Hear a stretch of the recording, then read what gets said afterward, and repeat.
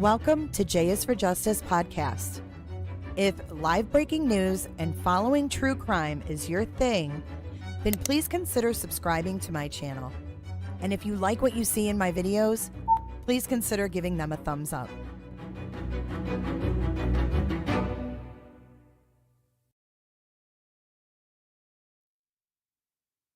Good afternoon, everybody. Welcome to J is for Justice. My name is Jay. I am your host this afternoon and every Monday and Friday afternoon here on J is for Justice, and every Wednesday at 7 p.m. Eastern Standard Time. This is a notification right now to go to live chat because I always forget. Welcome, everybody. Thanks, moderators, for being here today. Jammers is back in the house. Coming in hot, just like the fajita. I have a packed show for you guys today. We have a packed show. So I hope that you, in fact, got your snacks because we have a lot to go over. Welcome to Friday Live. If you haven't hit that like button, please do so now. Welcome, everybody. It's good to see you. It's good to see you. So the first story we're going to get into is something that I saw this morning, and I was absolutely shook. A lot of us, including myself, followed Chad Daybell's trial and Lori Vallow's trial for many, many years. 4 years. But who's counting? Right? Well, I came across this video today, and I wanted to share it with you because I think it's relevant. I think that awareness to this kind of stuff that's going on in the name of religion is definitely needed to keep in the spotlight here because it's super disturbing. It involves SA, so trigger warning. But I wanted to share this to raise some awareness. Before we begin, I want to thank Robin for the $4.99 super chat coming in first off, letting everybody know to hit that thumbs up.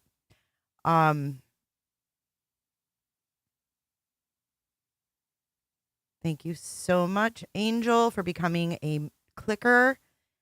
And Barb Salisbury, thank you so much. Welcome to the clickers. And Robin has been one. How come this is cut off? This is not going to work for me. Robin has been a loyal listener, a lawful loyal listener for 22 months. Can we give her a round of applause for that? Thank you so much, Robin, for your support and your continued support in the scenes and behind the scenes. You are very, very valued here. I just want you to know that.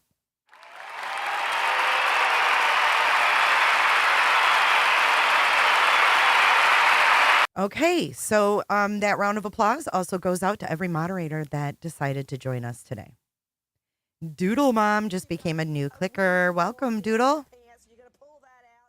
And I hope that everybody that is a member will take advantage of their Discord account and connect that YouTube account to your Discord in your settings, and you'll see us pop right up. We'll pop right up. Robin wants some turkeys for that. And on a serious note, I wanted to update everybody. I know the other day I briefly said that our moderator, Angie B, had a death in the family. We have put together collectively as a group on Discord a little PayPal donation fund for her.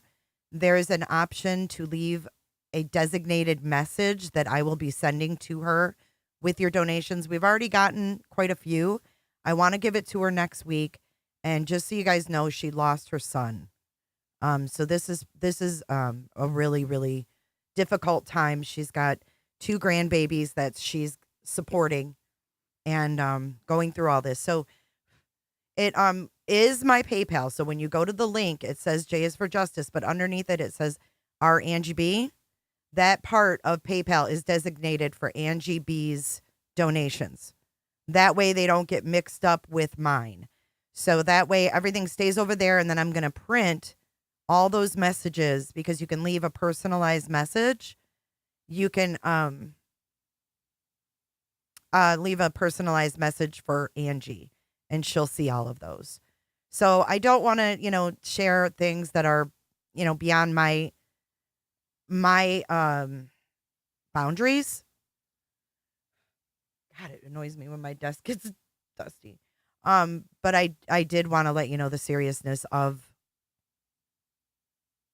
the situation, and that for some reason it's in the chat, but it's broken into two pieces. So I mean, even if you want to donate $1, every little bit will help her out, and I want to present this to her after all the arrangements are made, and next week is when I want to do it. So I'd like to wrap it up within the next few days, if possible, to give that to her next week so that she can, doesn't have to worry. I don't know. Her husband probably has to take off work, and I don't know all the ins and outs of it, but I do know that, my parents lost my sister when she was 23. And, yeah, because a fee comes out, you guys, Cricket, thanks for asking about that.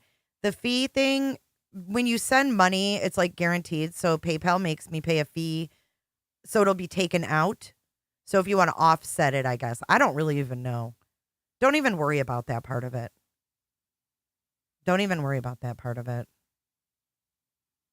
Cheryl, did you know they found a body between Hendersonville and Memphis? When was that, Cheryl?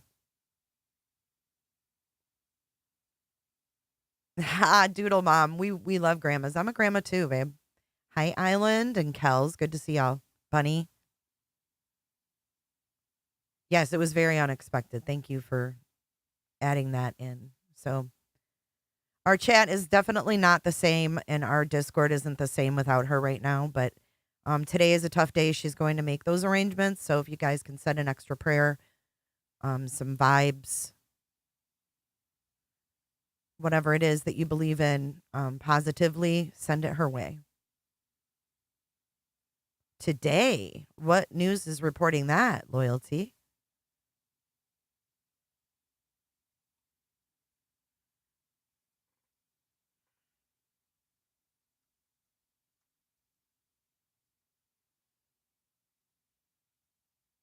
Body located at cemetery. Oh, shit. Wait, where's Henderson County, though? This is Henderson County. Where's that? Where's Henderson County? It's not Hendersonville. It's Henderson County. Henderson County, Tennessee.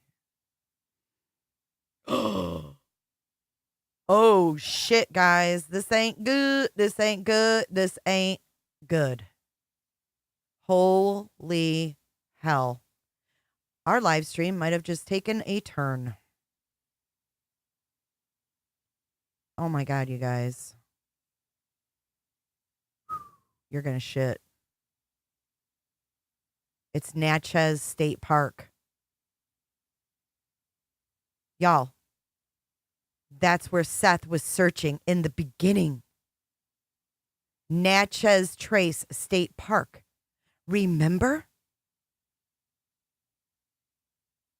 Henderson County, Tennessee. Look. Bodies located at cemetery, sources say. Henderson County, Tennessee.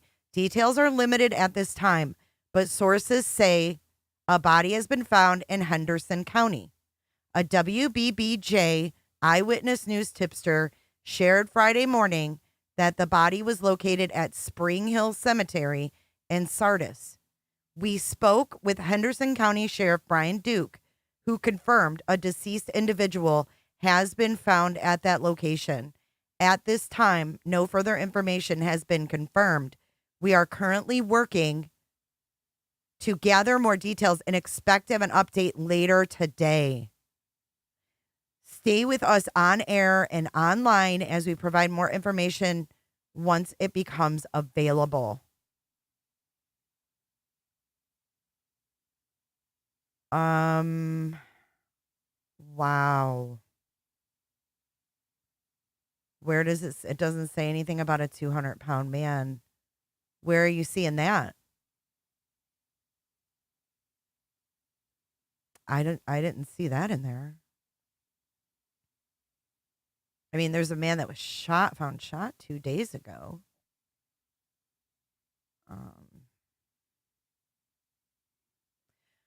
I don't see anything about that.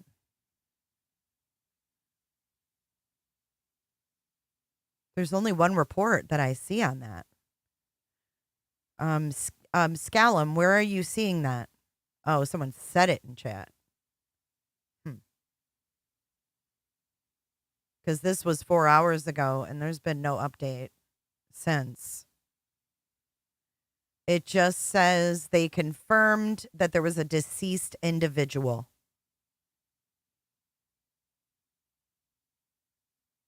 Yes, this was 4 hours ago. And when you type in Henderson County on the Google map, look at Natchez Trace State Park. Now look at this. Seth Rogers. No, you know what?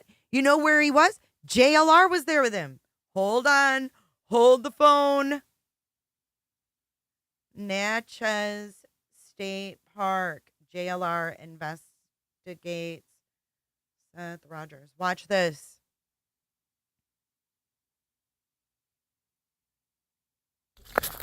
Fucking A right here. Look. Look. Right in front of the Jonathan Lee fucking Rich's sign. Oh my goodness. Stop. Stop. Do you see this? Oh my God. This was back on, oh my God, March 22nd. March 22nd. Now look, body located at cemetery, Spring Hill Cemetery. Let's click on that. Look, Spring Hill Cemetery. Spring Hill Cemetery Road. Look, there's a little road that goes back in there.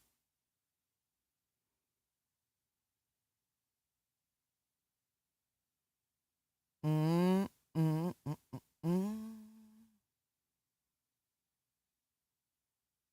it's right between Memphis and Nashville. Do you see Memphis here? And see Nashville here?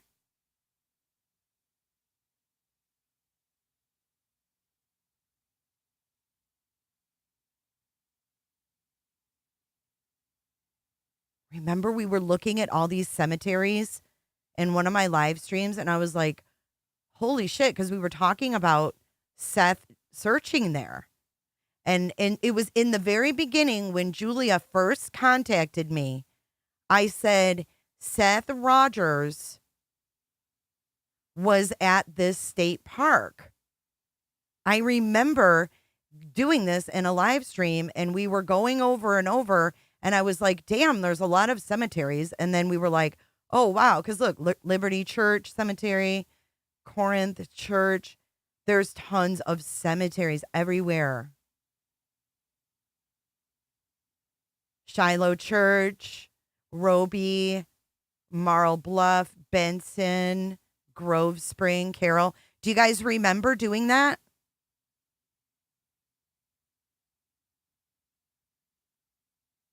It just said a deceased individual. It didn't give any description whether it was decomposed or not.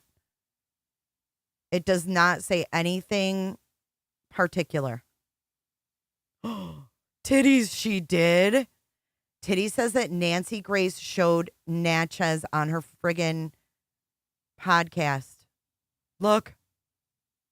When you type in Henderson County in Tennessee, look. Natchez Trace State Park. I don't know where the homeless person was dead, y'all.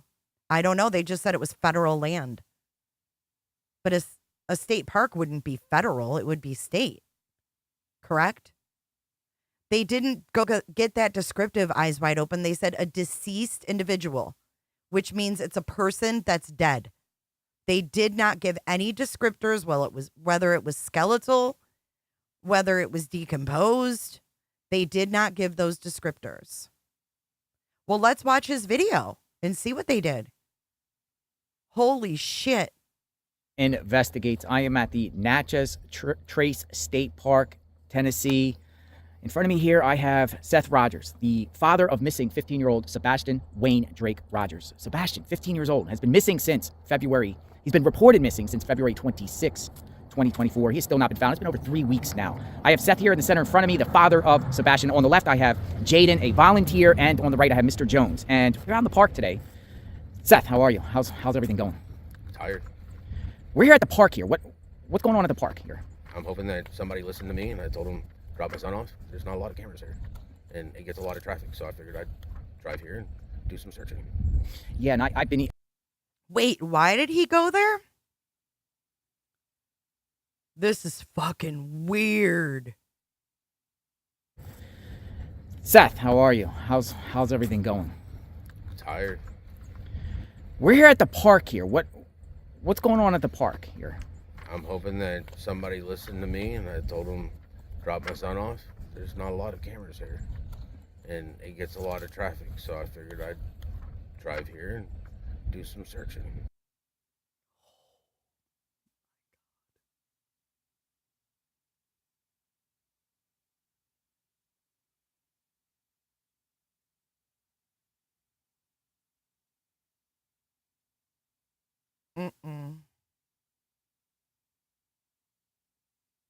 He asked for people to drop his son off. He knows there's not a lot of cameras here. And he figured he'd come look. Why is the kid on the left looking down? He looks sullen. What?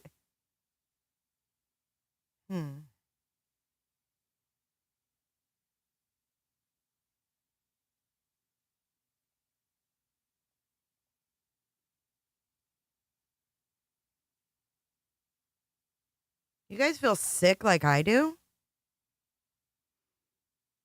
Hold up. Wait a minute. Something ain't right.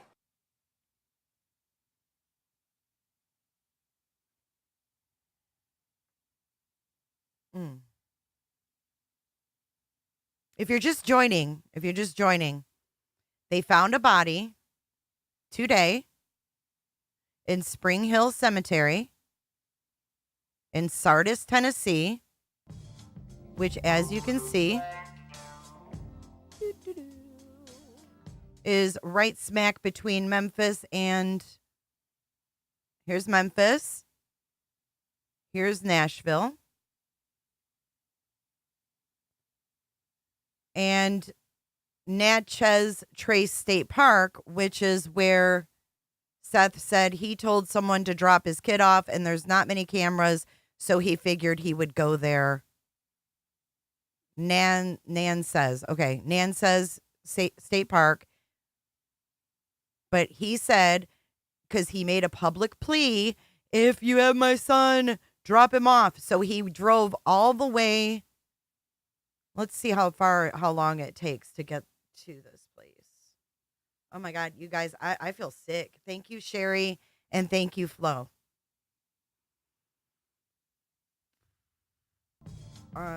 Hendersonville. Let's see how far it is from Hendersonville. 2 hours and 20 minutes from Hendersonville. He just decided to go there because he told someone to drop him off, and that would be. I'm not saying it's Sebastian. Y'all chill out. Why would he have to go that far? Exactly. We don't know who did this. We don't know whose body it is, but we know there's a fucking body found in the same vicinity right here. Make it make sense.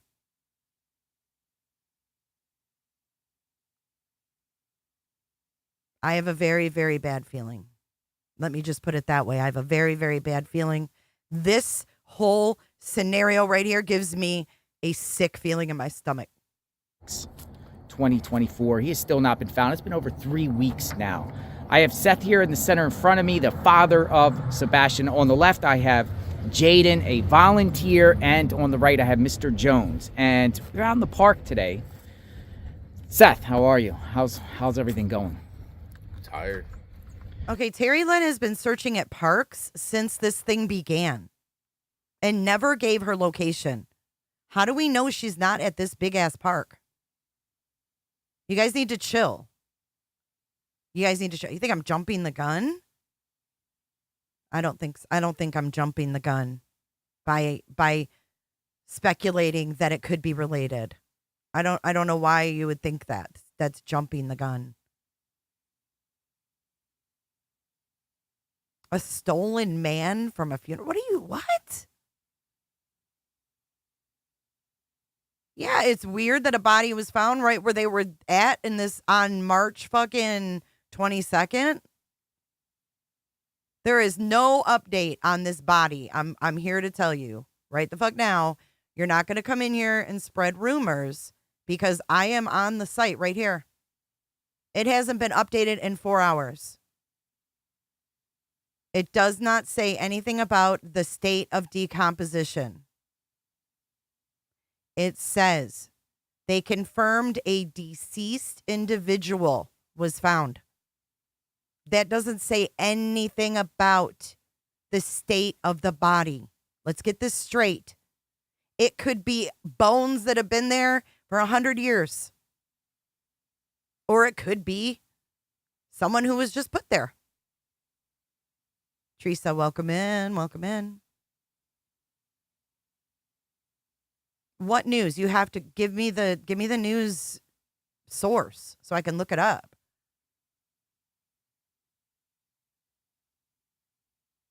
Yeah, just like the ruckus video, right? I was jumping the gun on that too. Bing bong. Bing bong. Now people playing the ruckus video acting like they never saw it before. Seth wrote a message on his Reddit account about meeting at a park. Gray Hughes had it on his live stream.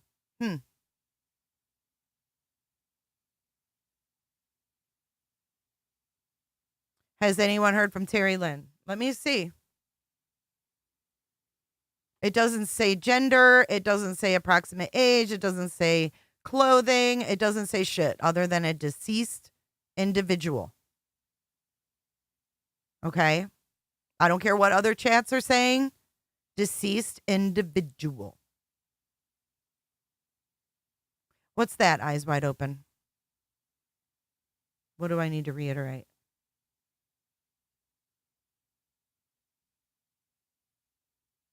No, I have not heard from Terry Lynn since yesterday. It's okay, one eye open. It's okay, honey. A lot of bodies are found. It's okay. It's okay. Everybody, I do that shit. It's okay. Thank you for coming and letting us know. Everybody does that. It's okay. It's okay. One eyed open just figured out that the article that she was looking at was old. Thank you so much, Sherry. Again, I don't know. My I don't feel right. I don't feel right. I'm not saying it's Sebastian. I'm not saying it's Sebastian, but I want to see how far this state park is from where this was found.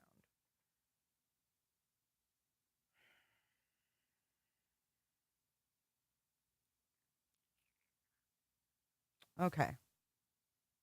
It's not as close as I thought. Let's take a deep breath. It's not as close as I thought.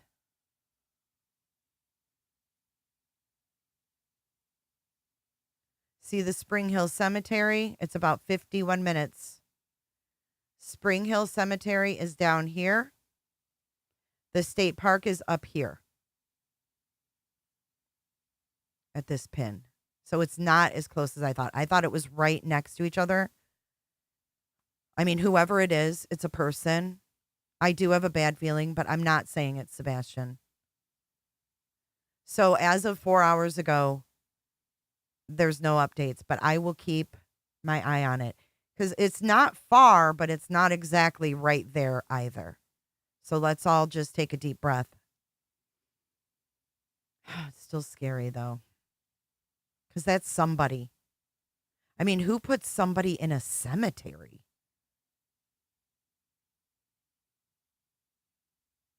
So I'll keep refreshing this. Thank you guys for letting me know about that.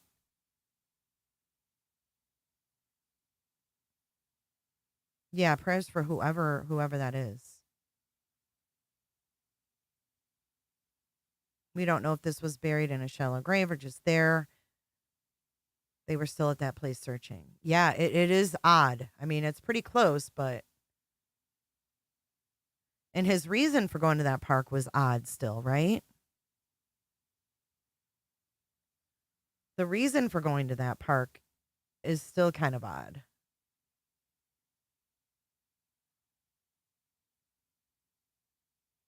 What? Oh my God, titties. Do you know this person? How did you find this?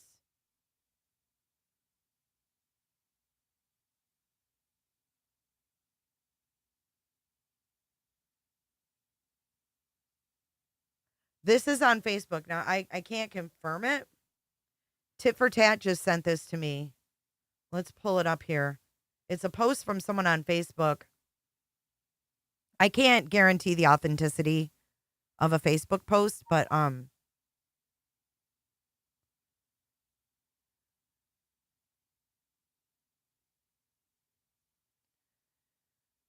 you guys can go check it out yourselves too. It says Crystal Solis. So, and this is 2 hours ago, and the news report was 4 hours ago. So I just found out a boy my son's age found a body down the road from my house with candles around the body. Sardis, keep your kids inside.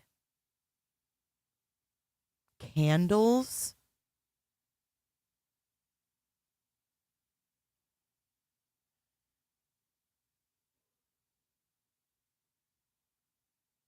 The father of missing 15-year-old Sebastian Wayne Drake Rogers. Sebastian, 15 years old, has been missing since February.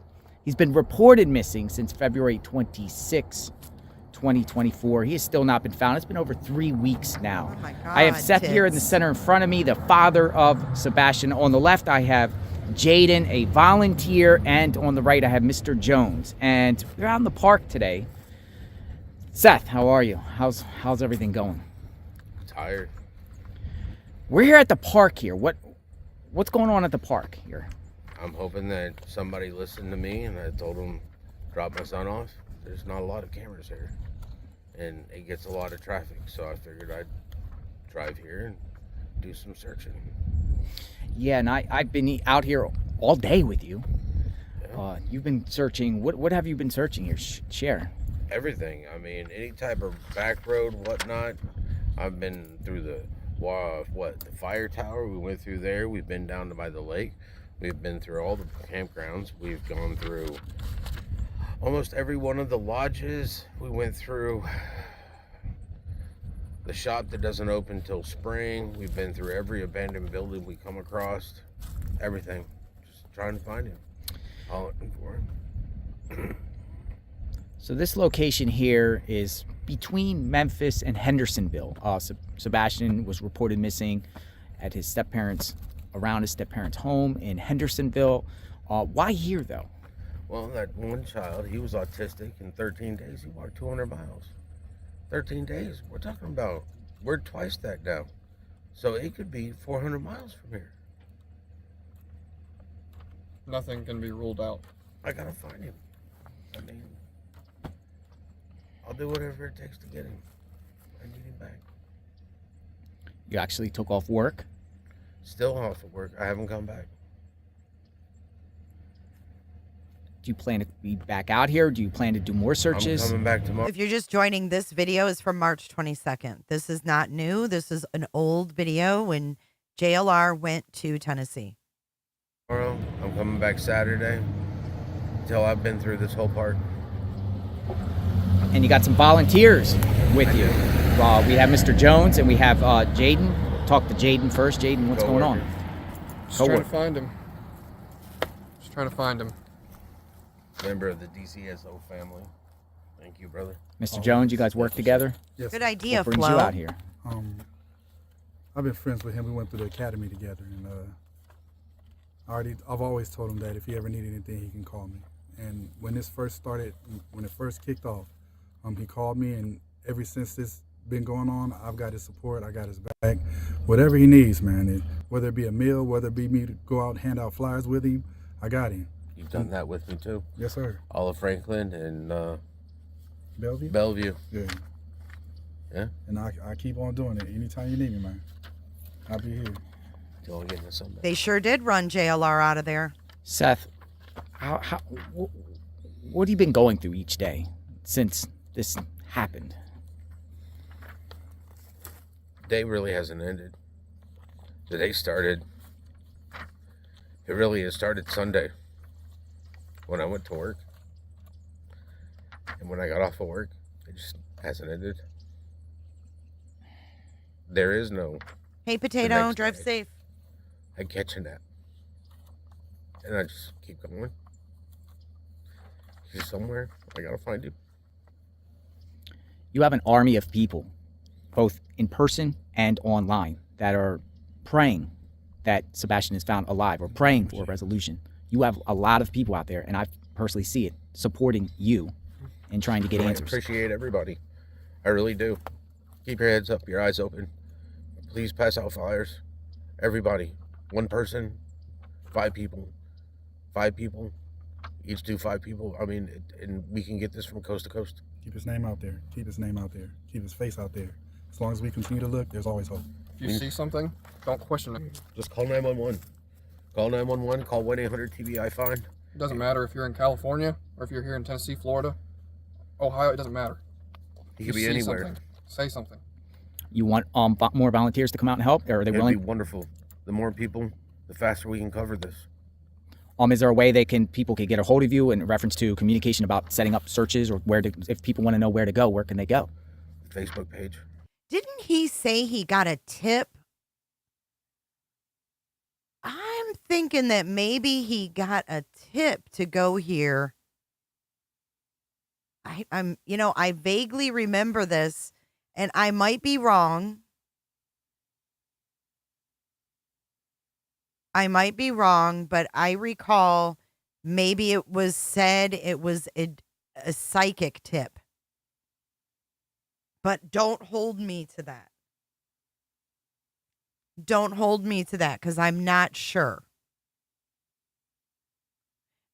Olive, I think it was from a psychic. At least that's what we were told. Why only 3 of them there? I don't know. This was early on, because remember, we didn't get a first interview until the first week of March. So this is just a couple weeks after that. Let me see exactly when that would have been.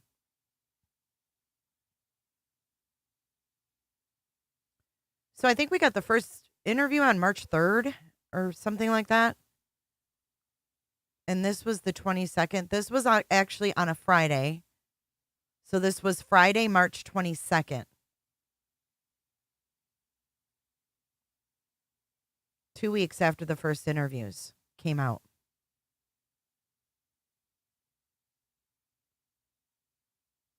He got a tip about the national park, then got kicked out. But where is there a national park? Yeah, he was chasing down tips. I think that's when Chloe was still, they were working together. This is when things were going good. And then guess what? Seth got detoured. It's like somebody grabbed Seth's shoulders. Tony Mathis. It's like he grabbed Seth's shoulders and went, don't look that way. Look this way. And Seth has never looked back. He's never looked back. And I think the common denominator is Tony Mathis. It's not a fake article, y'all. It's right here. Let me get rid of this post. It's right here. Look. WBBJ News. ABC, CBS affiliate. This is not fake. I don't know why you're having such a hard time, grasping that it's not a fake article. Yep, someone grabbed Seth's shoulders and said, "Look this way." And he never looked back because he's gullible.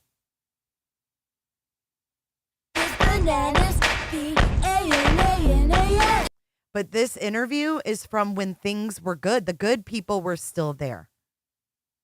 The good people were still on board.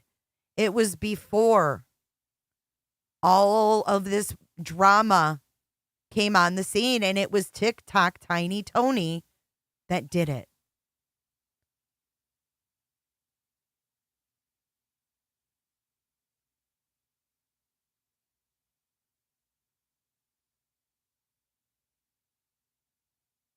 I don't know.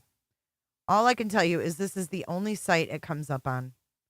And I'm showing you exactly what it is. Right here.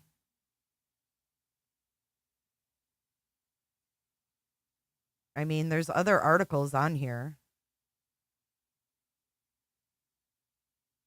Press release from the West Tennessee Drug Task Force 56 minutes ago. I mean, I don't think this is fake. Striker, thank you for your super sticker. Thank you so much. We got a little derailed, guys, because there's been a body found in Tennessee, between Memphis and Nashville. Probably the deputy, the police academy, the sheriff's academy. They probably got hired on at the same time and went through the academy to get through to be a corrections officer or jailer or whatever.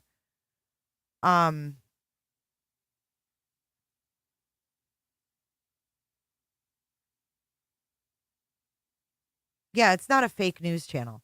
But if you look here, there's the article. And it says 5 hours ago by Kyle Peppers. And this is everything that Kyle Peppers is writing on today. He's covering a lot of cases. A Jackson youth pastor arrested on rape charges. Oh, that's a big frickin' surprise.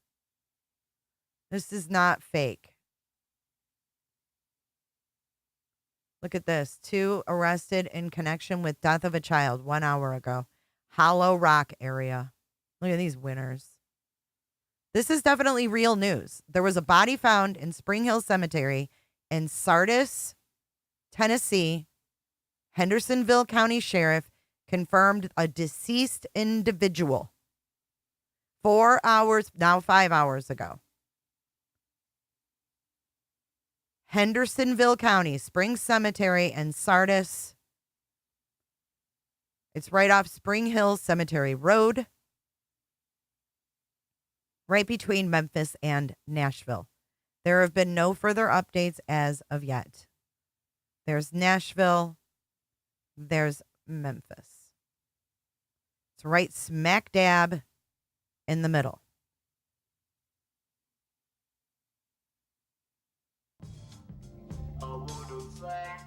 And look at all the back roads. Do you think any of these, like 22, do you think 22 or 100 has cameras? Let's look. It's pretty rural. What is this, a campground? But I mean, these are the back roads between Memphis and Nashville. Kelsey, welcome to the Clickers.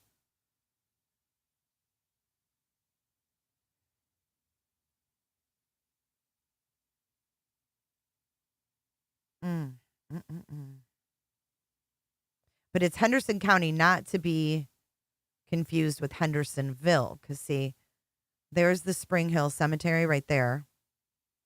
Sweet Angel Panda, where did you read that? Because I'm literally refreshing as we speak. So what's your source? Body found. Spring Hill Cemetery.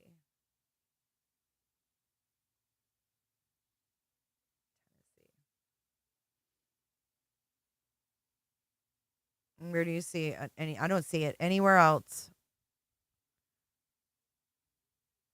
Yeah, it is scary. And they said, and then this. Okay, well, they need to have an official source. Bed Crime Stories isn't an official source. To me, is, official sources, news, law enforcement. Okay, I'm going to read this one more time, and then we're going to move on. We'll keep checking for updates, but there's no need to go over and over it because there's nothing new. Details are limited at this time, but sources say a body has been found in Henderson County. A BBJ 7 eyewitness news tipster shared Friday morning that the body was located at Spring Hill Cemetery in Sardis. We spoke with Henderson County Sheriff Brian Duke, who confirmed a deceased individual has been found at that location. At this time, no further information has been confirmed. We are currently working to gather more details and expect to have an update later today. Stay with us on air and online, and we'll provide more information once it becomes available. I'm going to share the link in the chat again. It doesn't say gender. It doesn't say size, age, clothing, state of decomposition, bones. It just says deceased, which means dead. Individual means person.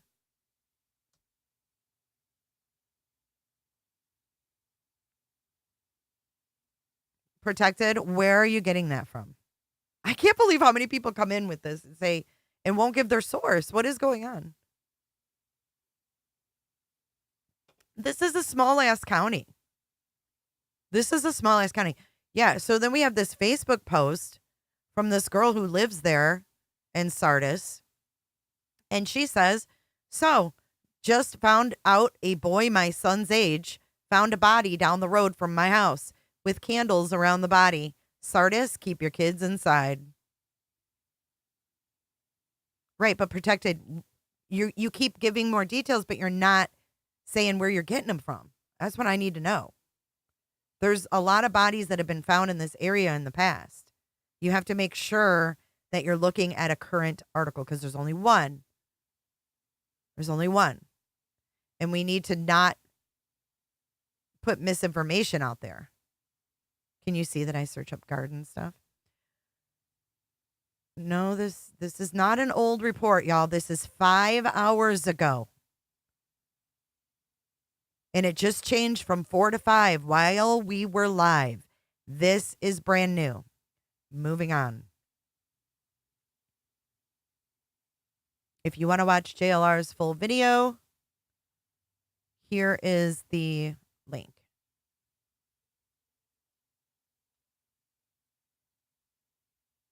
Yeah, if you don't have receipts and you're looking at an old report, don't come in here spritting it. Look at the date. Think before you type. I shared the article. Okay. So again, we will keep refreshing this page because they seem to be the only ones reporting on it. But there's really nothing more new to find out. Okay. Today, 5 hours ago. 5 hours ago. Oh man, and there's been no update in 5 hours. That's just kind of weird, right? But if you look at if you leave Memphis, right? And you can take back roads all the way over to Spring Hill Cemetery. Right by Hooker's Bend.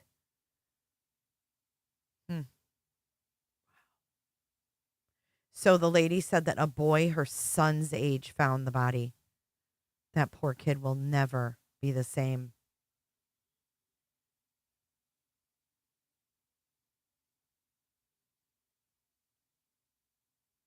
So there's Hinkle Road. And then that meets up with Spring Hill Cemetery Road. Oh my God, it's like dirt roads. Look at Hinkle Road. There's no cameras out here. Look.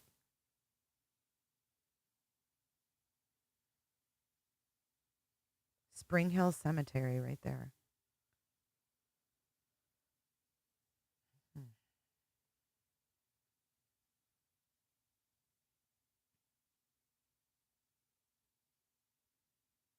So then you go over here. Wow, you can actually even go down this road. Okay. With candles around it. Yeah, it's weird. It's creepy as hell. Let's see what this is like. Doesn't even look like there's any houses around here at all. Like, completely desolate. But once you go around that corner there, there's your cemetery.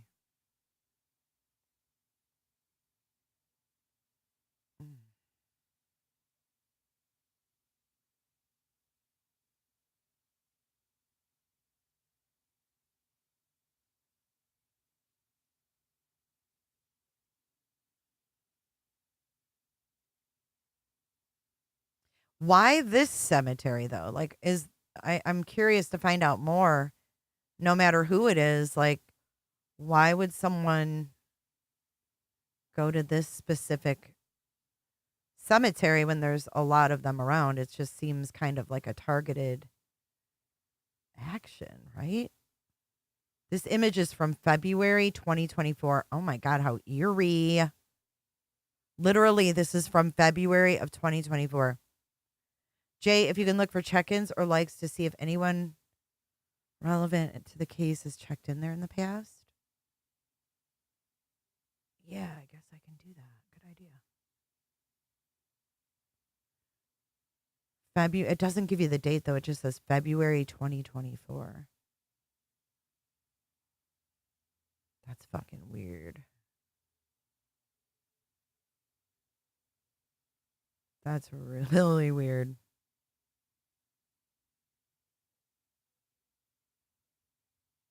Secluded, empty cemetery, no one around. Very secluded.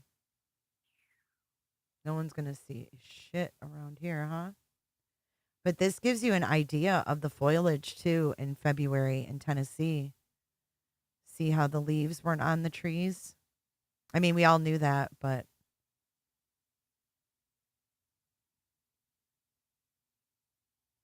What is that red thing? Oh, fuck. What is that? Do you guys see that red thing?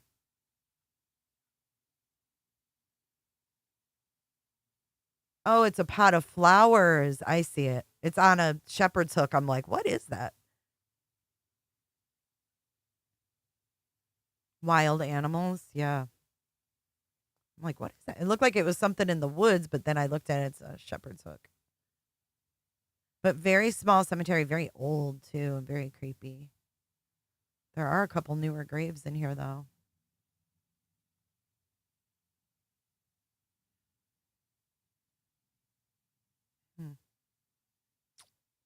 Well, whoever it is, at least they were found.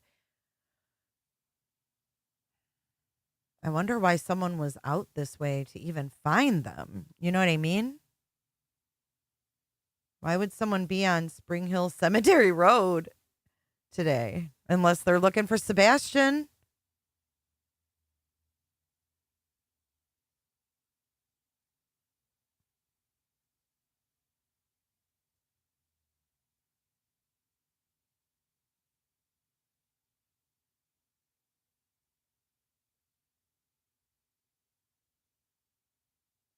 And there's no houses at all. So that lady saying down the road from her, that's probably a long ways away. Because when you live in the country, down the road from you can be 2 miles. You know what I mean? So then it comes out to Pitts Road.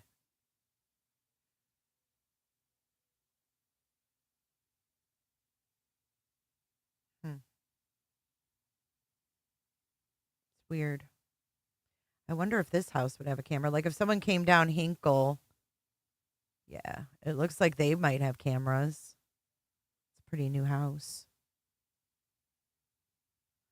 Is that a camera up in there? Yeah, I mean a lot of they do. They have floodlights on each end. I don't know if those are cameras, but there is a house that you would have to drive by to get to Spring Hill Cemetery. That's the only house I see. And then over here on Pitts Road, there's a house over here as well if you went that way. Outbuildings.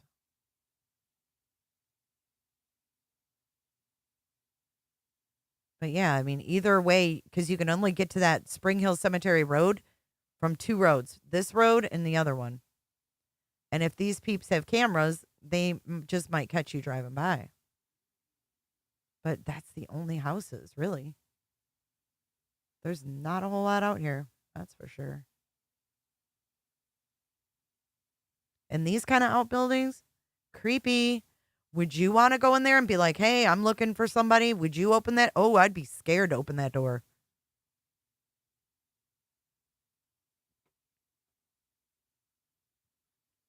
Sarah Simmons says the men look dodgy. We need to get JLR's take on this whole interview.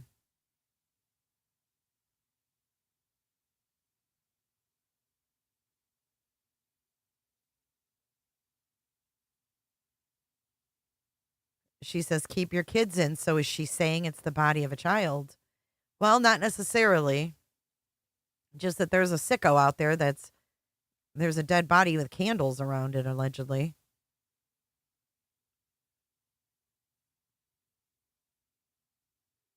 I mean, that's scary. An old hermit with a lot of wisdom. But yeah, I mean, this is pretty rural, guys. And then you go down here. Here's the intersection. Look at this stuff. It's crazy. I mean, there's literally nothing on Pitts Road. Nothing but farmland and woods. So we're going to have to just wait for updates, guys. We're going to have to just wait. I'll refresh one more time. Then we're going to move on. Nothing new at this time, okay? Nothing new at this time. All right, so welcome to Friday. That's all we know. That's where the information ends. So we're going to continue with our show today. Getting back to that, I actually have this open on a side window, and I will refresh it during the stream so we don't miss anything if there's any updates. Because I promise you, I want to know as much as you do. I want to know as much as you do. We all want answers, but we have to wait for the proper sources. Candles. It could be just like a memorial. It could have been in a shallow grave, and it could have been candles of a memorial where somebody lit candles and went out there every night and lit a candle and said a prayer. Who the fuck knows, man? People are weird. Yeah, we start. Island says we started with furry butt plugs, and now we're to a body surrounded by candles. Sometimes with rituals. Sometimes people just light a candle. I mean, look at the inside of a church. If you walk into a Catholic church, you can walk right in and light a candle for your loved one, say a prayer, and it will remain lit. Candles don't always mean satanic cults. Candles are memorials. And it tells me that maybe someone, if there is, in fact, a candle, that somebody was out there memorializing somebody. If there was candles around the body. That is crazy. Okay, so we're not getting into butt plugs just yet. We've got to ease into that, Island. We've got to ease on into that. I'm sexy and I know it. I work out.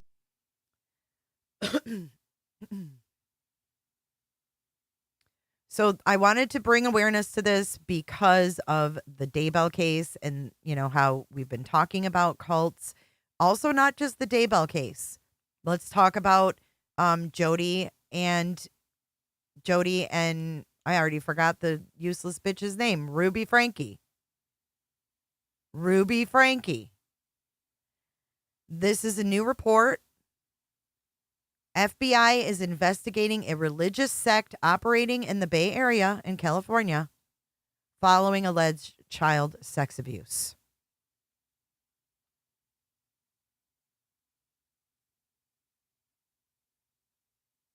So we're going to play some of this. Primrose, welcome to the Clickers. Nice to have you.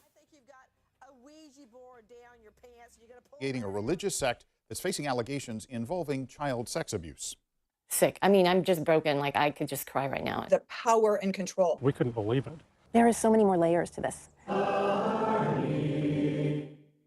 They call themselves 2x2s, or the Church with No Name. And there's a following here in the Bay Area. ABC 7 News IT reporter Stephanie Sierra has spent weeks speaking with former members and joins us. So this girl did a deep dive and did this. So the background is it was started way back in the 1800s. It's been around for more than 100 years. But they believe it's non-denominational, and they believe that you should do everything in your homes. So they send these kids to their homes. But listen. For more than 100 years. Which God that cannot lie. Sometimes called the Church with No Name or the 2x2s by outsiders. How would you describe this organization? They use fear and manipulation. This organization literally hurts my stomach when I think about it. A very persuasive type of religion. If they didn't talk to God's true people, his chosen ones, then yes, they are going to hell. I mean, what specifically do they do? You're scared of the world. They make it a scary place to leave. This is where I absolutely blame the truth for all of this. The 2x2s are often referred today as the truth by its followers, according to the truth. ministry's doctrine. Could this be affiliated somehow, or not affiliated, but maybe meshed over somehow into Daybell? Thank you so much for gifting 5 memberships. That is amazing, Primrose. Thank you. Butthurt cream. But isn't that what Chad and Lori called themselves? The truth. It was the truth. This is the only way to find true salvation. Do you think they're being truthful? They're not being truthful. No. Former members say that truth has something to hide. Sick. Secretive. Sick. I mean, I'm just broken. Like, I could just cry right now. Very harmful. His type was small-framed brunette girl. A convicted child molester, and he'd been in our home. There are so many more layers to this. Can you believe what you're hearing? Okay, so we're going to fast forward to this documentary. Let's start right here.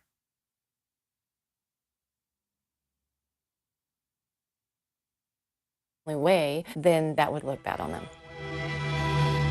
Can you walk me through what happened? Her cousin, Laura Lee, says it's been a nightmare ever since. My little foot in the slipper. This was about in the middle of the time of the 3 years he was molesting me. She shared a picture of her alleged perpetrator the night of his engagement to another woman. He would immediately go back to sexually interacting with me whenever he could. How often would this happen? On a week-to-week basis, it would happen about 2 times a week or more. Laura Lee says for 3 years, she didn't understand what was going on until 6th grade sex ed class. And I left the class and went outside, and it was the first time I realized what had happened to me. She was 13. My parents were actually told about. And this reminded me of Madeline Soto as well. It took her becoming a teenager to realize that what was happening to her was not right. That time. I couldn't do school. Laura Lee says she tried reporting it again 4 years later at age 17, but her parents still didn't believe her. So with my parents, them allowing that to happen, basically, they allowed it. My mom and dad. You hear this? Just like Jen Soto. It says it's a crooked culture that's been passed through generations. We do know that there was some abuse of my mom's. It was from her father, and he touched her inappropriately, And she was just like, Dad, like, what are you doing? And he's like, well, I just want to see what kind of girl I raised. I want to make sure.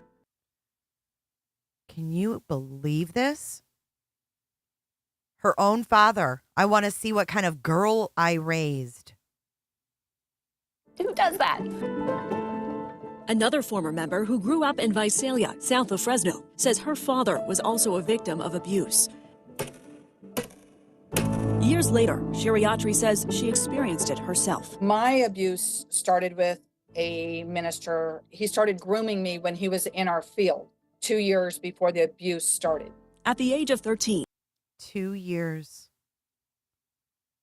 Does she not remind you of Madeline? Started grooming her for 2 years. And their parents didn't believe them. She says a 28-year-old worker by the name of Steve Rose molested her throughout the duration of his 2-month visit in her home. From my memory, it happened on a nightly basis. I mean, it was regular. If you questioned him, tried to report it, what would happen? You would get gaslit profusely and accused of having a bad spirit or the devil's getting into you. So how dare you question God? In 1986, 1986. It's going back that far. And guess what? Statute of limitations passed when she turned 40.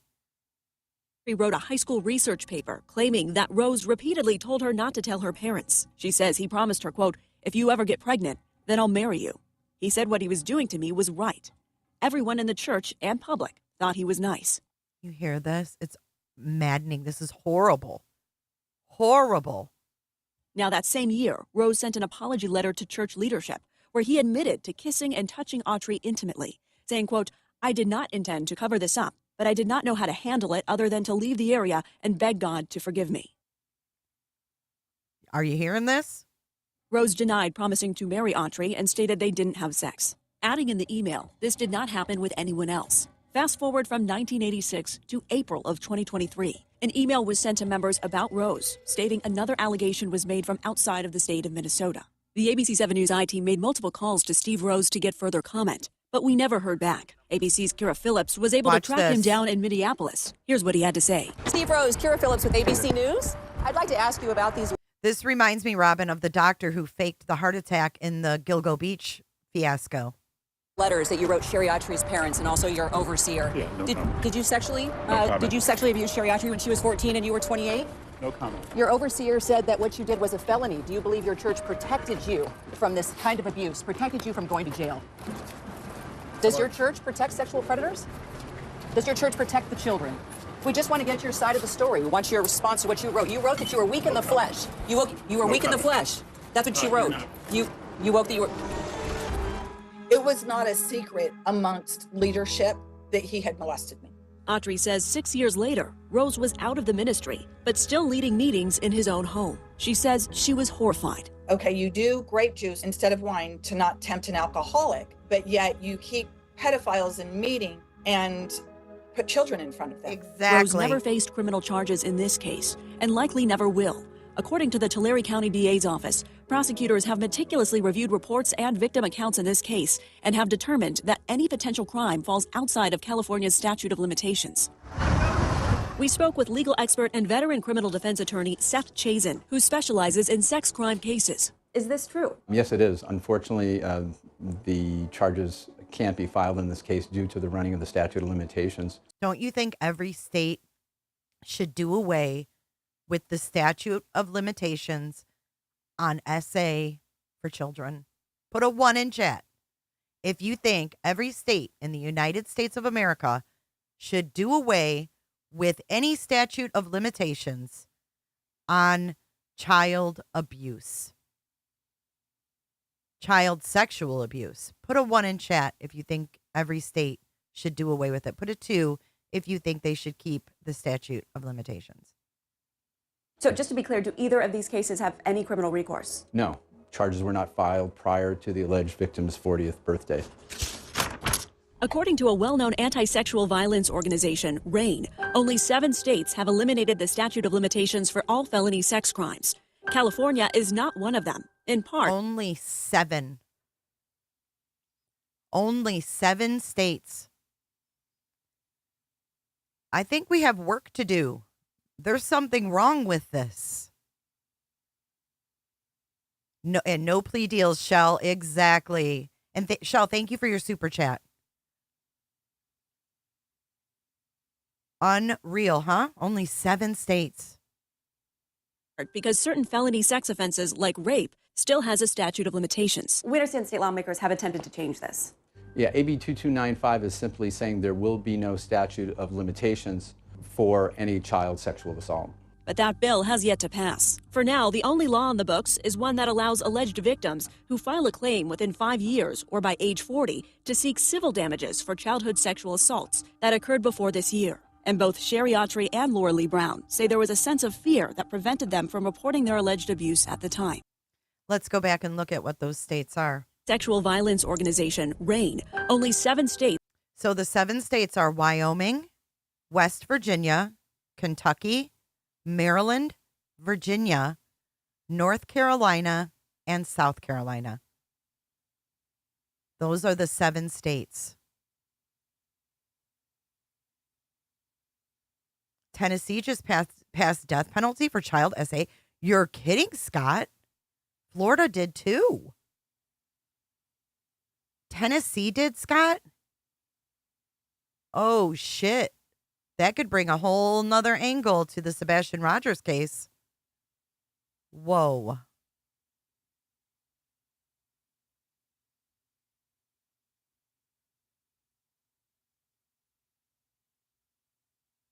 Paul agreed to speak with us virtually the following week.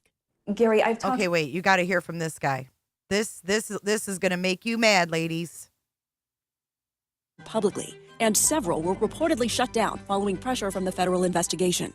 They preach the word. After preaching. Okay, so she gets to sit down with this guy and ask him about this FBI investigation. So the FBI is currently investigating this sect. This Sunday service, Me and God. Paul agreed to speak with us virtually the following week. Gary, I've talked with numerous former members who say they have been sexually abused by ministers who were staying in their home at the time. Many of them say it went on for years. What's your response after hearing that? Well, I never saw it.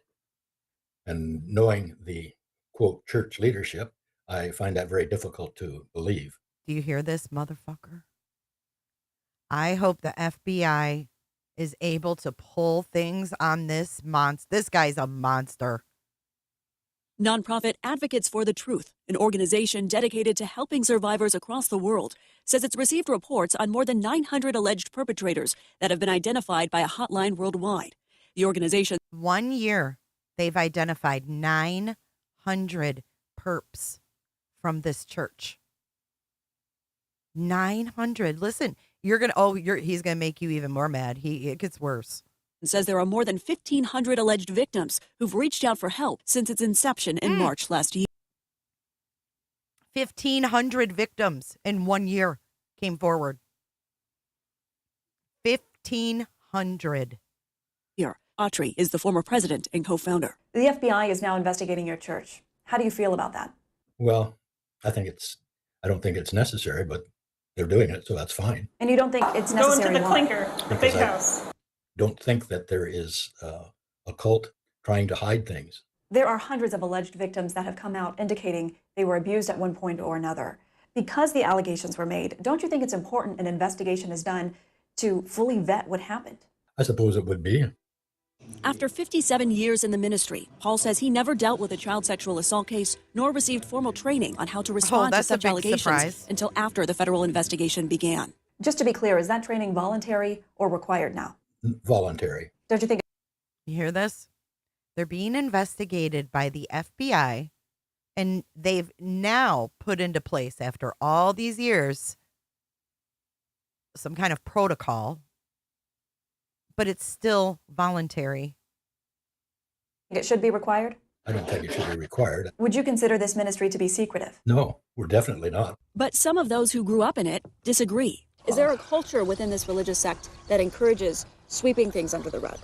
Uncomfortable topics are swept under the rug. Ex-member Michael Day says he experienced that firsthand. He grew up in the religious sect with his cousin, John Vandenberg, a Hayward native. It was shocking. He was on a missionary trip. When he was coming back, He was kicked out. He was molesting people, inappropriate touching of girls in the Philippines and one in Mexico. In other countries. This hearsay, I don't know. Vandenberg died in March this year. Nearly a year before, this email was sent out from a regional leader in the ministry. Reporting Vandenberg was the subject of several credible allegations of unacceptable sexual behavior, including a complaint of inappropriate touching of a minor, which was reported to the authorities. I feel really bad, especially if they feel violated. Day says he had 35 ministers or workers stay at his home growing up. And one of them, who John knew, and we knew, stayed in our home and was later came out as a convicted child molester. In the years that followed, Day says he grew out of the faith and was displeased with what he called the hypocrisy. I would hear that there are no rules. We have no rules. No, there's rules galore. A lot of man-made rules. There are absolutely rules, and none of them are written down. There's no jewelry. Other than a wedding ring, basically no makeup. TV, you must have long hair. You had to wear it pinned up on your head. Wearing just very conservative clothes, like really dresses. And no slacks or shorts. What happens if you wear pants? You would be looked at like up and down, like, what are you wearing? Like, why are you wearing pants? There was one woman who had to confirm that she'd thrown away all her makeup and would not wear it again. We asked Paul about that. He denied any rules about makeup. Listen to this. What about wearing pants to Sunday service? I don't feel that's very womanly. What the scripture says is that a woman should not wear what pertains to a man. Okay, this guy, I'm glad he's under investigation by the FBI because this is fucking troubling.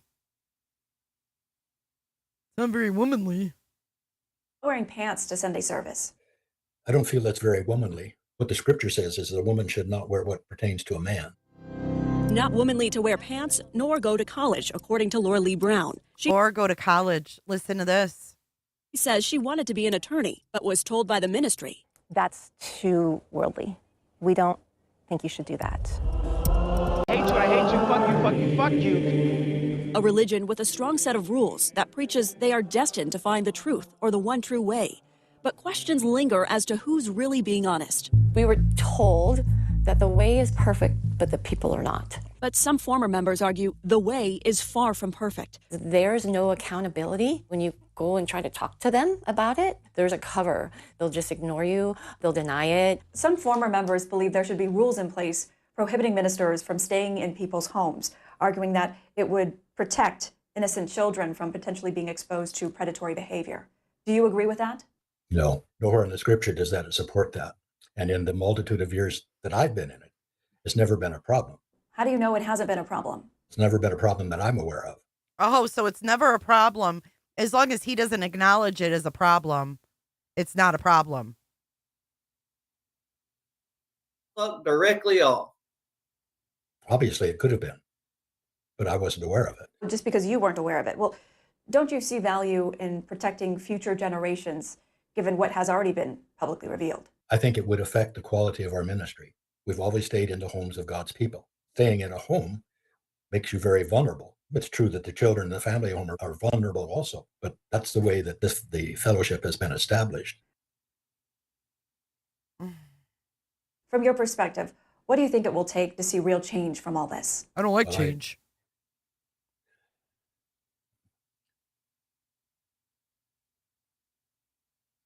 I don't like the word change.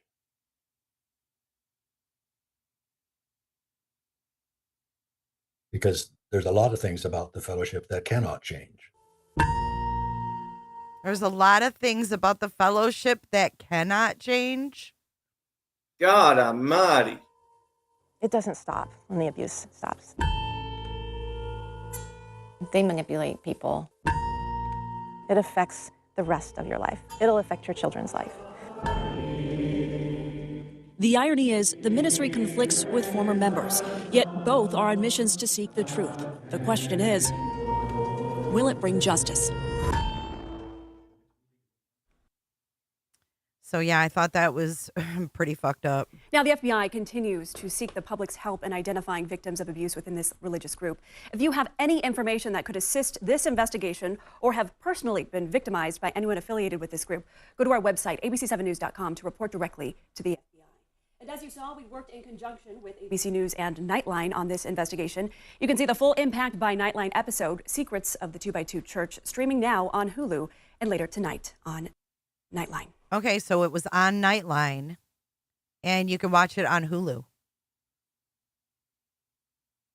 Maxine, where are you getting your information from? I saw it the first time. Please list your source or don't talk about it. We need a source. So it's called Secrets of the 2x2 Church. Yeah. Looks pretty creepy. Wow, what an impactful look, Stephanie. Yeah, there's certainly a lot to follow, and we will be staying on this very closely to see what happens with the FBI investigation. Good. So we will also keep our eyes on the FBI investigation into this as well.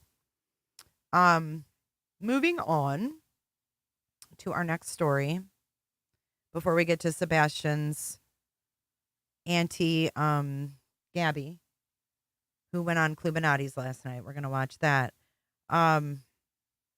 Again, if you're just joining and you would like to donate to Angie B has lost her son. She's going through a lot right now. If you'd like to help out, the mods have the link. The money goes into a little pot for Angie B. Leave a personalized message, please. She will see them all. I have another thing on Facebook, an update on that body. It just says update regards to the body in Sardis. Officials tell me there is no, in capital N-O, threat to the public. There's no threat to the public as far as the body found in Henderson County. Okay, so I want to move on to Victoria Heuermann.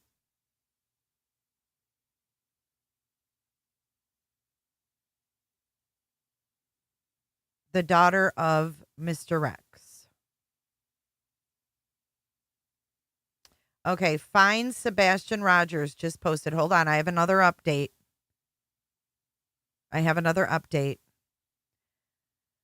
Find Sebastian Rogers, Karen Strom, 8 minutes ago. Seth just received a call back from Henderson County Sheriff's Department, and it has been confirmed that the body found in Sardis, Tennessee, is not Sebastian.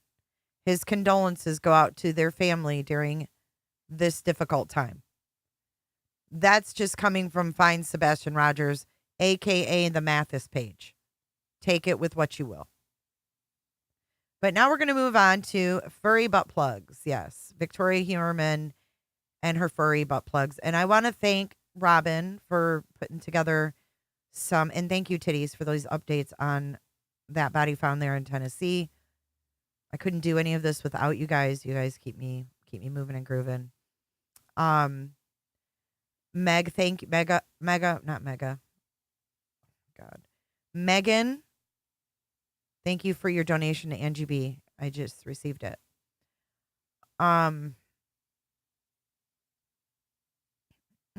we can't wait for Angie B to come back too.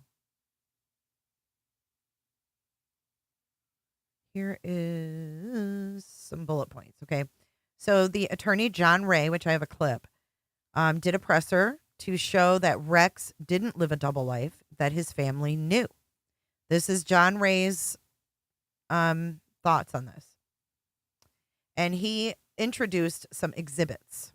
Exhibity. EXHIBITY. Let's get the exhibities up. Well, actually, we can look at that exhibity. So he brought out all of these pictures, paintings, comic. You see a couple of them on the screen right now, and set them up on easels. And he went on to describe that these were things that Victoria Heuermann shared, that she like reblogged or reposted, if you will. These are not her paintings, but these were, accounts she was following and things that she was viewing and sharing with her audience, So she would share these on Tumblr with people that followed her as well. So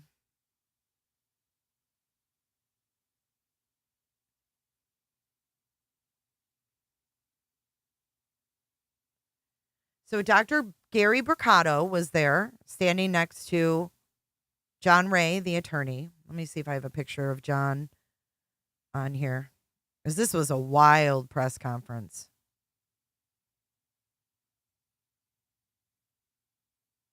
His scrunchie did match his suit yesterday. I love John Ray. He has been an advocate for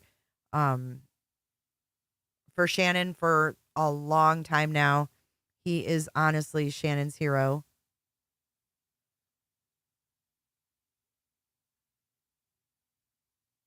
Damn, there's a lot more than I saw. Robin, there's more than... Good Lord above. My God. Oh my God. I haven't looked at all of this, you guys. Oh, I'm sick. Can we just go to the fairness meter? This is so dark and twisted. Okay. So Dr. Gary Bricado, he goes on several channels, and I'm sure you've seen him. He is a serial killer expert, so to speak. This isn't her art, though. This is stuff she shared. This is not her creations. These are things that she was obviously interested in. Ken 5 News. What's that for, Amanda? But obviously she was interested in viewing these images, looking at things like this, to be on Tumblr looking it up. Oh, he has a whole packet. Okay, I'll just go over what Newsweek reported.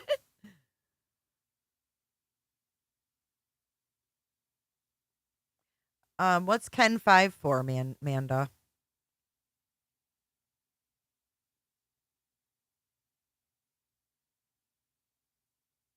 Oh, some of these are from the packet then, I bet.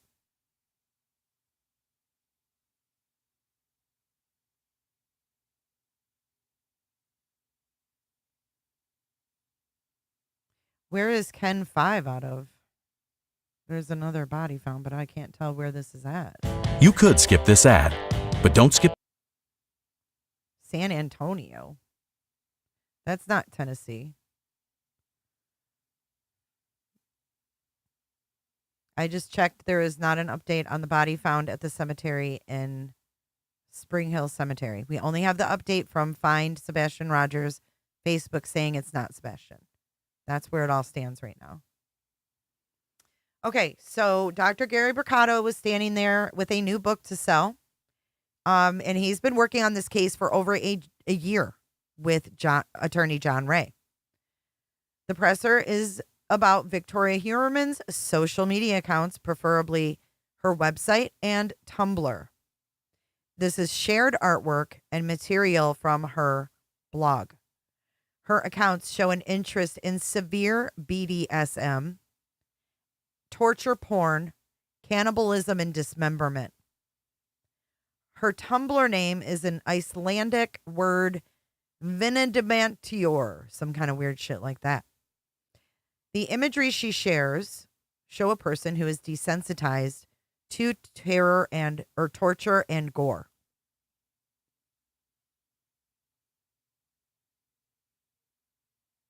I don't want to talk about the body anymore.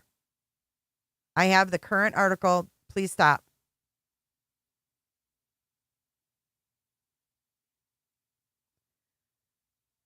It's not fake. It's current. It happened today. It's Spring Hill Cemetery in Sardis, Tennessee. It's got nothing to do with any ponds. It's got nothing to do with anything on May 10th. I don't know what you're talking about. It's confusing.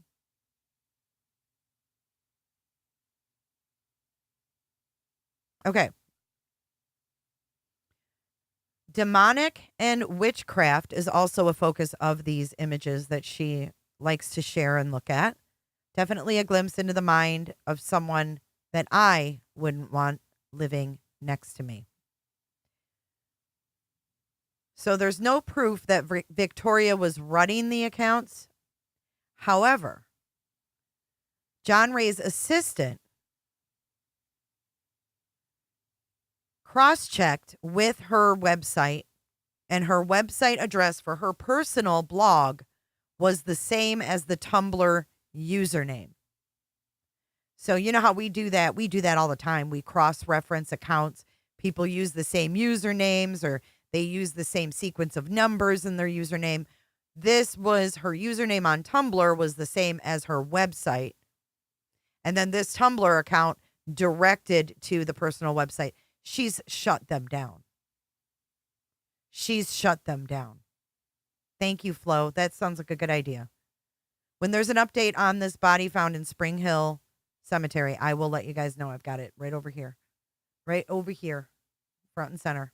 Because nobody wants to know more than I do. So trust me, I'm right on board with you guys.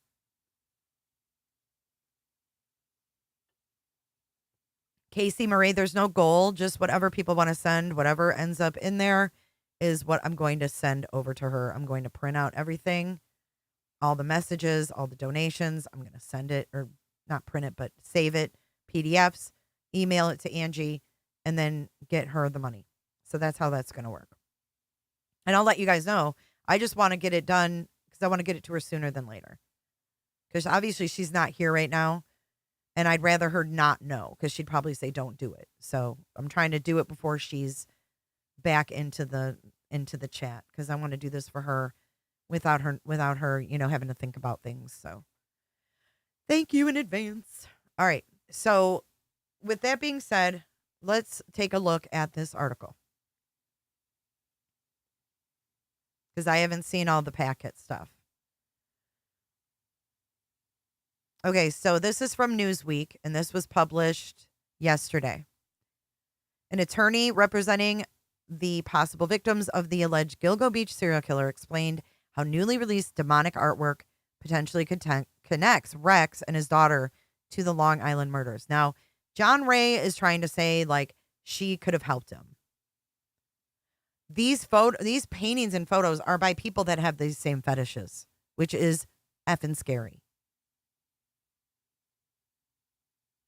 She had other socials that were shut down prior. She just hadn't shut this one down yet. So it slipped through the cracks, so to speak. I don't know. Attorney John Ray held this press conference to share the sadistic images that Victoria, the daughter of Rex Heuermann, was creating and viewing. He points out the eerie similarities to the murders her father has been charged with. And we're going to walk through these. He says, and I quote, "The evidence that we have suggests that we have been sold a story by the Heuermann family. These people didn't tell the truth." Now, remember,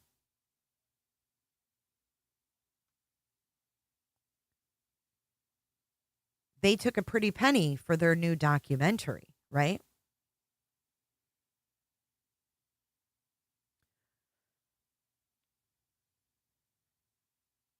All right, so here is...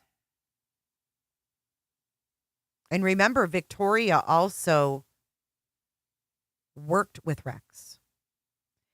And Ray also said, we found that it appears that she erased all of her sites that she has and all of her social media. Victoria's mother, Asa Ellerup, also deleted her social media accounts. But in June 10th, 2018, a post by Victoria shows a ceramic skull around other pottery roses. There's also a drawing of Victoria that is darker and more ominous with purple and yellow colorings. So this is a self-portrait of Victoria. This is how Victoria views herself. Or wanted to portray herself. Right here.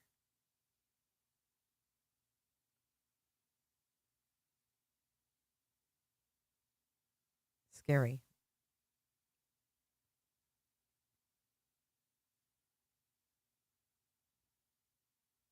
A Tumblr post on December 12th, 2014 is, quote, "a work in progress, oil on canvas. This appears to be a woman's naked body that has bite marks taken from her navel and torso areas Directly next to them is a more monstrous looking being with bloodshot eyes and fanged teeth. Look at that. There's literal bite marks.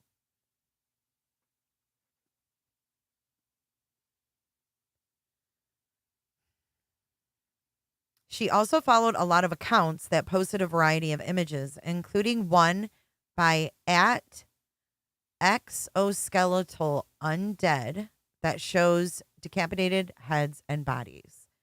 And here is that username. Thank you, Lisa Rose, for donating to the tip jar. That's what that says. Another is a nude deceased woman impaled by antlers in an area that seems to be marsh. Ray said this was a similar pose as to how Shannon Gilbert was found.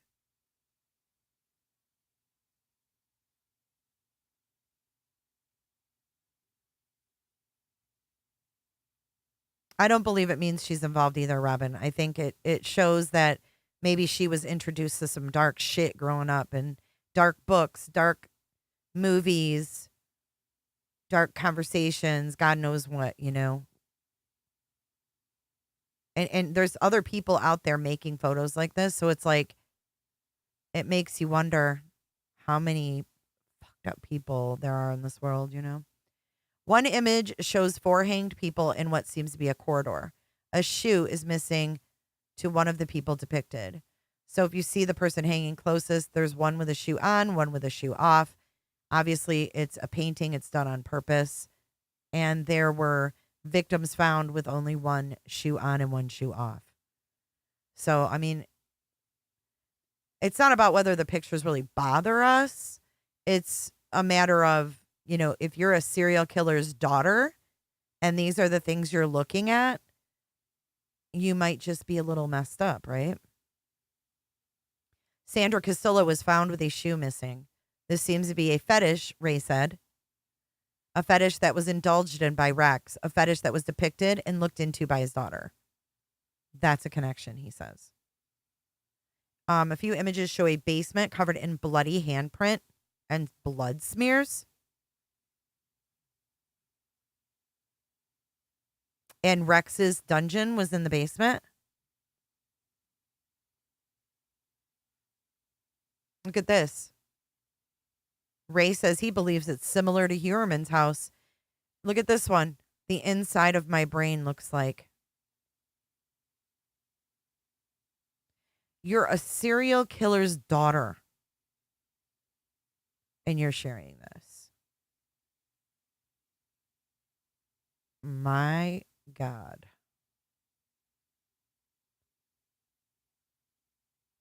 Right, but loyalty, if you were the daughter of like probably going to go down as one of the worst serial killers, I would think that that would have a whole new meaning. We have a birthday in the house, guys. Hold up. Wait a minute. We've got a birthday. Hold up. Wait a minute. Happiest of birthdays. 50. Wait, where did it go? Where did your message go? I can't find it, but happy birthday. Let's hold up. Wait a minute. Let's wish a happy birthday. Go, shorty. It's your birthday.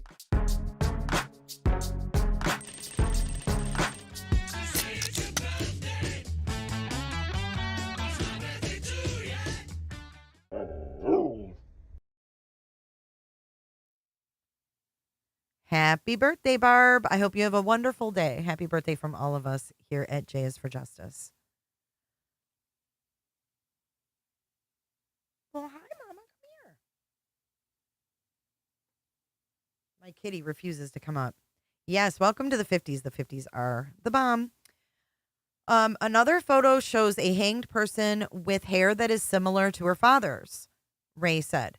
The image shows a woman that is bound and tortured in a dimly lit basement. The murderer bears a knife and mutilated the victim's breast.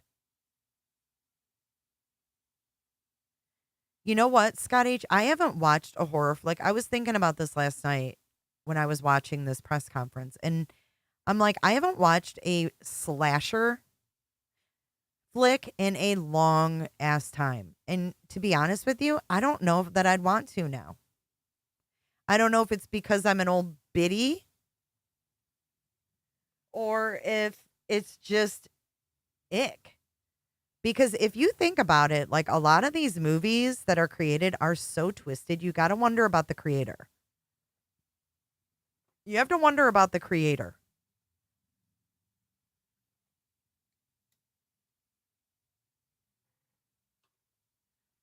It just has a different meaning to me now. I don't know why. I guess it's just all the true crime. It just, I don't know, bothers me. But yeah, the shaggy hair and he's wearing gloves. It looks like this person, I don't know if you guys can see it really well, but she's bound against the wall. Like it's very disturbing. Blair, after the Idaho 4, I can't watch slasher flicks anymore. Yeah, that changed a lot for me too.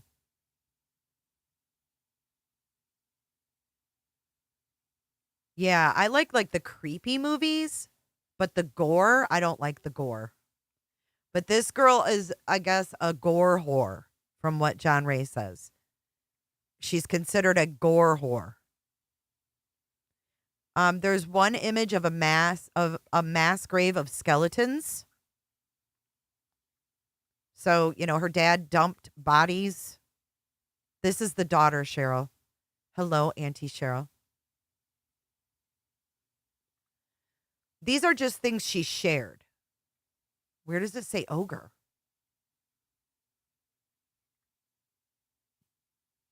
I didn't see ogre.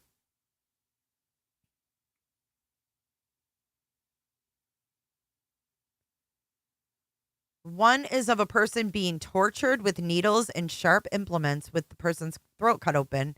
Victoria reposted at Lil Area's image with the text, "Is this about death or sex? What do you mean?" Or as well as, "Bro has never stood at the crossroads where death and sex meet and realized that they're two sides of the same coin." She's sharing this. Hello from Taiwan, Tammy Lynn. Good to see you.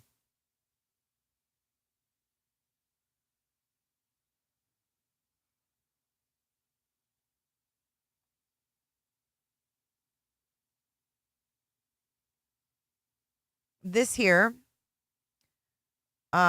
she reblogged texts about brutalization, including hanging from chains, amputating arms and legs, and skinning a victim at their throat so it can be kissed and licked. No, these were private, and she just forgot to take these down. This isn't for attention, for sure. Not for attention. She's into this shit. Many of her reblog posts sexualize murder. One even shows items like rib cutters, toothed forceps, scissors, and a bone saw, and called them, quote, sex toys.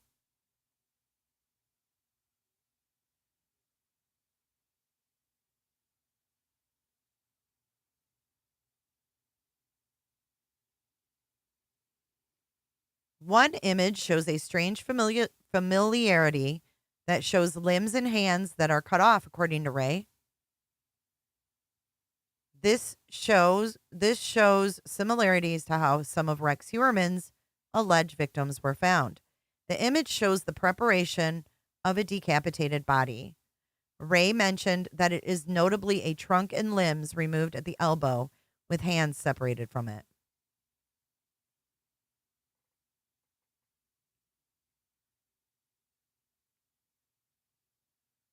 One image appears to be of remains that are half eaten. And he said that there are a few with a cult-like cannibalistic ritual.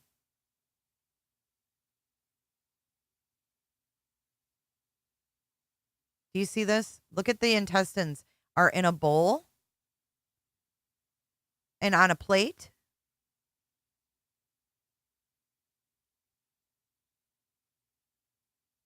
This is some dark, weird shit, man. It says, the deliriant's flesh is divine, just as gold is. We should never waste it.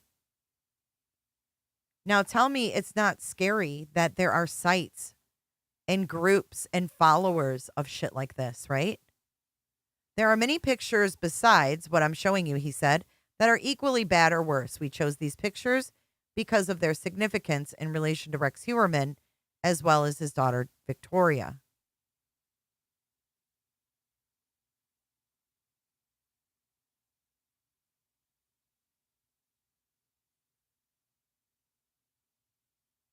Well, remember the toddler found by its mother, too?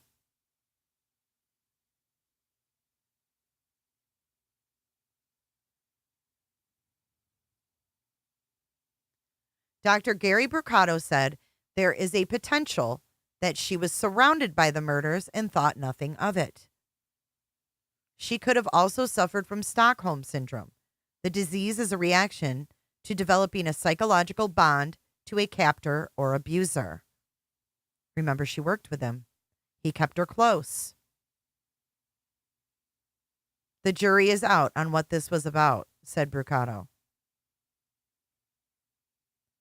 Hairs on some of Rex Heuermann's victims could have been from Victoria rather than transferred by her father, said Ray.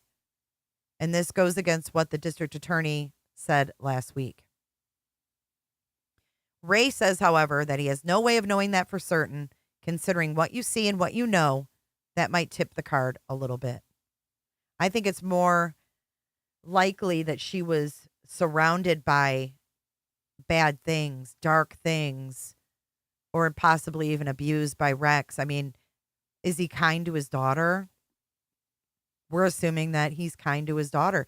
Was he a good father? Like, what kind of father was he? Did these kids play baseball growing up? What were they like in the neighborhood? Did they play with neighborhood kids? What was Rex doing? What were these kids doing? Did they go to public school? Did they have friends? Where's Victoria's friends? Did he keep her isolated, you guys? Did he keep that whole family isolated? I don't know. They went on trips with people. Who were they? I have so many questions. I don't think it'll get him in trouble because I think either way, she had to be subjected to it.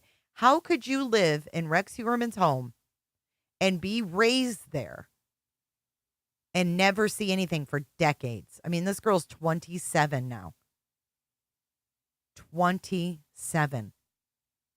I'm sure he watched, nasty torture porn. I mean, let's take a look at Rex Heuermann's Google searches. What if she went on the computer and said, "What's my dad looking at?" and just looked? We don't know. We don't know. She may have thought that shit was interesting.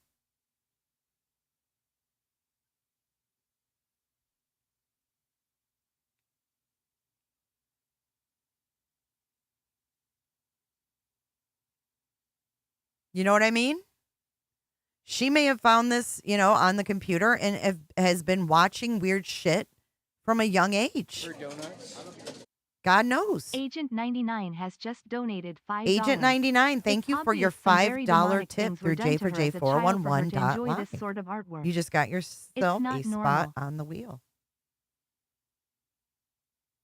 Coming in hot, just like the fajita. So if, for example, let's say Victoria went on his computer, this would be some of the things that she would have seen. Pretty girl with bruised face prawn. Torture redhead prawn. Skinny red head tied up prawn. Girl with face beat up. Chubby 10-year-old girl crying. Blonde hair girl, young, depressed. Crying teen prawn.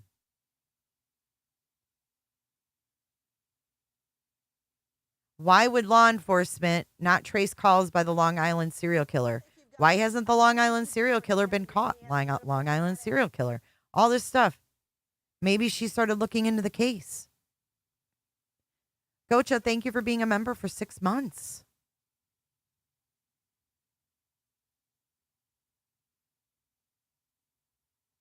God knows what she came across living with this monster. Here's some of those images again while I've got them pulled up here. I think we saw all of these. I mean, this is someone torn open in their insides.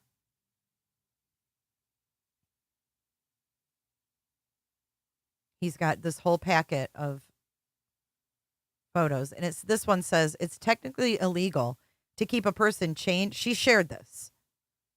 Yeah, that was Rex's history. That's Rex's history. I was just saying, if she went on the family computer, she may have found things like that. This is something she shared. It's technically illegal to keep a person chained to the wall in your basement. Use their holes whenever you please and treat them as nothing but an object for your pleasure. But you're not a person, so what's the problem? Body cut up, played with, and left broken to die. So do they not think of,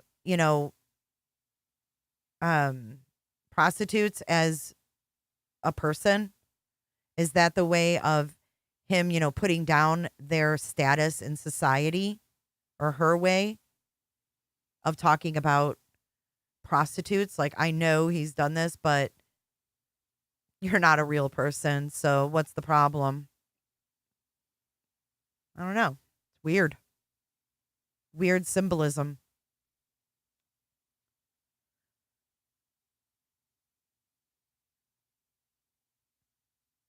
There's another person that looks like they're in a cellar.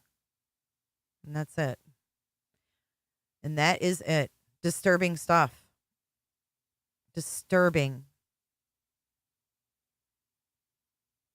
So I don't know. I don't think she's only 27, and his murders were happening before she was even born, I think.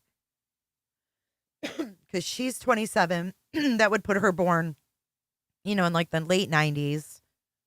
And I think the latest murder he was just charged for was in 93.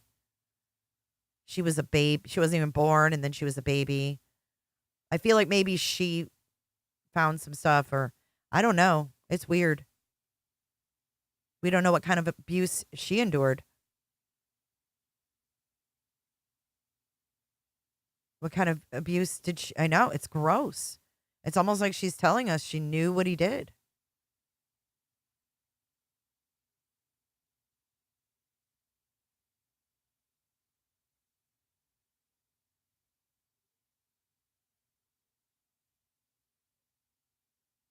All right, so we're going to move on, and we're going to watch this interview last night with Sebastian Rogers, quote, Auntie Gabby, who came on to Cluminati's panel. And it's a pretty interesting interview, so we're gonna walk through this one on this Friday. Thank you for joining, and if you are just joining us, make sure you hit that like button. And let's get into this right now. I watched a little bit of it, or wait, I have one more clip to share. I'm sorry, I have one more clip to share before we do this. It's ending the John Ray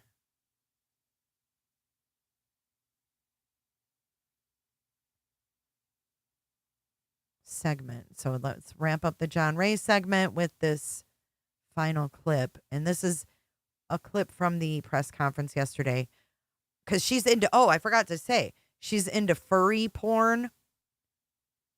Furries are those people that dress up in animal costumes. Well, he's about to show us one that has a furry butt plug. And he is very adamant about sharing this with us. There is actually artwork produced by Victoria. If you look, there's this horrifying monster with blood eating on the breast of this woman who has a furry butt plug hanging out the back. She produced this art. Did y'all hear that? Produced by Victoria. If you look, there's this horrifying monster with blood eating on the breast of this woman who has a furry butt plug hanging out the back. She produced this art. Yeah, something about furries and yeah, it's absolutely disturbing. So whatever her interests are, it's extremely disturbing, guys. Olive says I can't. Jennifer loves horses.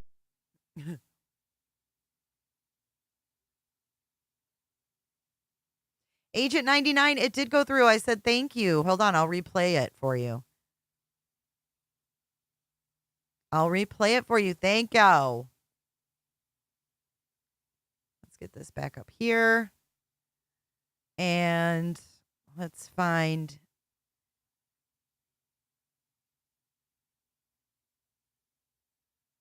Let's replay Agent. Here we go, Agent. This is for you.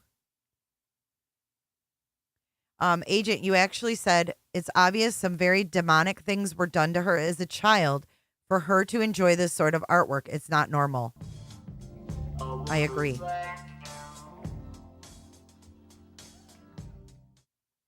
Agent 99 has just There you go, donated Agent. Thank you so much. Using J4J411 live. It's The whole obvious presser was some very disturbing. demonic Yes. things were done to her as a child for her to enjoy this sort of artwork. It's not normal. For donuts? Serial killers usually start Agent with animals. 99 Yeah, has just it's donated totally disturbing. $5. It's obvious some very And she's demonic things into were done to her gore. as a child for They her call to her a enjoy this gore sort of whore, I artwork. guess. It's not normal. Or they call themselves gore whores. They're like proud of it. Like that wasn't a slam. Thank you, Agent, for using the tip jar. Much appreciated. Okay, let's wipe our brains of that nastiness. And let's get into Gabrielle. I am grateful that Gabrielle came out because it was about time that we heard from someone. She is a friend of Seth and Katie from when Katie was first in the military. She was deployed with Katie. She ate at their house. She knew Sebastian. So there's a lot in this interview. Let's get it started. All right. So let me bring up our panel, guys. Hello. Can you guys hear me? Yes, ma'am. Yeah. All right. You guys know most of these faces. We got Dutchie up here in the top corner. Trying to think of how the screen would be. Top right corner. Top right. Cold Case Crystal, Arctic Fox, and Sebastian called you Aunt Gabby. Is that correct? Yes. I think I met him when he was like 4 or 5, and I was constantly over at their house. I'd go play video games with Sebastian, with Seth. Me and Sebastian and Seth would all play Magic the Gathering, or Seth would play his World of Warcraft, and me and Sebastian and Katie'd be swimming or just doing anything fun. I mean, we went to, let's see,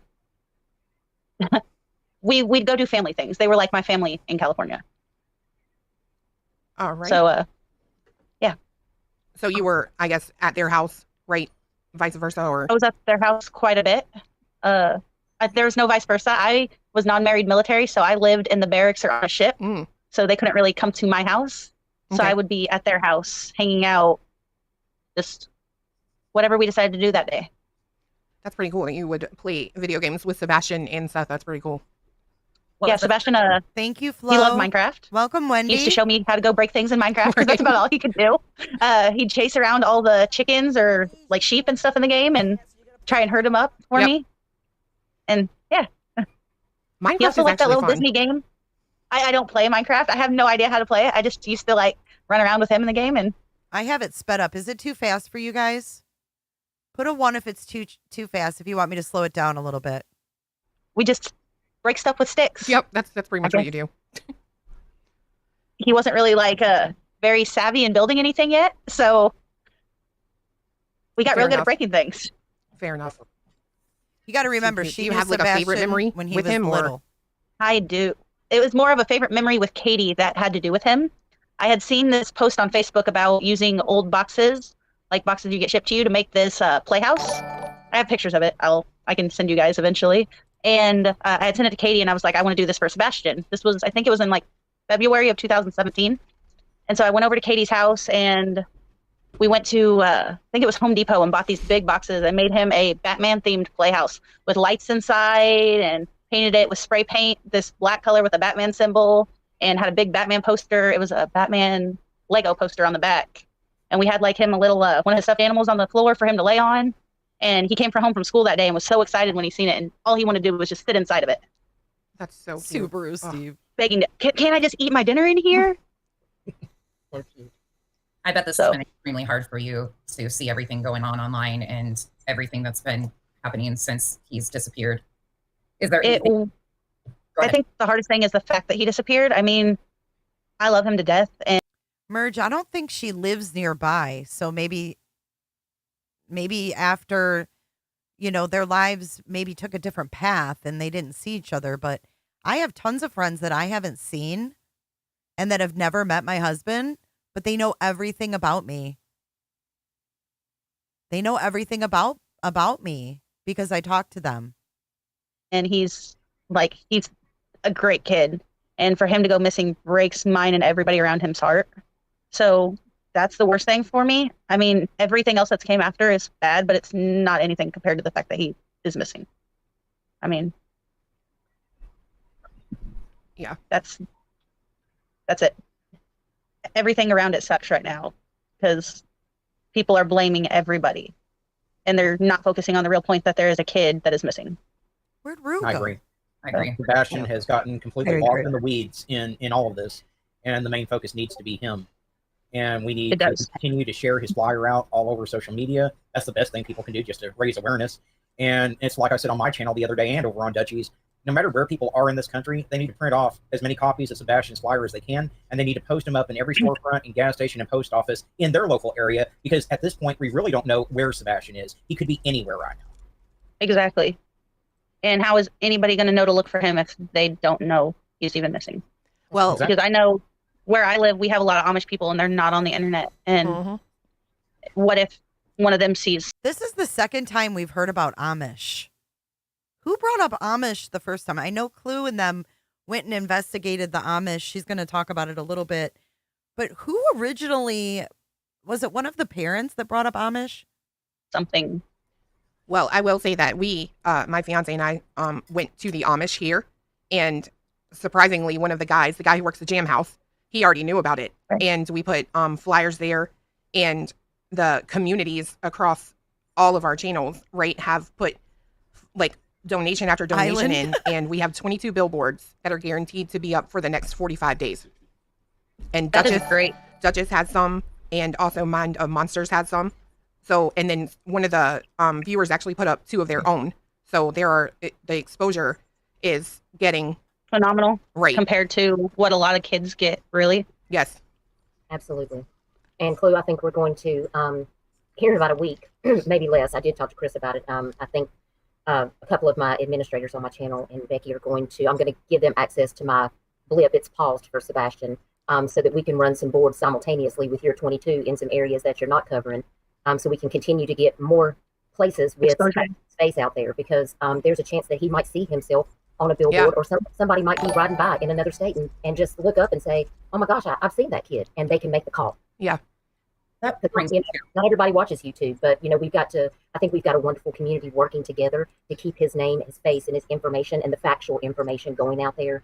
And I just want to say thank you to everyone here on panel, as well as everyone in the chat room that may be watching this live stream at a later time, who has contributed to making these things happen and successful in trying to find Sebastian, because it takes a village.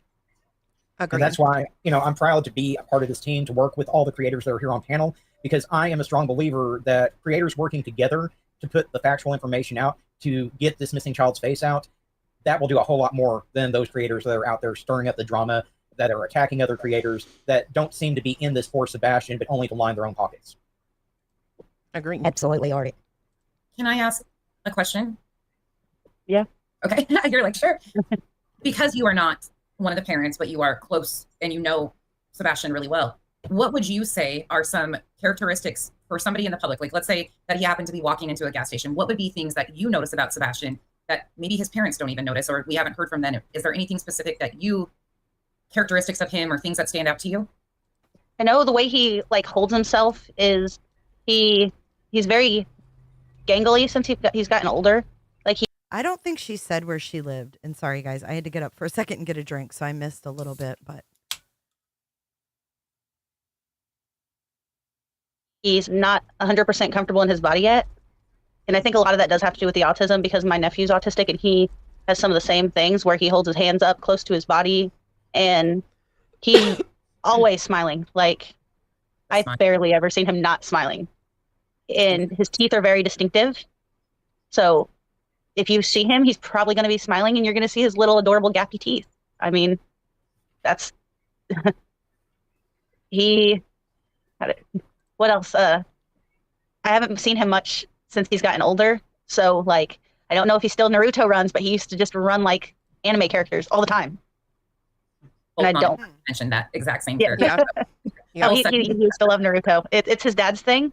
So he definitely got that from watching it with his dad. How does one spell that? Does anyone know?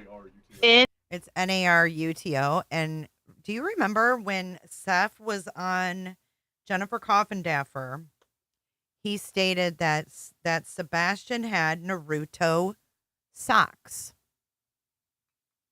Who remembers the Naruto socks on Jennifer Coffindaffer? Naruto. Mm-hmm.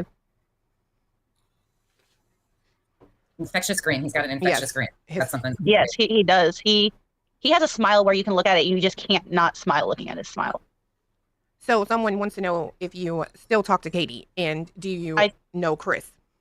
I do talk to Katie personally. I have talked to Chris one time, so I do not know Chris.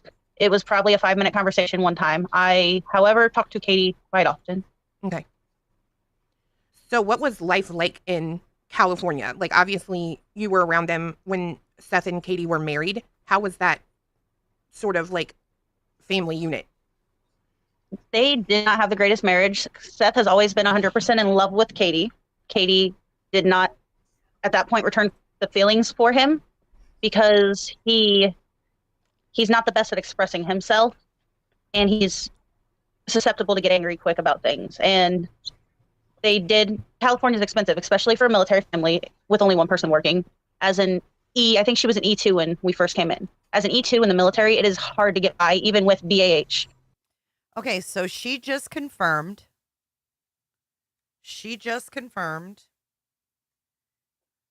And she's trying to be nice because she was friends with both of them. So she's trying to be diplomatic, and I applaud her for that, because you never know. You just never know what someone's going to slip up and say to somebody. So she's saying, she's trying to bring Seth in a good light here by saying he would game with them, talking about these interests, but it's the same old, same old.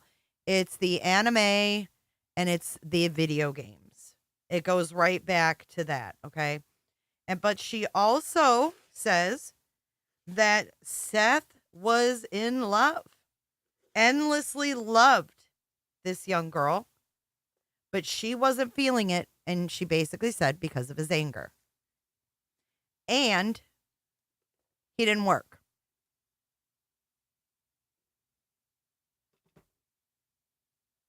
You are barely breaking even. You can barely put food on the table. Anytime we'd go and do things, I would pay for all of us because I'm single, so I don't pay for anything besides my car payment and my cell phone payment. So I would pay for all of us to go do this or go do that. And Seth let her pay for it. Let that sink in.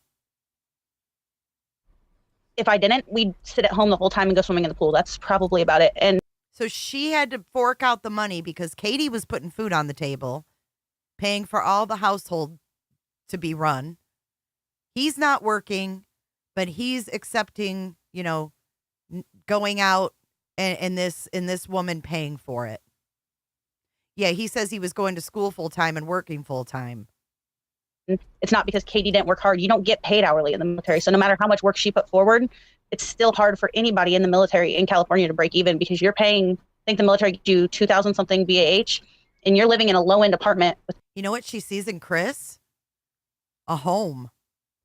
A hard worker, a guy who wants nice things. 2 bedrooms, paying all of it to BAH. Now you're out of pocket everything else.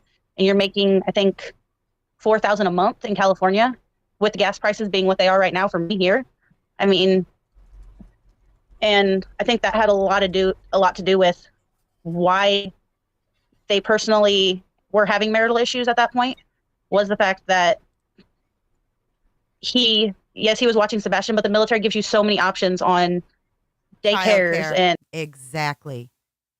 The military gives you so many options for daycare. after school programs and all of that. So he could have gotten a job before he did. He got a job after she already filed divorce. See? She's speaking truth, guys. He got a job after she filed for divorce. Or right before she filed divorce. And I think that made it hard for Sebastian a lot because he did see them fighting quite a bit. Fighting isn't arguing, not right. I've never seen them actually put hands on each other, so I don't know. But they would argue, and he did have to do that. But when I was there, wait, he did have to do what? We tried to make it as fun for him as possible and do a lot of fun things, even if it is just going to the beach or just going swimming. And that's tough on a kid, seeing their parents fight. I mean, yes, under the best of circumstances, that's rough. But especially for a child. Okay, so I guess it's safe to assume that the temper we saw on Seth, on Smiley's panel, and everywhere else is the real Seth when he gets mad. And that's exactly what Sebastian and Katie lived with. So at that time, he wasn't diagnosed, but he was likely, I mean, he was on the spectrum, and he had the chromosomal disorder and everything going on. And that can be very, very emotional for a child to watch their parents constantly at each other's throat. And he held both of them to very, very, he loved them both so much. Like, he loves them so much. And so loves, see how she corrected herself? He loved them so much. He loves them so much. Seeing them fighting, I know it was not great for him because he holds his dad to this high standard, and he holds his mom to this high standard about, he thinks the world of them. He really does. He thinks the world of his parents. And even if his dad does bad, that's his dad. And I know. Even if his dad does bad. And that's how every child is. Even kids that are abused still love their abuser, if their parents. No, he 100% will love Seth or Katie, no matter what. And I think that made it harder on him, is the fact that neither of them could do any wrong because they were the greatest person in the world to him. Yeah. How was Seth with Sebastian? You said what? How was Seth with Sebastian? There were times where he was great with him. He loves him to death. He really does. He'd take him to the park. He loves him to death. Go and take him swimming, and he'd do all these things. But a lot of the time he'd be at home playing World of Warcraft, and Sebastian would be in his room playing, or it's hot in Cali. So he didn't like to be outside because he's a big guy and he sweats. And that was like one of the main things that Sebastian likes to go run around. But yeah, because fat, lazy Seth is too fat and lazy to sweat and go outside and take his kid outside. So Sebastian would be in his room and Seth would be playing World of Warcraft. If you think it was any different in Tennessee, I don't know what to tell you. About Lacey, how can you know that? We have no idea. We have no idea. The fact that he put Sebastian online like he did could have something to do with Sebastian's disappearance. And who's the one that gave him free reign? It wasn't Chris and Katie, was it? From what I understand, he had free reign to the internet, PlayStation 5, while his dad was gone at work 12 to 16 hours a night. He thinks the world of them. He really does. He thinks the world of his parents. And even if his dad does bad, that's his dad. And I know he 100% will love Seth or Katie, no matter what. And I think that made it harder on him, is the fact that neither of them could do any wrong because they were the greatest person in the world to him. Yeah. I think How was Seth with Sebastian? You said what? How was Seth with Sebastian? There were times where he was great with him. He loves him to death. He really does. He'd take him to the park. He'd go. There were times he was great with him, but then listen what else she says. And take him swimming, and he'd do all these things. But a lot of the time he'd be at home playing World of Warcraft, and Sebastian would be in his room playing, or it's hot in Cali, so he didn't like to be outside because he's a big guy and he sweats. And that was like one of the main things that Sebastian likes to go run around. But I personally don't like to be outside in the extreme heat either. And no. So that made trying it to be hard for fair. him to be able to do things with Sebastian. He'd get angry. I mean, he really would. And I don't think he 100% always was getting angry at Sebastian. I think he was angry at everything at that point, and Sebastian did get it taken out on him sometimes. You hear that? Sebastian did get his anger from Seth taken out on him sometimes. And like, I have a few stories if you want to hear them. Like I could tell. Yes. Okay, so Seth had been with Sebastian all day long, and me and Katie were on the ship, and we had gotten off work and decided to come back to Katie's house and go swimming. So we get there, and Seth's taking a nap, and we get Sebastian all dressed, and we go hang out at the pool. I think we were in there maybe like 45 minutes, an hour. I'm not 100% sure how long we were in there having fun. There are some neighbor kids around playing at the pool. And Seth wakes up and gets upset because I guess Sebastian was in trouble at that point. And he rushes down to the pool and grabs Sebastian out of the pool and just starts yelling about, you know, you're grounded. I told you you're grounded. Why are you swimming? And then he's yelling at Katie about him being grounded. I remember him. Grounded? How old was this kid? Katie worked all day on the ship. Her and her friend go back to her house. Seth is napping. They get Sebastian dressed and take him to the pool. 45 minutes later, Seth wakes up and comes out and makes a fool of himself at the pool. I distinctly remember him smacking Sebastian upside the back of the head at that point. And how did you not tell your mom you're in trouble? Smacked him upside the back of his head. More witnesses. Do you still think Katie lied in that divorce decree or the restraining thing? And Sebastian's crying, and then him and Katie are fighting about it, and then that all had happened, and Seth and Sebastian go inside, and me and Katie are sitting there like, okay, what the hell just happened? So Sad. Yeah. Wow. Yeah, that's So we have him hitting him upside the head at the pool where they lived. And then we have him hitting him in the head at the school in front of a teacher.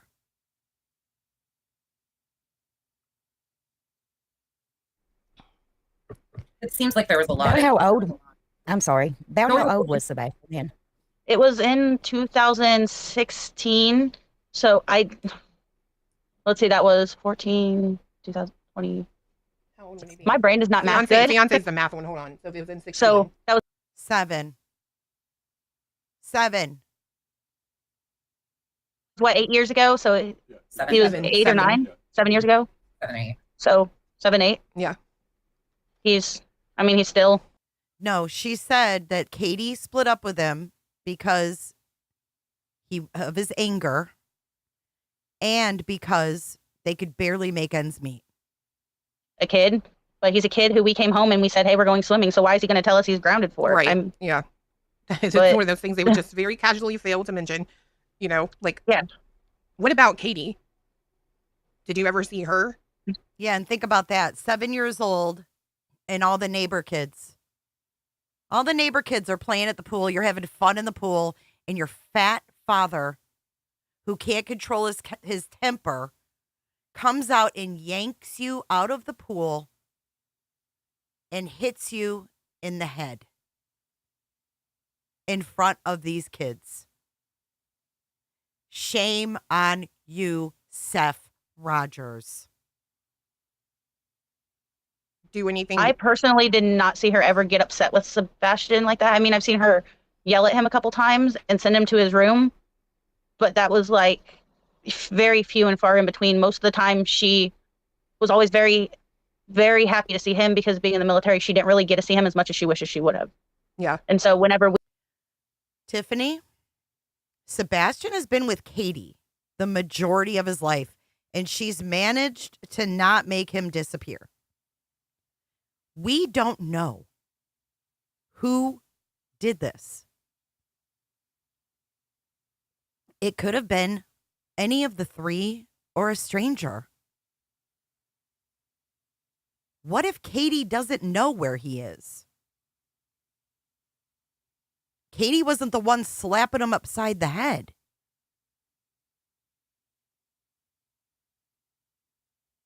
Katie wasn't the one getting CPS reports. Katie wasn't the one getting kicked off the naval base. Katie wasn't the one getting a restraining order from their own employer. Katie had a successful career in the Navy. You can go hug your big ass teddy bear over there. He's a monster. In my opinion, allegedly, based on these stories. This is monster material. Absolutely loyalty. He could have easily arranged something. Everything's on the table. Everything is on the table. You heard Craddock. Everything's on the table. No one is cleared. You even heard Seth say he's a suspect. And he's mad. He's mad that he's a suspect. He's mad that he's big mad. They have his electronics.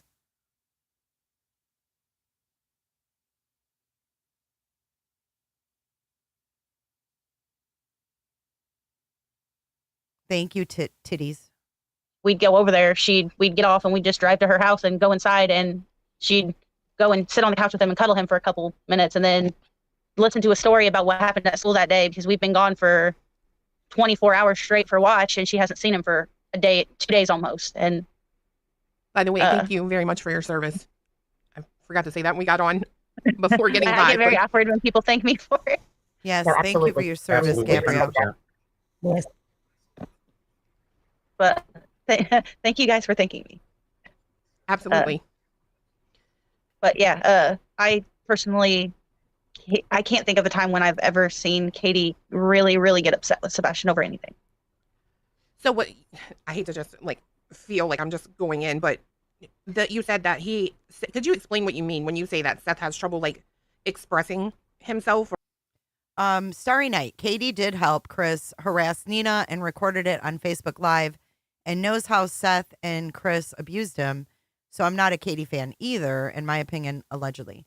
And fair enough, Starry Night. I get what you're saying. But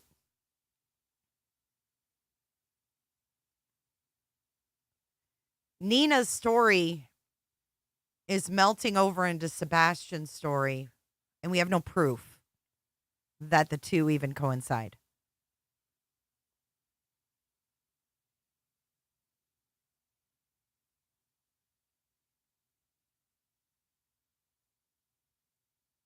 You know what I'm saying?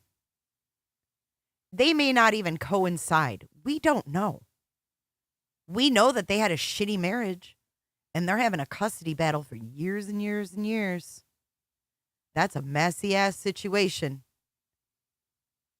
I forget how you put it. I think that was it, but he's not great at expressing himself. He's how to explain this? Hothead. So she wants to say hothead. He's not a people person at all. Okay. I think he's not nice. He's not a people person.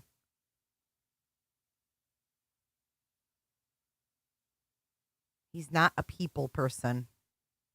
I personally think he is very, very I think he's autistic also. He's just not diagnosed. And that's why I've never seen him around people that are actually friends with him. He has, I guess, I've never actually known anybody he's been friends with. He's never had friends. We have no proof that Katie had a drinking problem either. We can speculate it. I speculated it in the beginning. I don't know, though. I don't know now. Other than the neighbor who'd come over and smoke with him or stuff like that. So he had a neighbor that would come over and smoke with him. Just saying. Not saying it was illegal or anything, but you got to stay at home daddy. You're smoking and napping and hitting your kid over the head. That's a problem. He doesn't know how to express anger and he just yells. And then it's hard to explain my thought process on things. She's being very careful. She's being very careful. I believe her, Janice. Why don't you believe her?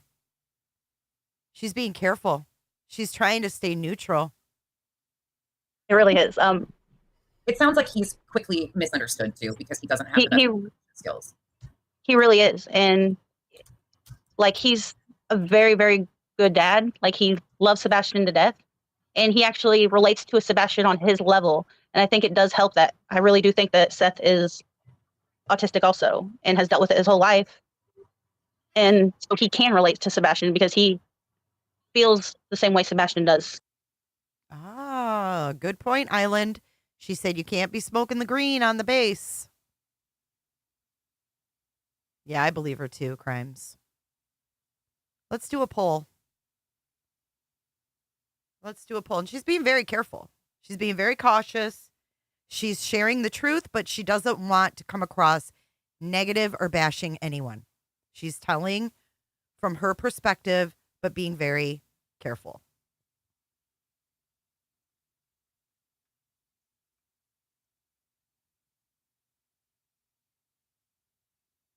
At times. And you had a relationship with Seth too. We had an on-off friendship kind of thing. Like, I 100% went over there and played video games with him or played Magic, and we'd sit and have drinks and talk, and I'd hang out with him. But like, he was always accusing Katie of cheating. Oh yeah, that's why she's doing this, because she's cheating. And it's like, oh, so he's also one of those manipulators. You know, I hate to say this old adage, you know, if you're that insecure and you're that manipulative and you're accusing your spouse who is supporting your family of cheating, eventually they're going to find someone who fills the blanks that you couldn't fill. Okay? Everybody deserves to have their blanks filled, if you will.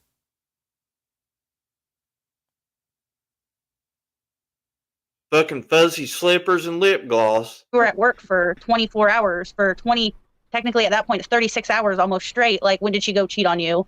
And then I'm gay, so he'd always be like, oh, you're just jealous because you can't have sex with my wife. Oh my God. So he's fantasizing and making rude comments to her friend because her friend is gay.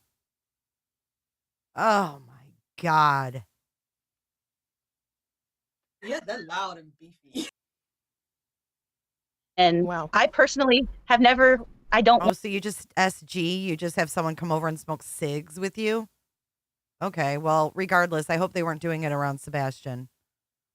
want to have sex with Katie. So like, for him to bring that up when she's a really good friend to me, it's weird. It made things weird. Okay, so she just said it's weird. It's weird. So she's cheating on him when she's off on the ship 36 hours and then also sleeping with her friend because she's gay.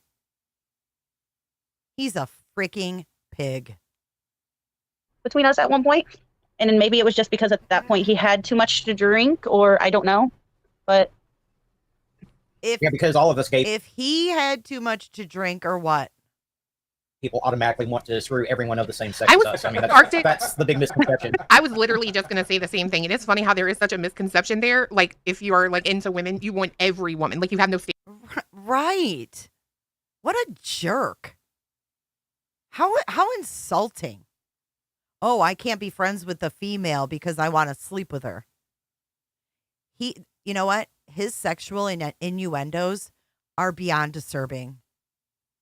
standards anymore, like anyone will do, and that's crazy to me. Yeah. And I think like most of the time I was in Cali, I usually was talking to somebody, or like I never was super single. Mm-hmm. I was never super taken either, but I was super single. Hey, Mark. That does put you kind of in a weird spot, though, for Seth to try to come between your and Katie's friendship, because that's almost kind of what I'm hearing as you walk this back to me. Because why would he have to say those things to you? I mean, that was kind of disrespectful. I think it's because he was a jealous person over the fact that I know he knows Katie was too good for him. Mm-hmm. So he would get jealous over anybody that she showed attention to, and me being her best friend, There you go. Possessive. That's my son. I named him Sebastian. I was always around, and I know he'd get upset because I was always at his house. Oh, why is it? He'd make sure it was known that it was his house. That's why there were times when Katie would go in to double check that he was wearing clothing, because Oh my God. I'm not. That's one thing I don't want to see, or stuff like that. Like, she'd have to go in and make sure the coast was clear to where I could come into the house, because he wasn't going to be fully dressed. Oh, because he referred to it as his house, and he was naked. Bing bong. Wow. A lot of people like to run around their house. Yeah. I mean, truthfully, I hate to discuss everybody out there, but I wore a bikini all day today, so I can't really talk. But Look, I'm not gonna lie. I have a Harley Quinn shirt on, which I can't pull this down to show you guys because I'm not wearing a bra. But I'm also not wearing pants right now because I'm on a video call. But I'm not planning on pulling a triple T today, so we're safe. Let's not do it. Let's not do that. Oh my God. Oh my great. goodness. Well, now that we got that out of the way. I still have my bikini top on, so technically I'm not wearing a bra either. But No, I'm going way over TMI. Crystal's like, don't put me with those guys. Now, other than this incident, Gabrielle, that you walked us through about the pool incident, are there any other things that stood out in the time that you knew Seth and Katie and Sebastian that stood out to you that makes you have any concerns? Because I know that you just told us about the pool incident, but that you felt like that Seth was a good dad. Was there any other incidents that? Okay, before we get into the other incidents, East Coaster says that my sister went out with Rex H approximately 9 to 10 years ago. East Coaster, would you mind sending me an email? Can the mods put the email up? Please send me an email. I would love to talk with you. He thought it was normal. Yeah, Cricket. He thought that shit was normal. Why? One must ask themselves why. That stuck out to you that you remember from California? I can't think of any that involve anybody being physical. I mean, I've witnessed arguments, but I've also witnessed a lot of good things. Like, it was Katie's birthday, and Seth was being a good husband and bought her a who's the chef that insults everybody? Ramsay. Oh yeah, Gordon Ramsay. Yes.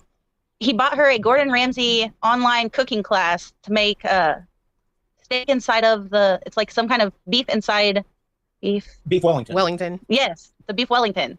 And she made it for me, Seth, herself, and Sebastian, and it was. So she accidentally said that Seth sent her this birthday present. Her birthday's in August. And then she gets a text from, I think, Katie or a friend or something, clarifying, no, it wasn't Seth that actually did this. Probably the best thing I've ever had in my life. And she was happy as can be over that. And like, it's mostly things like that I remember because I try not to focus on the bad stuff. So I don't remember a lot of the bad things that have happened. That sounds like a self-gratifying gift, though. We know Seth likes to eat. That'd be like me buying my husband a bag of cleaners in my house. But you don't like that. That does sound like a self-gratifying gift. But I think a lot of it. 1 minute, I got a text message. Well, a lot of it is the fact that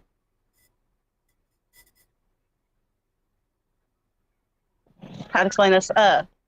Katie loves cooking. Period. Okay. So, if anything, that makes sense. I love cooking too. I mean, if someone got me that, I would be thrilled to death. So, yeah. I mean, I get where you're coming from with that. I know it's. And I did just get a text message, so that might not have been Seth that bought it. I think that was near the end of. That was after they were divorced. So, my bad. But I know you had mentioned that you really miss Sebastian and can't wait for him to come home. And is there anything, I hope he doesn't see anything on YouTube at all, of course, because he is a 15-year-old and I don't want that for him. But if there was ever a chance that he was to watch this, is there anything that you would like to say to him? No matter what his parent, like his dad or his mom or anybody said, like they love him to death. And I know he knows that. And that's what I want him to know is that he is loved by everybody in his family. And he has so much support from even the people who are bringing everybody down, like they still are supporting him, even if they're being harmful to some of the people that love him. Like he has so much support behind him. And I just want him to know that he is loved. He really is, by so many people. Thank you. No problem. So I have a question. How was so? I have a random fun fact. I don't know who texted her.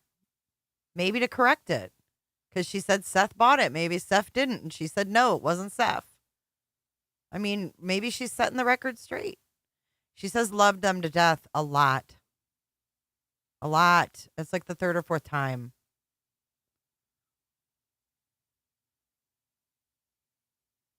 I think Seth is the most manipulative one in this whole situation.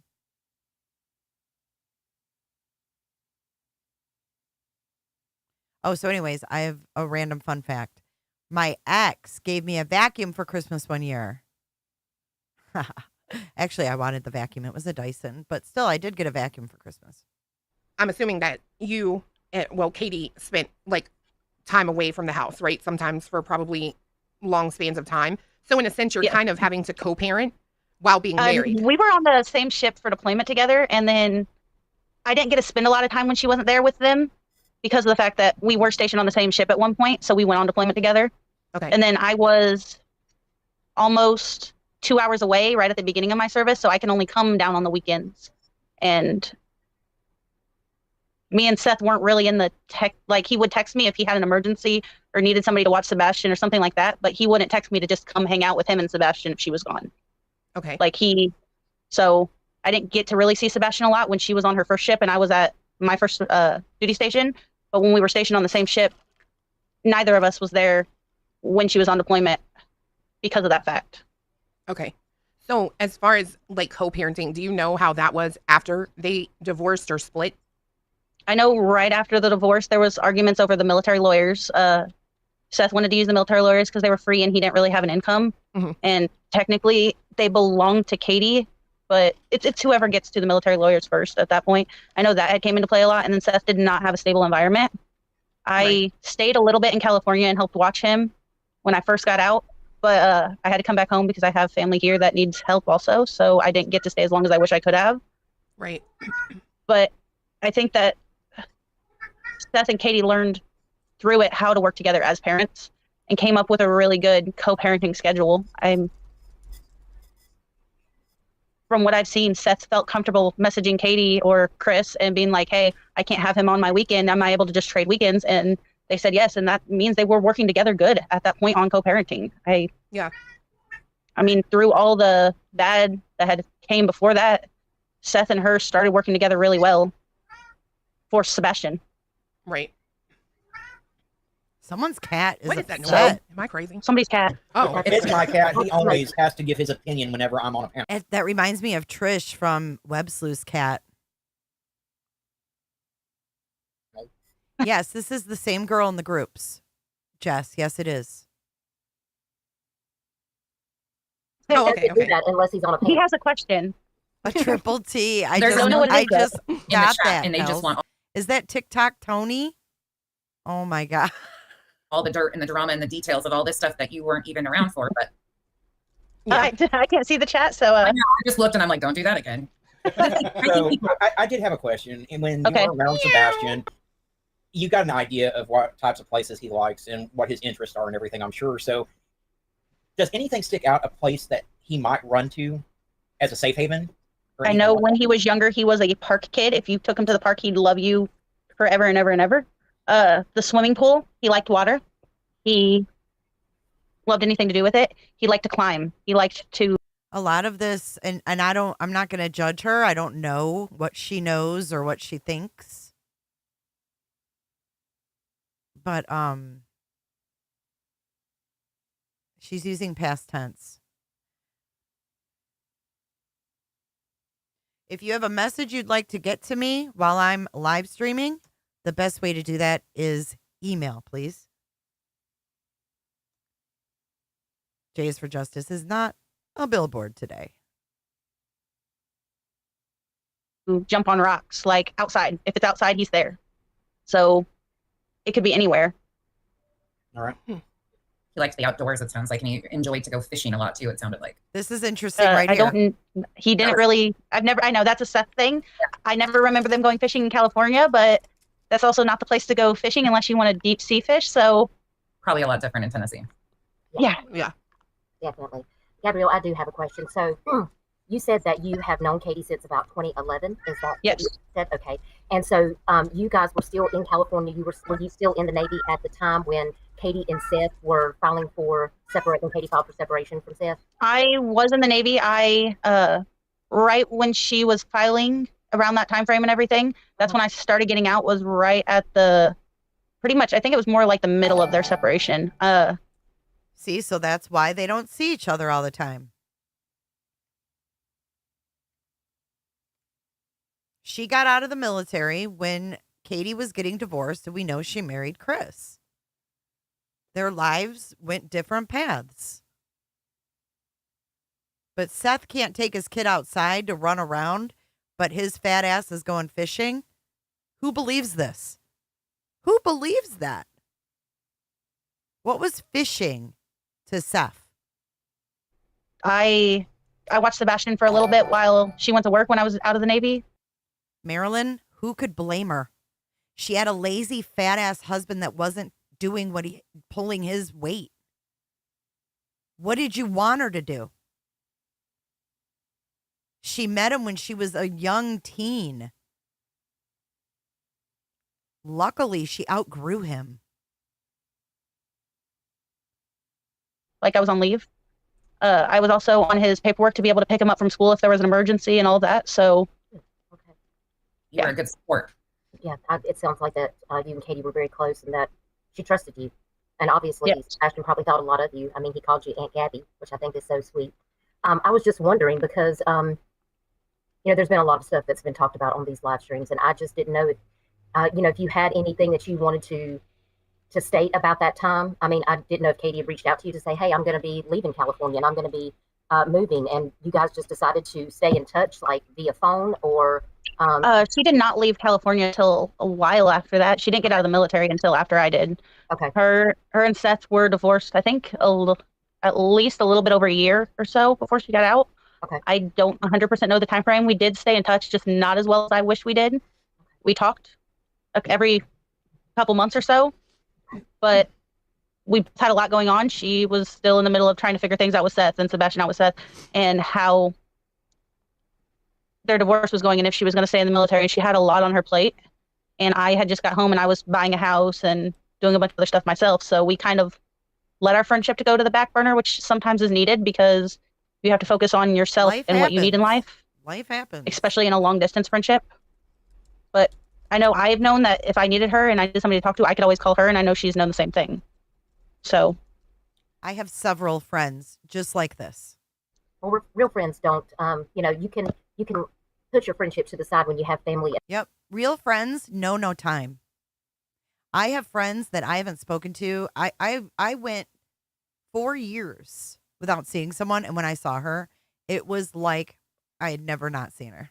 And other things that take precedent at the time, and you can always just pick up the phone and pick up right where you left off. That's what a true friend does for each other. Exactly. Like you had that. We're adults and we have lives and things going on, and sometimes you don't have the time you wish you had for things you used to. Yeah. Let me ask you a question about Sebastian. Okay. From your perspective, when you have been around Sebastian, if there's change or transition that you have to partake in, how does he handle or cope with transitions, change, like the move for him? Was there anything that you noticed that was different for him? I know teens, it's challenging as is, but was there anything that you could really pick out about Sebastian, about how he copes with transition? I know they've moved apartments, I think once in Cali while I was there. And a lot of it is he has to learn new friend groups, and he's not 100% the best at that. And he has to learn to adapt to his environment. It takes him a little bit longer. Jenny Jones, fishing doesn't require a lot of physical effort, right? But neither does taking your kid outside and letting him run around. All he had to do was sit his fat ass in a chair. He didn't have to do anything. I don't believe he took the efforts to go fishing.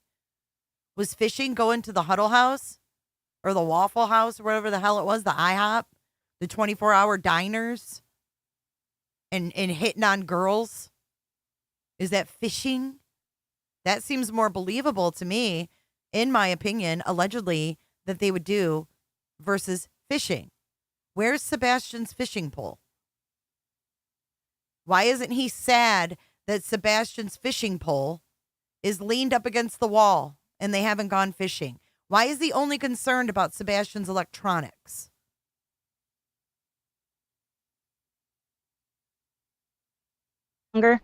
So he does get anxious and a little bit hyperactive when he's adapting. But he adapts pretty quickly compared to what you would expect him to, really. So I've never seen anything really get him down for too long to where it took him to adapt to a situation. And Thank you.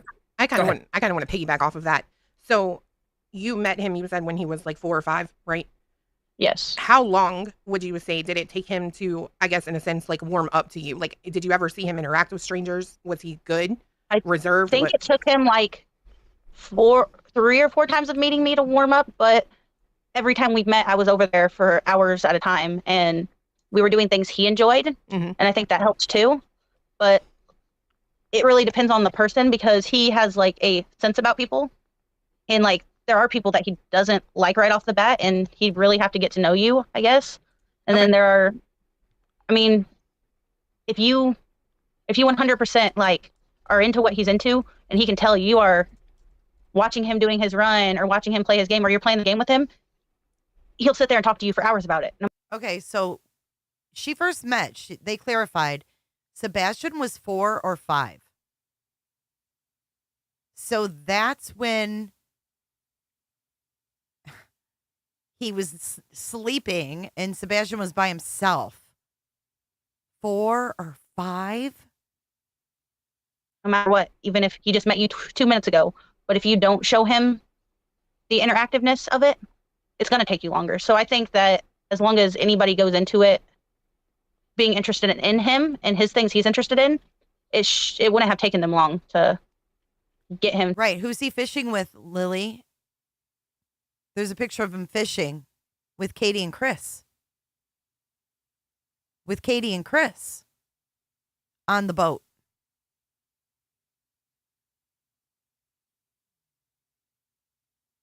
To feel comfortable around them. So to piggyback off of that, with him being a big into the games and gaming online and stuff, you know, my initial theory when this all started was that Sebastian could have possibly met the wrong person online, especially in the Minecraft community, because it's filled with a collection for what? I think it would have been easier for them to lure him than most other children, yes. Because I don't think he doesn't have a lot of the doubt that other kids have on certain things. There was an excellent question in the chat from Electro. Does when you were around him in California, speaking of military stuff, does Sebastian like? I missed that answer actually. So to piggyback off of that, with him being a big into the games and gaming online and stuff, you know, my initial theory when this all started was that Sebastian could have possibly met the wrong person online, especially in the Minecraft community, because it's filled with predators. Do you think because they're into the same types of interests that Sebastian is into, that it would have been easy for them to lure him out of his house? I think it would have been easier for them to lure him than most other children, yes. Because I don't think he doesn't have a lot of the doubt that other kids have on certain things. There was an excellent question in the chat from. So basically she said Sebastian is very trusting. For expenses and lawyers, if y'all donate to him, I feel sorry for you. Electro does when you were around him in California, speaking of military stuff, does Sebastian like the military Navy stuff, and do you know what he wanted to do in the future as a career? Did he ever he liked the military stuff, but I think it's just because he had such like a high love of his mother. So he 100% loved anything Navy because it had to do with his mom. And he wanted to be just like his dad when he grew up. So he wanted to be the best at video games. He was a kid. He didn't really have like anything that I remember that he 100% was like, oh, yep, this is what I want. That's the example he had in dad. I want to be like my dad. I want to be the best at video games. Like, I want to be Seth getting a gun. Fireman or policeman. He was like, yeah, I like video games. I want to play video games all day. And So. Did he prefer to play by himself? Like when you would go to a park with him and stuff like that? Did he Oh, no. He preferred to interact with the other kids? 100% preferred other kids. He wouldn't even like, he likes to play tag with other kids. He likes to play in the pool with other kids. He was definitely a kid's kid. Like he was friends with anybody who would be friends with him. Right. But he also, on that note, he stood up to bullies. His dad taught him how to stand up to bullies. So if he had a bully, he would stand up to him. So, Really? Yeah. That's awesome. That's amazing, actually. Yeah, until you realize that California has a strict no bullying policy, and they don't That's not just a California thing. That's an issue. They don't actually just take the sides of the bully, though. They take the sides of the bully got in their face and they pushed the bully. So now they're the bully. Yeah. So, and their no bullying policy includes fining parents for their kid. For the lawsuits and what lawsuits and C&D stuff, she's going to Tennessee to search and ruffle some feathers.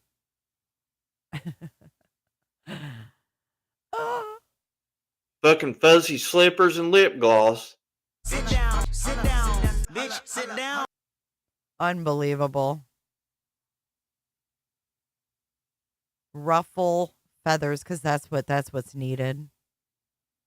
Feathers need to be ruffled. Assaulting another kid. See, that's a bridge too far, but we have issues with that all across this country, though. See, We do. schools in general, they want you to just report it to the teacher. But the problem is the teachers don't do anything about it. Right. The And at that principal don't point, do it's anything about it. And, it's like the rest of the world. It's he said, she said. Yeah, and so I was bullied as a kid in school. So you keep it all bottled up and corked up inside, and finally one day you blow and you beat the shit out of the motherfucker that's been bullying you all this time. And now you're in trouble. Exactly. Yeah. Yeah. And it's crazy. The sound is breaking up. If it's doing that for everybody, put a 1 in chat. Is it breaking up? Hold on. Tell me if it is still. Did Sebastian have a lot of problems with bullies in I California? only remember one problem per se, and it did involve him pushing another kid. And other than that, he literally had more friends than almost any kid I know, like neighborhood kids and all of that. But he was also at a younger age where they did not realize he was much different than they were. Yeah.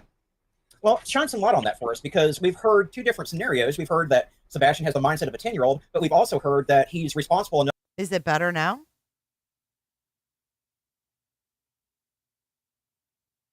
Okay. To be left alone of his own accord for 12 to 16 hours straight. So does he have the mindset of a 10-year-old, or is he fully capable as a teenager?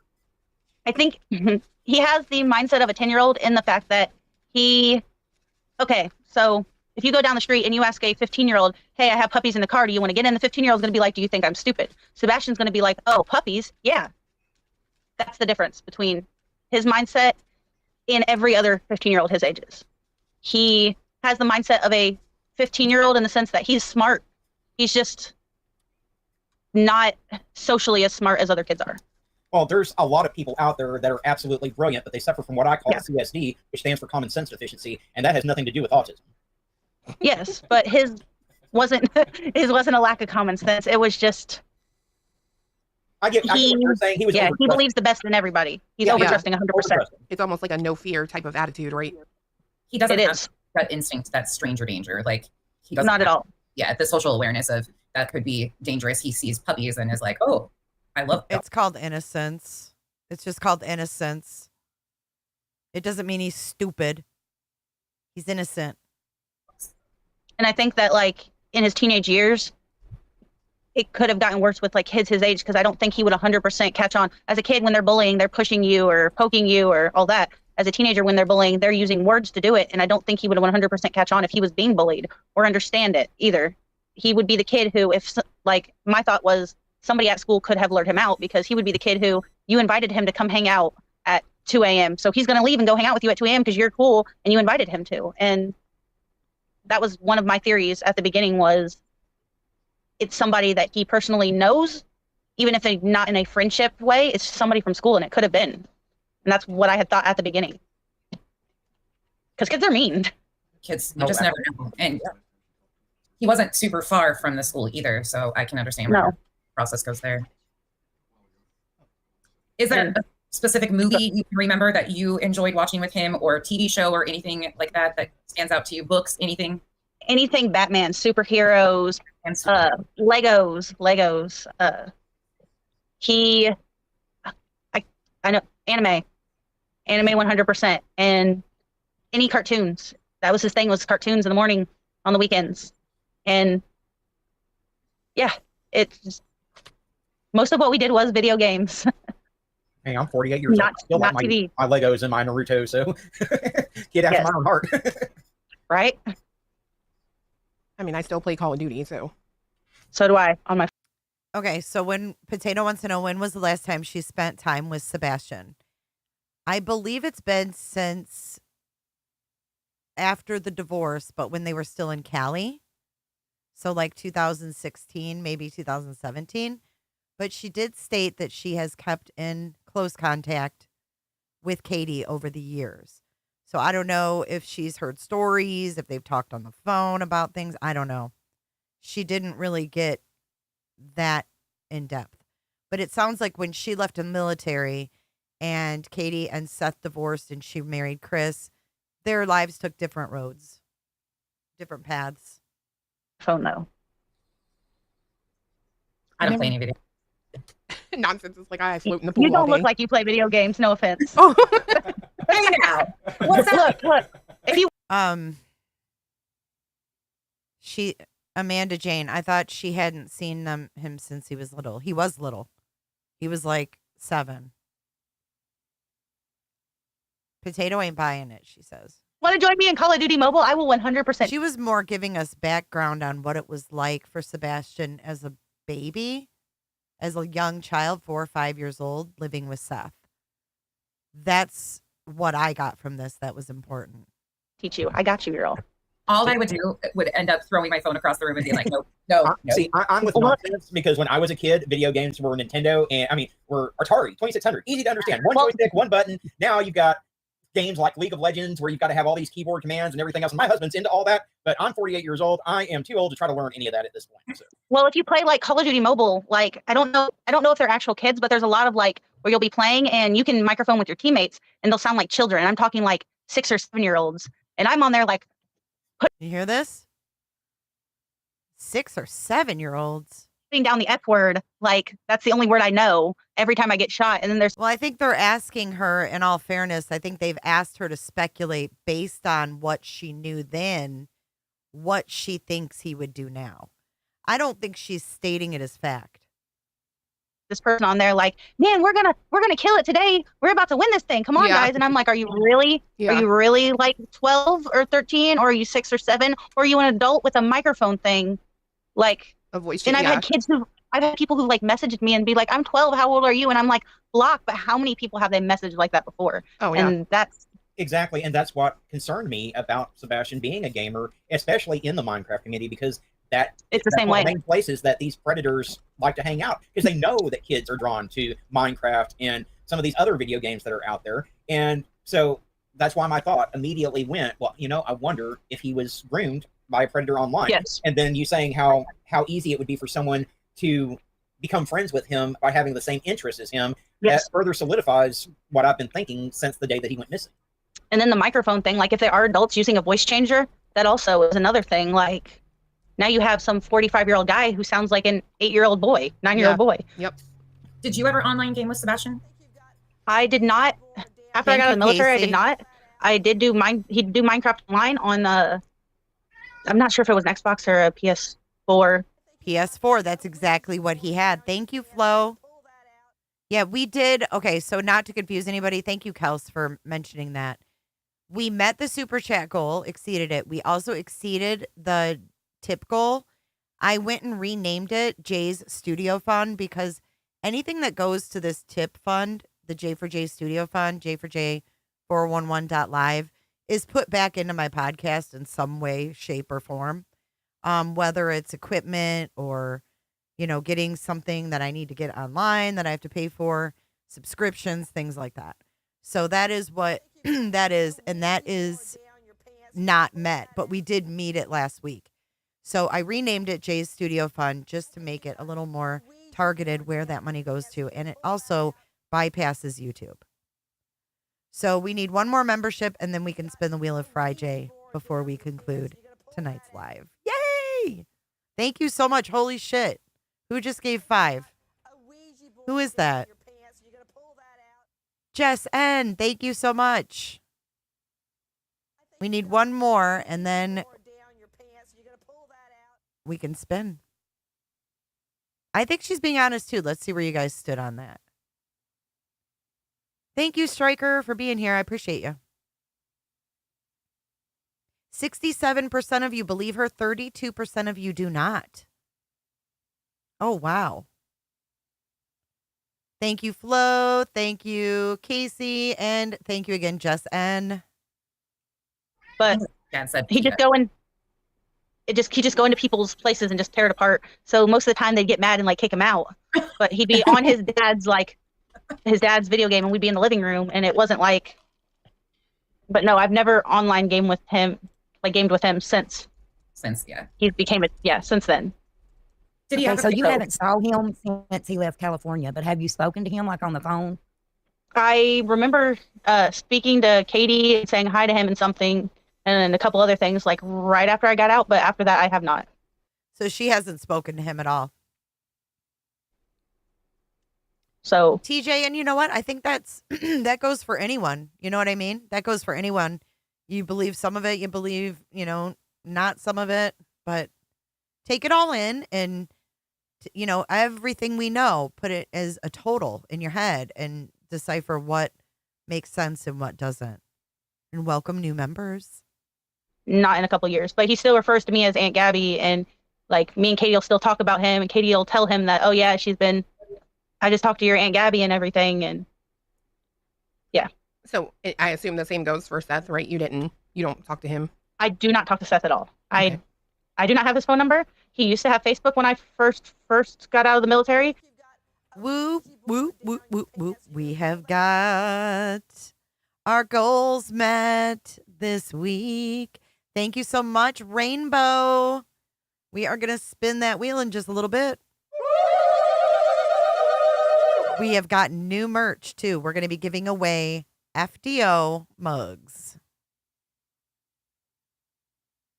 Because I remember right after the divorce, he messaged me because I'm pretty sure he wanted me to testify on his behalf in Sebastian's court case for custody that he's a good dad. Oh. And I told Katie, I was like, I cannot testify for both of you. I can't pick sides on this one. Oh. Yeah. So they are. And I'm not going to at that point, he did not have a home. And me and Katie had already discussed it. And she wasn't about taking Sebastian away from him anyway. Oh.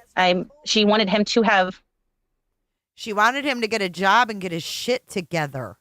And what did it take?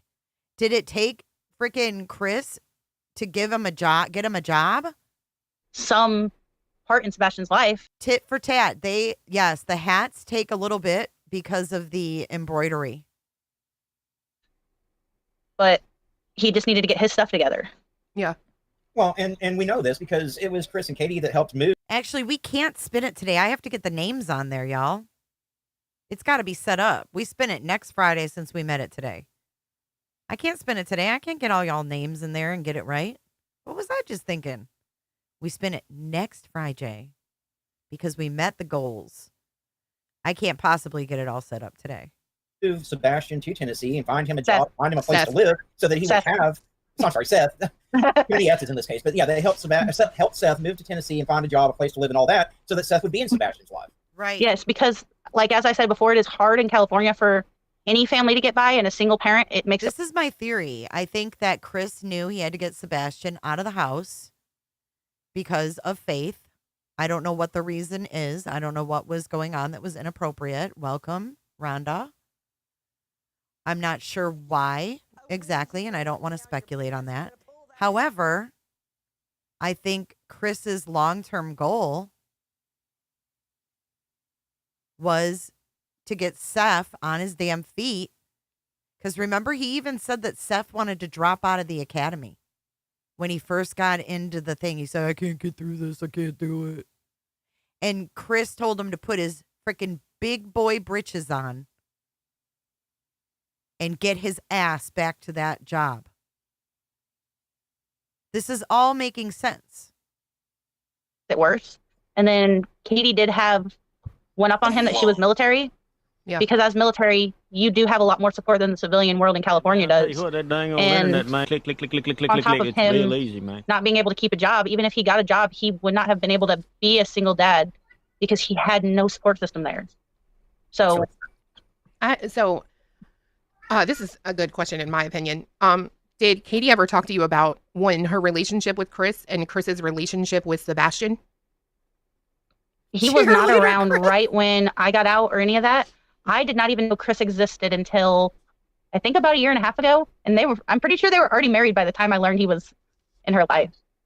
And it wasn't because she was hiding it. It was because we both had a lot going on. So when we would talk, like, it wasn't like, oh, I got married. It was more of a, how's Sebastian? How are things? Like, we didn't really like talk about relationships at all. Yeah. So I did not know about Chris. And then we did lose contact for almost 2 years to where we didn't really talk because she was not on Facebook. She had a lot going on.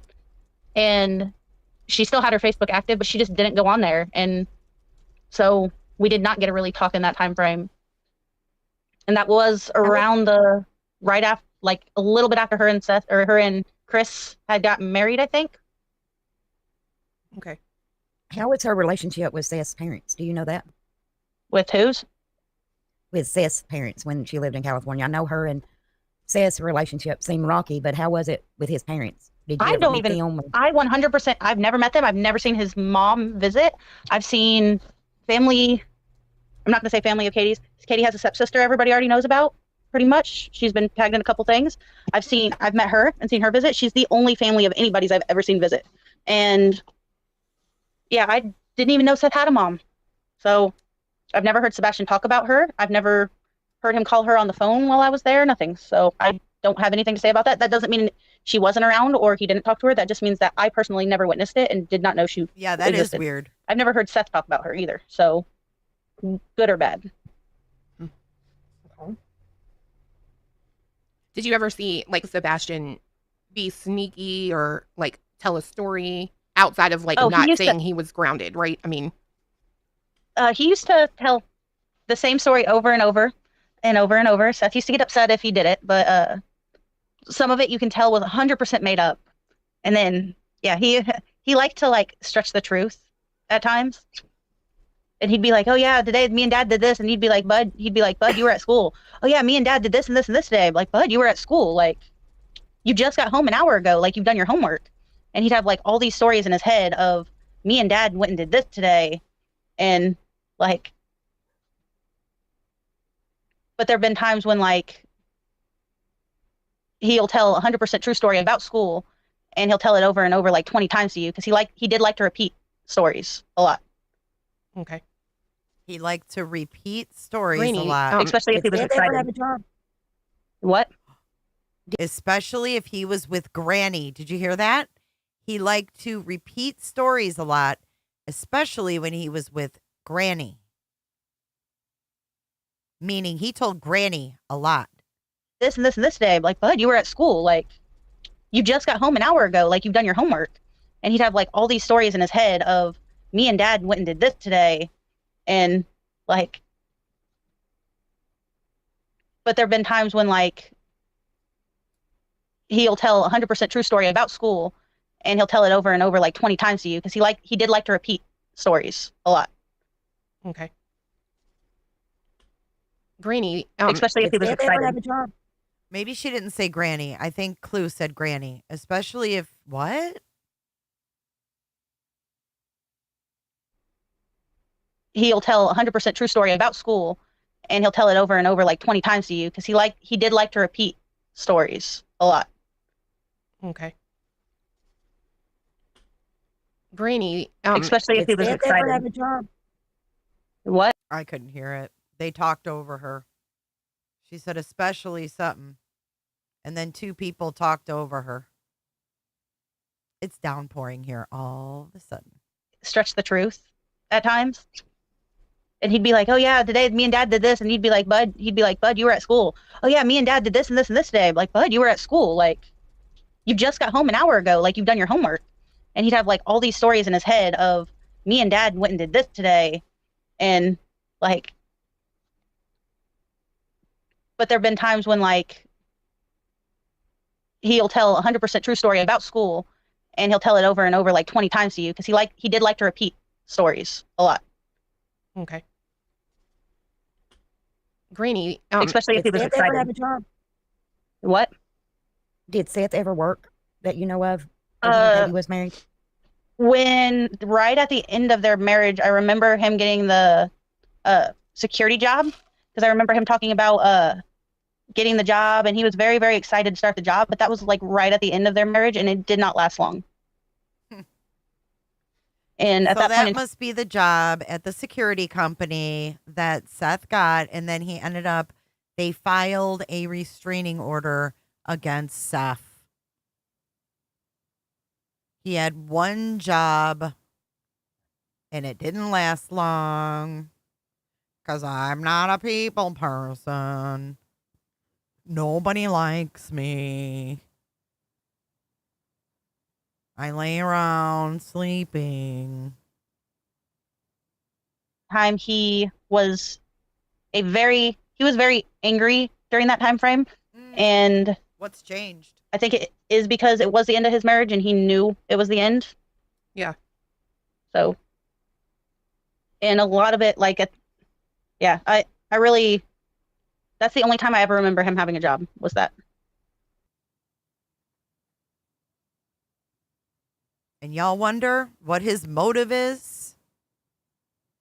No update on the body found in Sardis, Tennessee at the cemetery. No update yet. What's his motive? Dude. Hurting Katie? GoFundMes? Cash apps? Now a new fund for lawyers?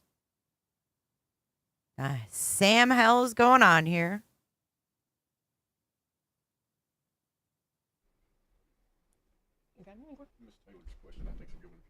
Who? Sorry? Okay. How was Sebastian's grasp on actual reality? Like, did he live in a fantasy bubble, or was it just lacking in social awareness? He was mainly just lacking in social awareness. I don't think he lived in a fantasy bubble at all. He understood 90% of what was going on around him, and that other 10% was mainly him not understanding the depth of what was going on around him, more than him not understanding it at all. It was like how Seth was like the beatdown thing. He got, oh, my dad beat me. If he got hit upside the back of the head or whatever, and he's going to go say, my dad beat me, he doesn't 100% understand the difference between getting smacked upside the back of the head, because another kid will be like, yeah, my dad smacked me upside the back of the head. He's like, man, my dad beat me. Like, that's like, everything is 0 or 100. There's not like much in between in what he thinks. Pearl Girl, we don't know who it was yet. I just said there's no updates. So how did Sebastian, like, how did he react when, say, that instance you were talking about where Seth, smacked him in the back of the head? How was Sebastian? Like, he was crying when he smacked him in the back of the head. And I do faintly remember Seth making him go apologize to his mom for lying at one point that day too, to her. And then apologize. You have to apologize to me too, bud. You have to apologize to me. You can't sit here and lie to your mom and then not apologize to your mom and me and like, I get that he is teaching at that point his kid to understand the repercussions of lying to somebody, and that you do need to apologize when you lie to people. But Sebastian at that point was very like, when a kid gets in trouble, they hyperventilate, and that is how he was. He took it like a normal kid. He cried and was upset, and poor baby. I just don't understand why he's smacking him in the back of the head. I mean, I just don't feel like that's an appropriate move.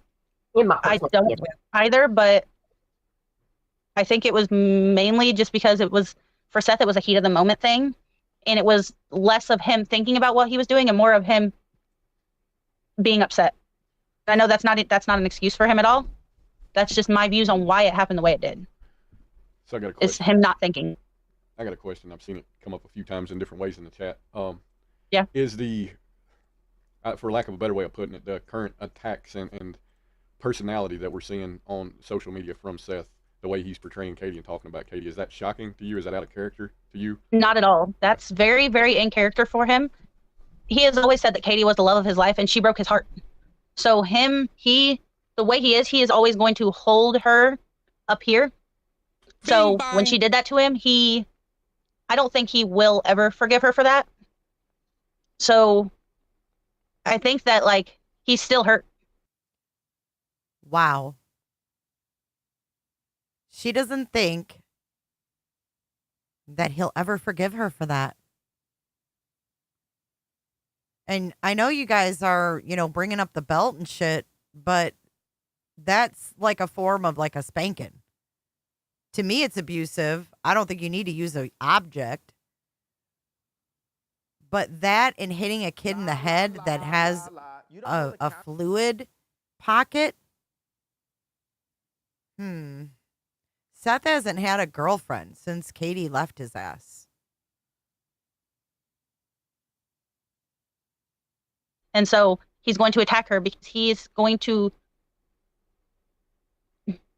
like I said, I think he's partially a little bit autistic. He probably should get checked as an adult. I mean, it's still an option for us as adults to get checked. Yeah. I think he's handling it the way a teenager would handle a breakup. And he's holding on to the whole, oh, this person broke my heart. And he's probably going to hold on to it the rest of his life unless he actually gets help moving on from that.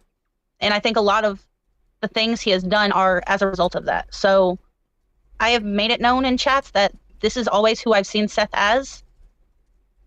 It is his personality, but that it's always, it might always be his personality from now till whenever. But see, she said she thinks he's just always been like this.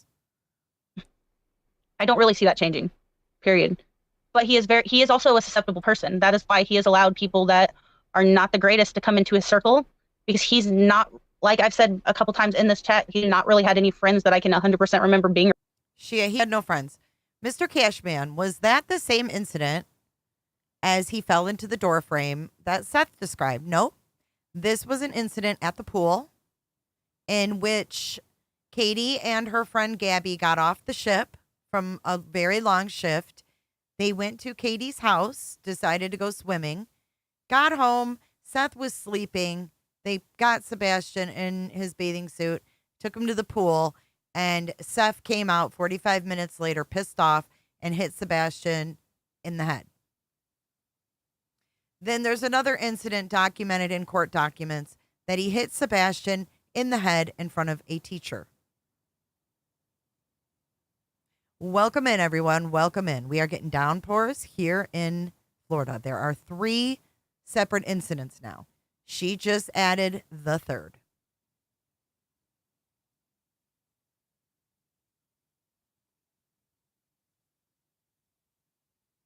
Oh, yeah, he changed a lot when we saw him show his ass on Smiley's panel, didn't he?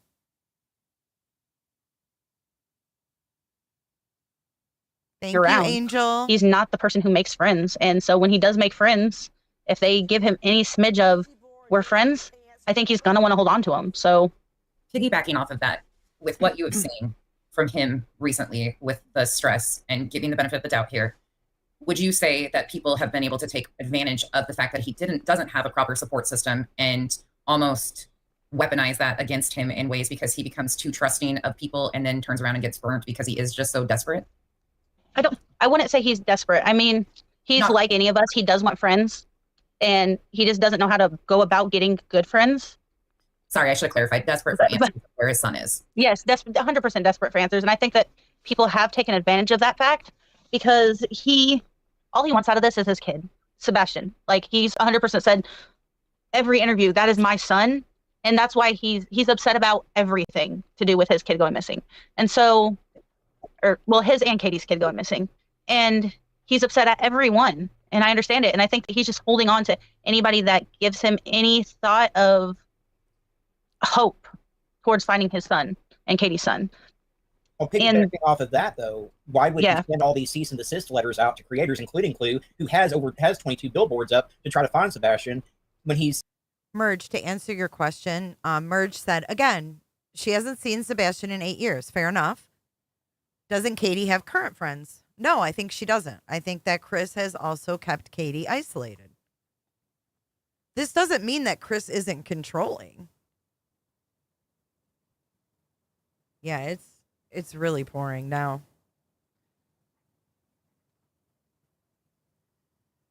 When you yourself said that he's desperate for answers as to what happened to his son, you would think he would want as much publicity, as many billboards across this country as possible, and as many people covering the case as possible. Well, I think at this point we would all agree on the fact that a lot of people have went to left field with this and are more focused on Seth being a bad person and Katie being a bad person. And these are terrible people, obviously, because everybody has said so, instead of focusing on actually finding his son. And he's allowing people in his ears to tell him that that is the way he needs to go about handling it, instead of just trying to get more support for Sebastian.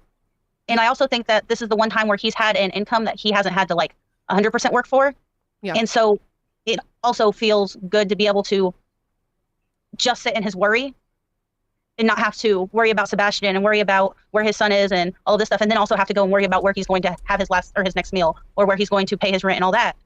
And I think that the extra money has also gone to his head, because he's never really had it to where he hasn't had to either work or be reliant on Katie and not be able to. He's never been able to support himself, guys. If he loses this deputy thing, which who knows if he will or not, but if he does, he needs a vein of money. He needs a vein of money.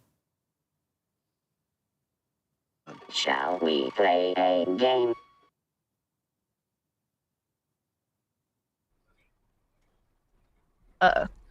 Not be able to. We lost her. But she comes back. But he liked science, and I think school is like has always been one of the main places that he's liked going to. Do you like going to sporting events and things like that? I have never seen him go to a sporting event. Okay, that's a fair answer, because it's just I would love to learn anything and everything you know about him. Mm-hmm. Okay, well, we saw a video of him at a sporting event, didn't we? Didn't we see a video of Sebastian at a sporting event? He liked going. Let's see. I remember the beach, the zoo. He liked the zoo. He loved animals. He absolutely loved anybody who walks by with their dog. You're his next best friend. Well, at least your dog is. It might get all the love in the world from a kid for about 10 minutes. Cats. He would chase a cat. If it was an animal, I don't know about lizards. We had those in Cali, and I remember there being lizards. I do not ever remember him chasing a lizard. I don't think he liked lizards or bugs. I know he didn't like lizards or bugs. Didn't Seth say that he had a lizard? I know he had pet snakes and he likes snakes, so those might be different. But I don't remember him chasing lizards. I wonder if she's mistaken. Let's see. This is hard because I haven't seen him in so long. Well, don't make things up. Just tell what you know. They was he like anything? They okay, go ahead. Her. Was he like adventurous? Right? Did he? Yes, he would climb to the top and jump off of anything. The top of the. If you go to the park, he'd climb to the top of the swings or climb and jump off. He'd run everywhere, chase kids, play tag. Like, he was a very, very active kid, or is a very active. I don't know as a teenager if he's as active as he was as a kid. Keeps correcting. But he was a very active kid. Yeah. So. Did he read a lot back then? You know what I mean? I cannot remember him reading at all. I don't think he read at his grade level 100%. I mean, maybe that has changed, but I remember him reading comics and stuff like that, but I don't remember him actually reading books per se. So. Truth? Yes. How are y'all tonight? Don't everybody speak at once? Oh, I'm good. We're all right. Doing great. Who is this guy? He always I mean, I know he's friends with Clue and everything, but he always inserts himself. He says it's true, and Chris has no emotions and doesn't like Sebastian or whatever. It's going to do Chris more harm than good, because Chris is trying to get custody of his daughter. So why would he go and cause another problem in his household to where it's going to mess with anything to do with that? It looked like a hockey game to me too. I would agree. I just, at this point in time, I don't see any three of them benefiting at all from Sebastian going missing, and I don't personally think that Seth or Katie would ever do anything to harm him. I don't see it in their personality at all. I've never seen them being the type of person that would. And she can't vouch for Chris because she didn't even know he existed a few years ago. Actually, harm Sebastian knowingly to the point where he would be killed. Gotcha. Thank you. Speaking of which, I have a question. Oh, go ahead, Crystal. What do you? I'm sorry, nonsense. You're okay. What is your opinion as to what happened to Sebastian? What do you think might have happened? I have had a couple of theories myself. I said earlier that he could have been lured out by school kids. I also think that he could have met somebody in Minecraft and been lured to them. There is, if you haven't, like in my state alone, I live in Indiana, there are from the ages of 12 to 18, 19, we have 6 or 7 missing people with no, like 6 or 7 missing teenagers with no idea of where they're at. And it's the same almost any state you look at. So that makes me think at this point, like they just found a trafficking ring in Tennessee during Sebastian's being missing. And that has been my main worry, is he was taken and lured away from that. And I've deep dived in the whole, at one point I deep dived in the whole Nina thing, because I've never, like, I went through her Facebook. I'm sure she's gonna what's it called, block me after this, but I've already went through it, and she has no posts about her kids at all from before Sebastian went missing, and then everything became right about her kids right after, and she started monetizing off of. Maybe she didn't feel safe putting things of her kids out. I don't like this, nor do I agree with this, and this is going to make me question it all. Damn it. Now she's talking about monetizing. Or not monetizing. Seth monetizes off of Sebastian being missing. She's trying to keep some facts. What is this? Hold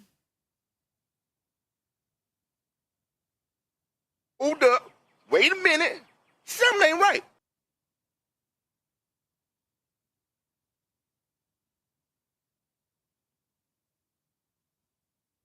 This is what you say about Nina.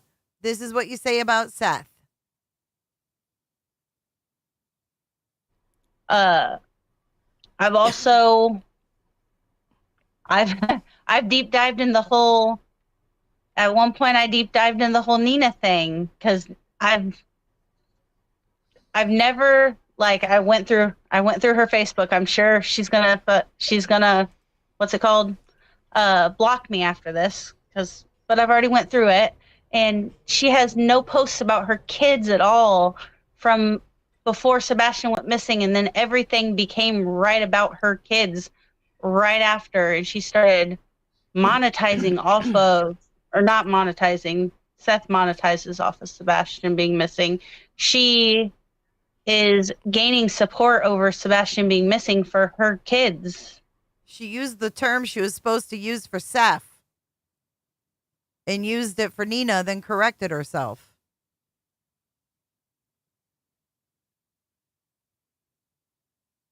God, these people, they say things and they don't. This is why people don't get away with stuff, because they're not perfect. People can't lie and get away with it. I've never, like, I went through her Facebook. I'm sure she's gonna what's it called, block me after this, but I've already went through it, and she has no posts about her kids at all from before Sebastian went missing, and then everything became right about her kids right after, and she started monetizing off of, or not monetizing, Seth monetizes off of Sebastian being missing. She is gaining support over Sebastian being missing for her kids, well, her daughter. And what? Like, I've thought that could have been a thing at one point. Like, what is she talking about? I don't even get that. She had the most to gain out of people who personally know who he is. She thought Nina had the most to gain? What? What would Nina have to gain?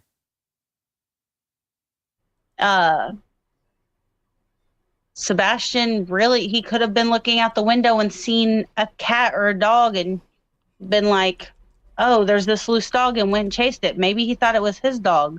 I said the same thing. I personally, I don't know what happened to him. I wish I did. I wish I had all the answers. But somebody said he was in the window flipping the lights on and off, and then they heard a thump, or Katie heard a thump at one point. He could have seen something outside and decided to go after it. And by the way, about the thump, I don't know how many people go check on their 15-year-old boys, but I don't think that at the age of 15, I would have been very upset if I dropped something in my room and my mother came up to my room and was like, what's happening with you?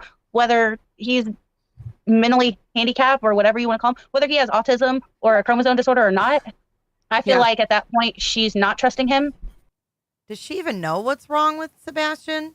Is any of this even, what's even true and what's not?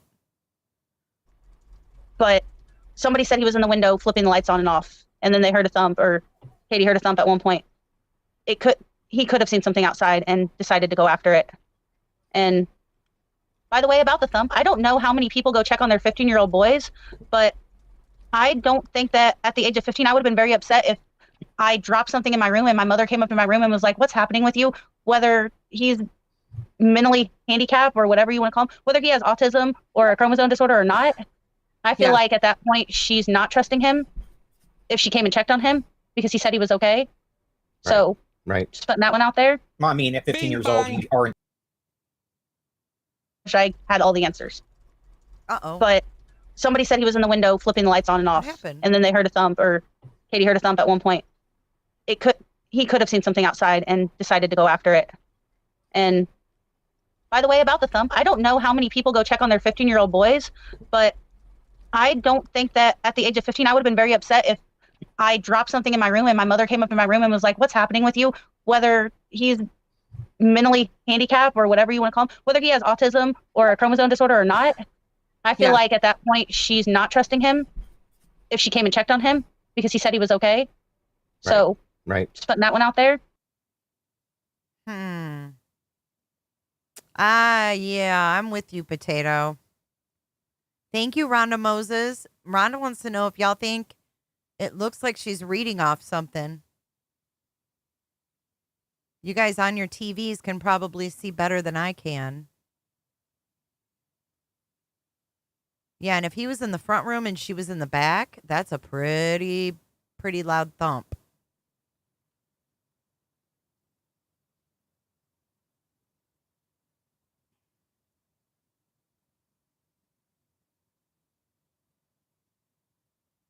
Well, I mean, at 15 years old, you are entitled to some sense of privacy. And if the door is shut, you don't just go barging in. You would at least knock. Yeah. So, especially that late at night, and he's a 15-year-old boy, and you don't know what you're going to walk into.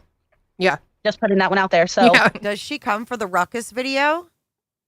I haven't heard that. All these moms who walk in on your 15-year-old boys, I feel really, really bad for them. Can I ask a question real quick? Go ahead. Hi, my name's Dago. It's nice to meet you, and I really appreciate you coming up here and allowing for all of us to do this with you. Nice to meet you also. Thank you. You know Seth pretty well, you would say, right? I don't. Yes. Do you think there's anything at this point that could be done or said or just enacted that could make him take a step back, knowing his personality, and see what has happened and just say, what the hell, and maybe change things up on his own? I at this point do not know what he's pulling for at all. I really wish I understood him a little bit more than I do. Mm-hmm. I think that all of this should have been enough to make anybody step back and be like, why did I let it get this far? But the fact that he hasn't, there are more hands in his brain than I think he knows what to do with, and they're not his. They're his mom's and Triple T's and who knows who else is putting words into there. His mom, she mentions his mom and Triple T. I agree. Thank you. I had something to ask you. Oh, in your opinion, right, is Seth what you would call, was he ever with Katie, what you would consider to be like controlling? Yes and no. I mean, I remember me and Katie and my other friend, I'm not going to mention her name here because it doesn't matter. We were going out to eat, and this picture has actually been posted by a couple people online because I don't know how to hide my highlights. Mm-hmm. And so I have a picture of me and my other friend in a dress, and then Katie in jeans, because she was not allowed to wear a dress to go out and have a girls' night with us girls. And we went out to, what's it called? The adult arcade thing. Dave & Buster's. Yeah. I think that's where we had went. And we played video games and, well, the arcade games, and ate in our dresses. And Katie went with us, but she was in jeans the whole night, and she wasn't allowed to go in pants or in a dress because Seth was not with her. That is very interesting. Do you know if, I just have to ask, do you know that Seth was very religious? Did he go to church when? No, I have never seen him go to church. Okay. I actually, at some point, I'm pretty sure he was like the opposite of religious. Like, The opposite of religious? Okay, let's do a new poll. Let's do a new poll.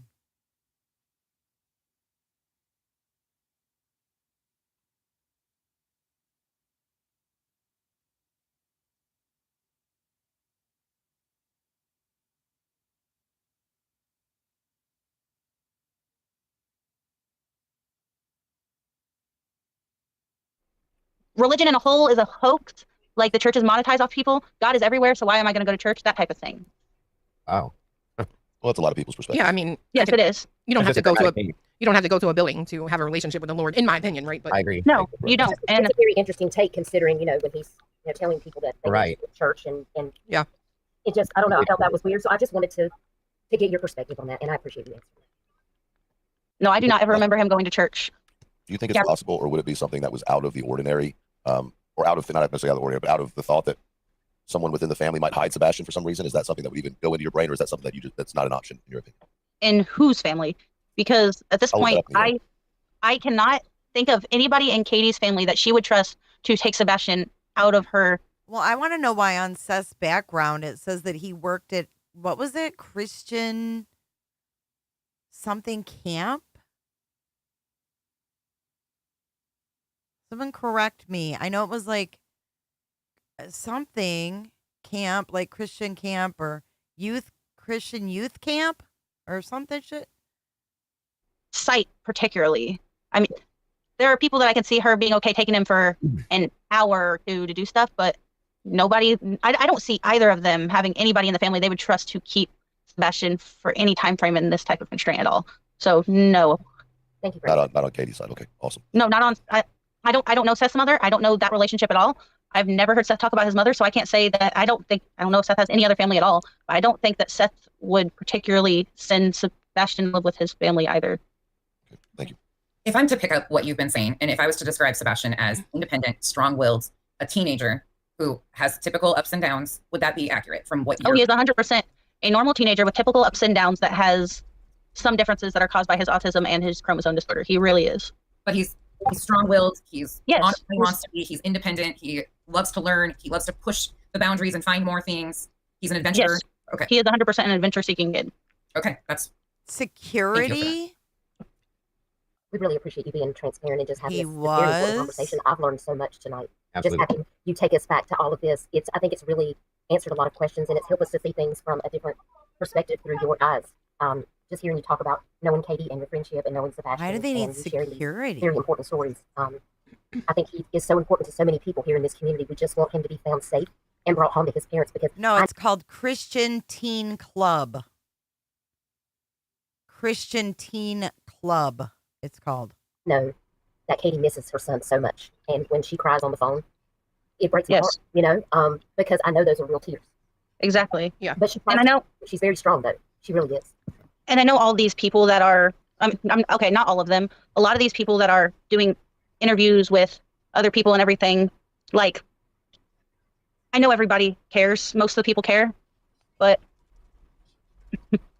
some of these interviews are not, I think some of them are 100% made up. I mean, I wish they weren't. I wish this was black and white and all of that, but. No, to clarify, she did not know Sebastian as a teenager. No, she did not. What we've learned more about are dynamics again, which are absolutely horrific. There is no update on WBBJTV.com. From 8 hours ago, the body found at Spring Hill Cemetery in Sardis, Tennessee. There is no current update.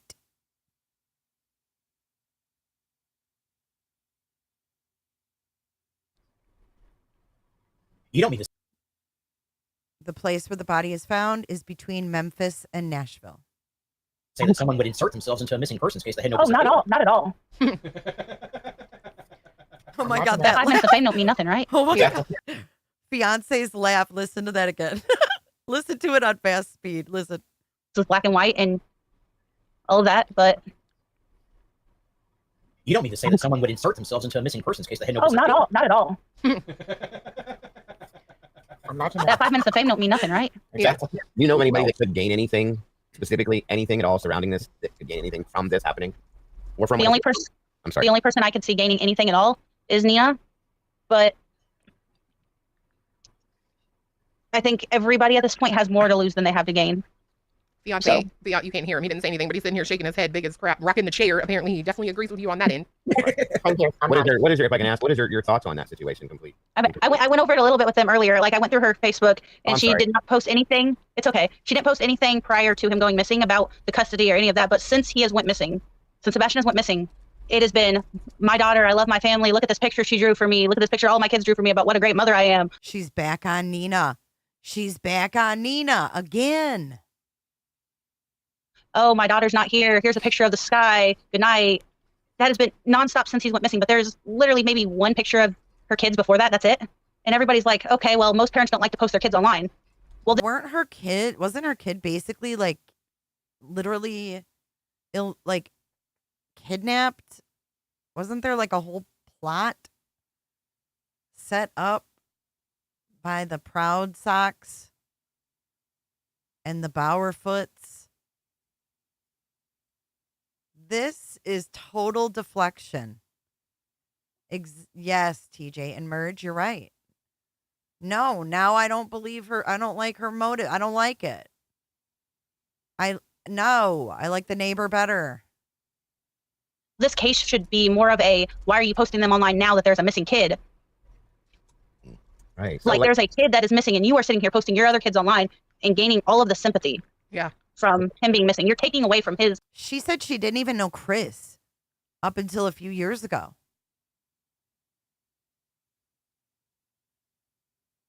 Case. Exactly. For your own sympathy. And that's all I've seen on hers. You know, one of the questions that keep coming up in a lot of the group chats and the panels has to do, and it's been talked about in this chat as well, has to do with calendar dates and similarities of calendar dates. So do you have any knowledge of whether Seth or Katie, for that matter, Ooh, he's talking about the day of the big D, had a thing with numbers or dates where they were very important to them? I don't think any of them had a thing to do with Seth. Would be the only one. The calendar dates are coming up because it's the 24th is also when they got divorced. I've already seen that theory. And Seth would be the only one who would hold on to that date because he would hold on to it with. First of all, it wasn't the 24th. She said it was the 24th. What day did Sebastian Rogers go missing? February, last seen. February 26th. She's talking the 24th.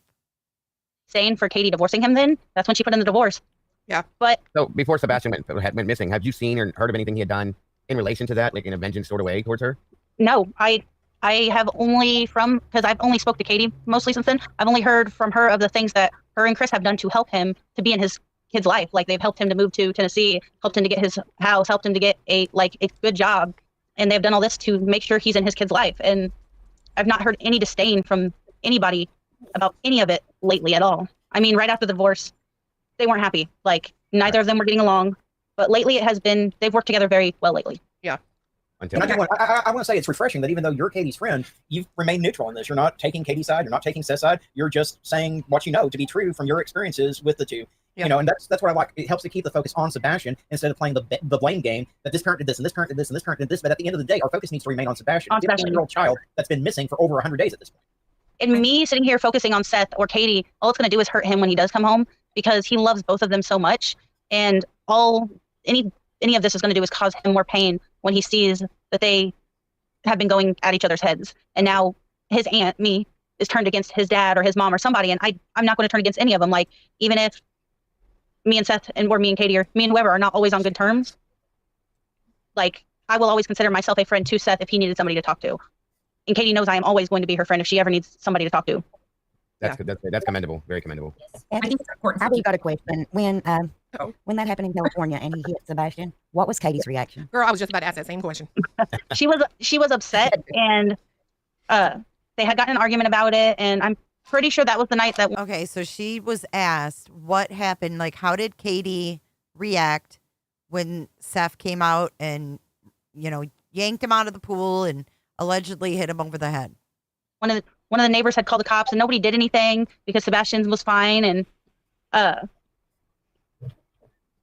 pretty much Katie was upset and they got into arguments about it. And then I ended up leaving and going home because I didn't feel comfortable staying in the house with them arguing, because I do not like, I grew up in an argumentative house in which the parents sat and yelled, and I know it makes me stressed. So I did not stay in the house. Yeah.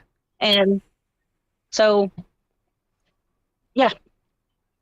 So the cops came, you said the cops came, right? I'm pretty sure that is one of the times when the cops did show up to the house. We were asking questions and, oh, well, this is what somebody said happened. And do you remember how long it may have taken for their relationship to get to that point, or was it just from the beginning?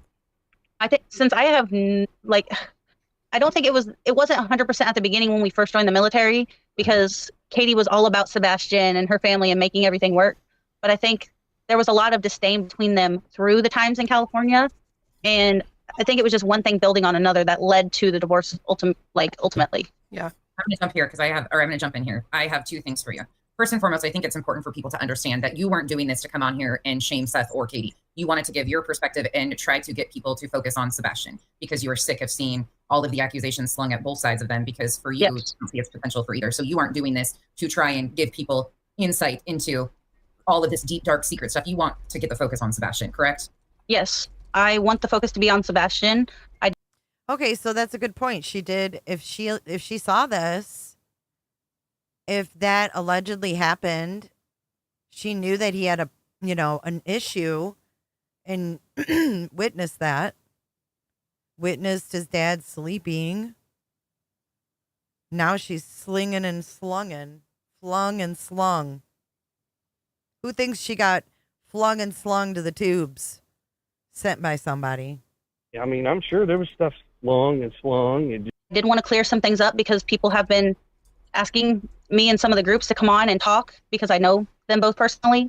Right. And I know in the groups I have come across as harping on the whole Seth thing, because I have told them from the beginning, like, that is who he is as a person. He has a lot of people fooled because they think he's this perfect person. Right. And he's just like anybody else. He's like my dad. My dad is not the perfect dad, but you know what? I still love my dad. And my dad would go to the ends of the U.S. for me if anything happened. And I think that's what people need. He wouldn't go past the U.S. He'd just go to the ends of the U.S., not the ends of the world or the earth. Maybe she's a flat earther. To realize is there is no perfect parent in any scenario. 100%. Yep. Yeah, agreed. Yeah, 100% agreed with that. What was your second thing? It just blanked completely. I saw that in your face. See the blank. Yep. Oh yeah. Well, I was about to say it. I've almost said it like 4 different times, and now when I have, of course, it just goes away. Well, when it comes back, just cut anybody off that's it'll talking. come back, and then it'll be gone again.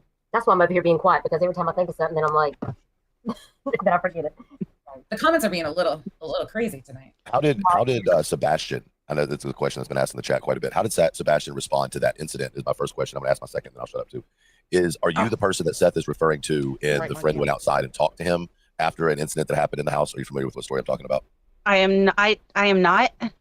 So, at one point there was the altercation in the house, or where he had caught Sebastian, and he said that he went outside and was talking to a friend who felt uncomfortable or something like that. And you said that you had felt uncomfortable the night that happened. So I was wondering, were you there the day that Sebastian either fell on a Hot Wheels or whatever the reasoning was, where he supposedly caught Sebastian and there was bruising left on the neck? I do not remember that. I mean, there were plenty of times where I went outside because I felt uncomfortable. And there were plenty of times Sebastian joined me outside and we'd sit and talk if him and Katie were fighting or, well, not fighting. They were arguing. Yeah. Or yelling. And it just, I'm making sure that, because people jump to conclusions based on your wording. And I have said like multiple times, I have never seen Katie and Seth be physical with each other. They did argue. And it said be fizzle with each other. Fizzle with your dizzle. I mean, I'm sure there was stuff slung and slung. Like Seth has said that she was, what was it? He said she was mentally abusive because she used to bring up the fact that he didn't work. Yeah. And I have seen her bring up the fact that he didn't work, but it was more based on the fact that Seth had bring the fact that they couldn't live comfortably in California and blame a lot of the stuff on her. And a lot of this was her fault on why they couldn't live comfortably. And it was a lot of relationship issues based on a monetary issue. Yeah. Right. And go ahead. I think that is. Oh, sorry. I mean, it's the same. I've the same as everything is now. A lot of people are having issues paying bills or anything. Like everything skyrocketed lately, And so I know it does cause relationship problems when you're not where you need to be money-wise. So I think that did factor into a lot of their arguments and stuff.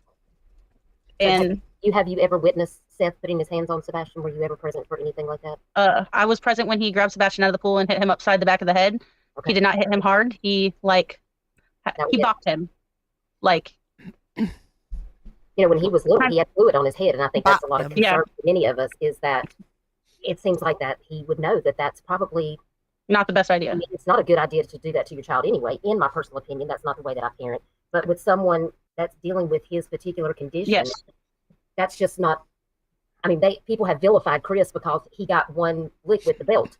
So I just want to know, you know, I can't imagine how that compares to knowing that someone has hit their child upside the head. I mean, okay, so like, there's like, it's not like he like whacked him upside the head. Like he like hit him lightly upside the back of the head. Like, I don't know how to explain it. Like, they've done it in movies before where like the person comes behind the person and just whacks them in the back of the head lightly. But she just got done saying he was so angry. He couldn't control his anger. Okay. Yeah. Like the what were you thinking whack in the back of the head that's in movies. That was what it's like. Okay. Like, I was more concerned about the fact that he grabbed him by his arm and picked him up out of the pool. Okay. Than I was about the whack at the back. He was about 8 years old. Yeah. Okay. Nonsense, go before you forget it again. Oh, I made myself notes this time. Okay, good. Okay, so my question is, we've talked about the divorce, the date of him going missing being February 26th and it being the date she filed for divorce. Do you think that has any significance whatsoever in your opinion, or that Sebastian could possibly know what that date is and the significance of that date? I personally want to say no, he wouldn't know what the date is, but he could if Seth has brought it up before. Was it a bop or a whack or a thud or a thud? A thub. What is it? A thud? A thump or a thud? A bop or a whack? But I can't say I don't see Seth bringing it up, because I 100% can see Seth bringing it up, especially if he is holding a grudge towards this date. But I haven't seen him in so long. I don't know what kind of a grudge he is holding towards the date of the divorce or any of that. Sebastian, when he was little, did he retain like dates like his birthday, Christmas? Was there anything that he would significantly get excited for, upcoming things, or was it stuff he had to remind He'd get excited for Christmas, but he didn't like retain the information that it was Christmas. California, there's no seasons, so like when a kid starts seeing. Oh my God, I've totally heard this from somebody. Didn't Seth just say this? In California, there's no seasons. Who just said this the other night? Where did I hear this? Emilio, thank you so much. Thank you, Emilio. Thank you for being here. I mean, I'm sure there was stuff long and swung. And Someone burped. Oh my God. Super. But who said that, you guys? We just heard this the other day.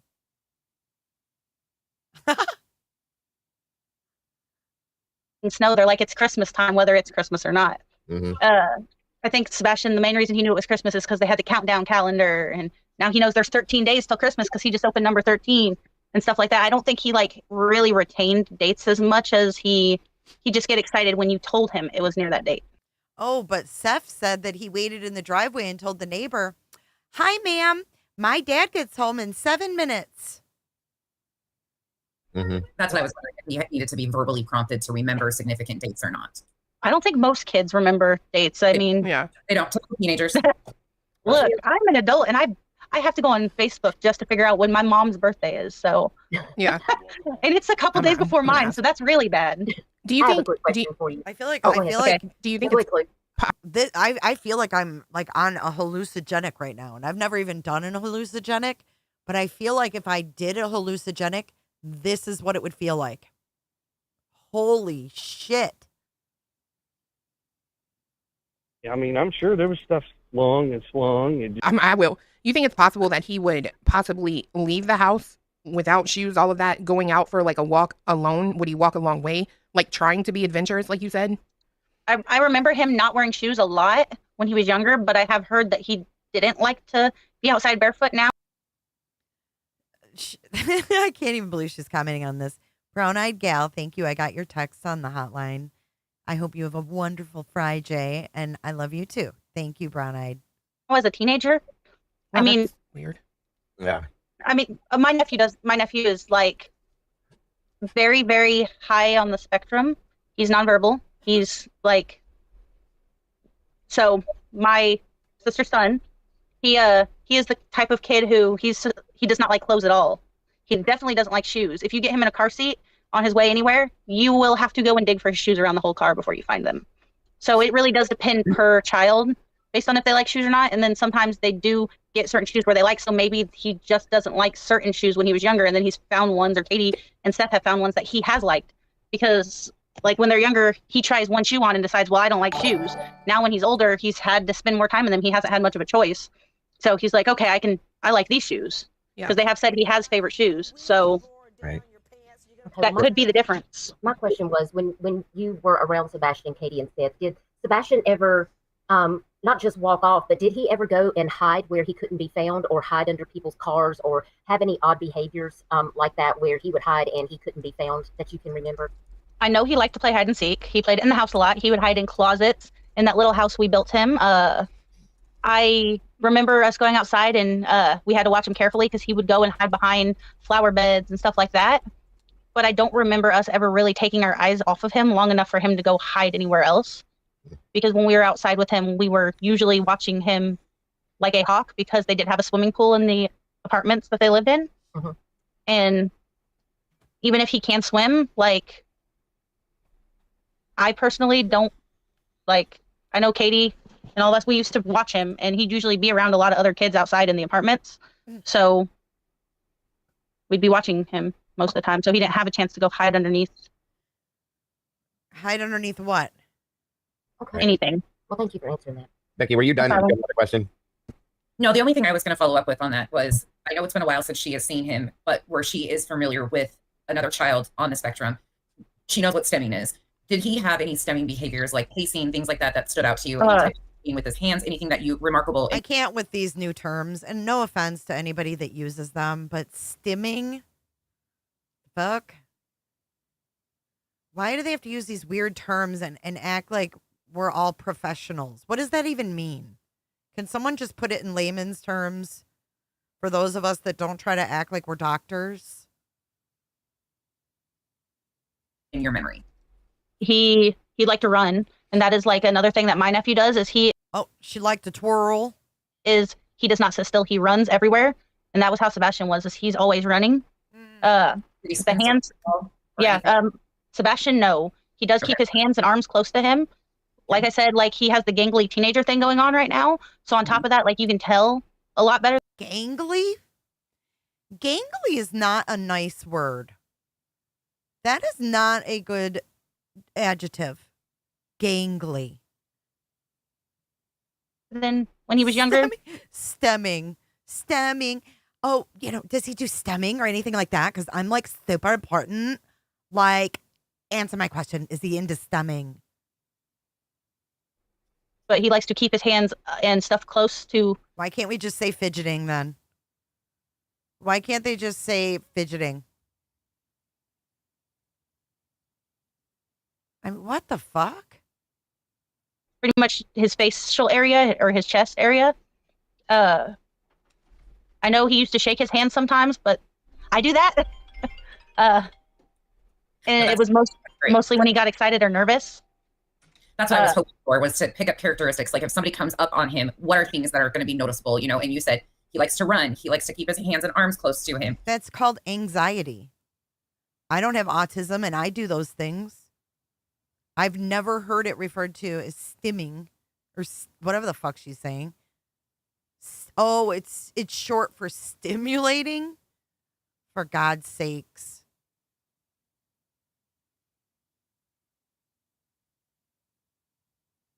Like, I do certain things when I get a panic attack to soothe myself. I must stim. I must be a stimmer. He fidgets. Is there anything audible, like anything that you can remember? Like, does he like to squeal when he gets excited? Does he any sense of joy? No, he babbles. He talks and talks and talks and talks. Like he will talk your ear off, and he will talk about everything under the sun. He does like. Okay, well, Tara, I mean, I consider myself a fairly, knowledgeable person, but I've never heard of, and thank you for becoming a member, Emilio. I've never heard that term. So I don't know why. I just hate that. Like, just say it in layman's terms. Because if I don't know, I'm sure there's other people that didn't know. To swim like a fish, though. Like irrelevant. He will Just be in the forget about water it. from the time the sun comes up till the time it goes down if you let him. And he is the above water, underwater. Let's go underwater and talk to. It just sounds like a new age term to me. You know what I mean? And I sound like my dad because my dad would say to me, "Oh, back in my day, we never talked about anxiety." So it's the same type of thing. To do with water is 100% him. It sounds like a TikTok term. I had another quick one if I could ask. So when he was younger, do you remember being around him, noticing if he was in tune with things going on around him? Maybe, if there's phone conversations, if mom's on the phone with dad, or if mom's or some, phone conversations going on, if he was able to or would tune in and pay attention to what they're talking about regularly, or if that was just something he never did. I don't really think he tuned in a lot. I think subconsciously he realized what was going on around him, but most of the time he was very, very good at ignoring a lot of things happening around him. Mm-hmm. If he was stuck in the house when anything was going on, like important phone conversations or any of that, he was always on the move. So he was always playing a game or sure doing something. So he was more focused on what he was doing at that point in time, which is another thing that my nephew does also. Is my nephew does not realize what is going on around him. He is 100% focused on what is going on in front of him, which is what he is focusing on. Okay, she's talking about her nephew and his autism. I don't think you can compare it. You didn't know, Sebastian. A cop busted an autistic kid for stimming and acting weird? What?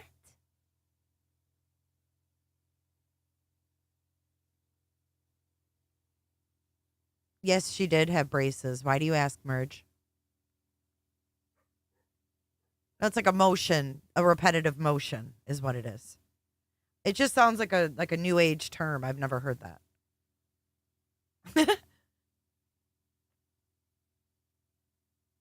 I'm not familiar with these terms.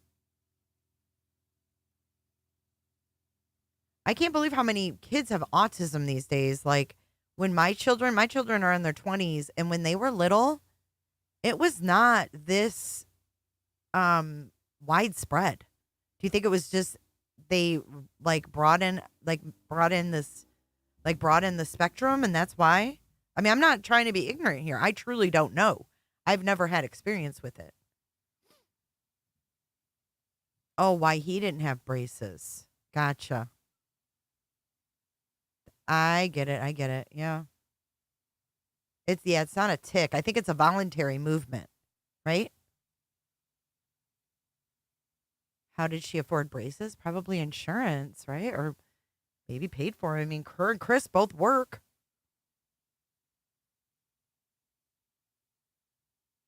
Oh, now it's 1 in 30. What were those odds back in our day, Jammers, I wonder? Or even in the late 90s, early 2000s?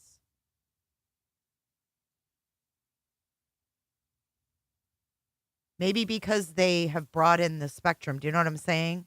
A spectrum is very broad. There can be multiple. There's not just levels, right?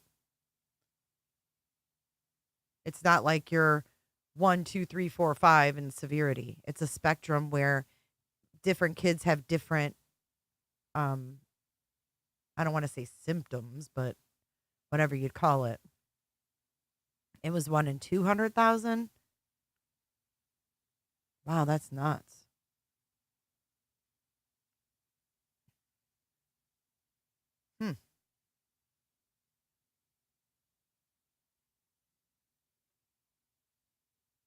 I thought that was with 80, like attention deficit or whatever.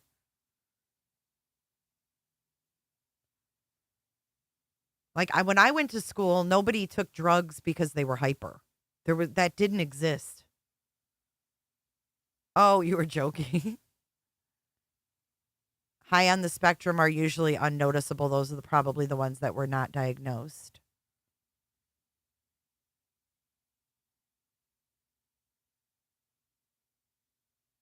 No, it seems super common now, and that's why I'm trying to educate myself and learn these things, but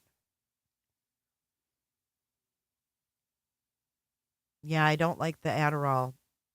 I don't like that Adderall stuff at all. Change the way of teaching. You know, kids need to be busy, hands on. They don't want to they don't want to sit. You know, boys, let boys be boys, man. They want to play. They want to roughhouse. They want to run around. Teach them in that where it's fun. I mean, it's a whole problem. See, I don't even know what Asperger's is. Now it's not a thing. It's like I can't keep track of it. Mr. Cashman, that's great. I'm glad to hear that. I don't even know what that means. Because now they don't have that anymore. Well, they're definitely addictive, Cricket.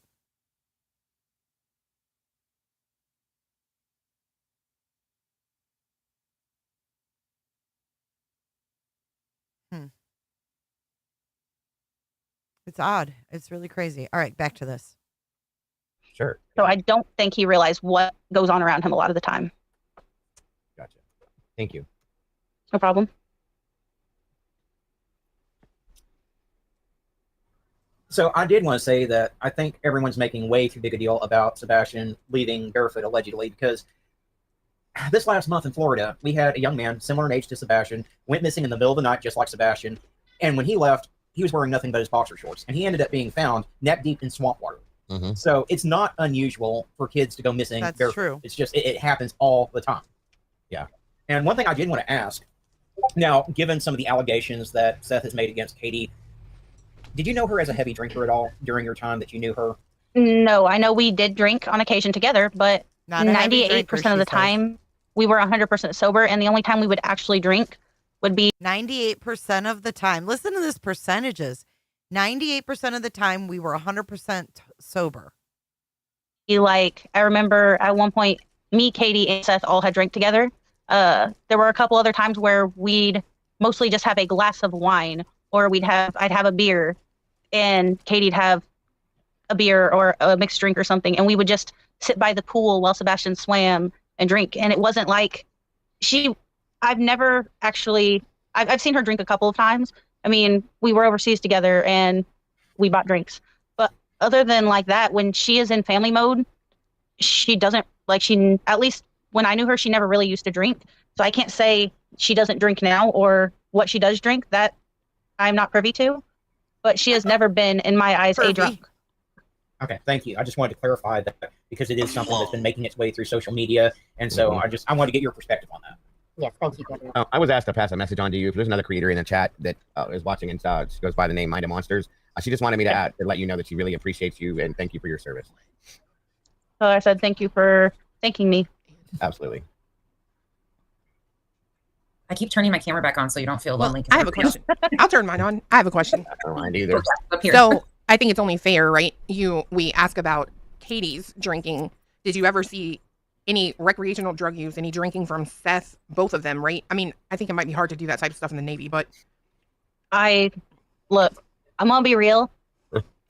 We lived in California. Weed was not illegal there. Mm-hmm. So, I mean, it was for us military people, but I had seen at one point Seth smoke one time. And other than that, I have not really seen Seth smoke. I mean, he's drank like a beer. Did she say pervy? I didn't think I heard her say pervy.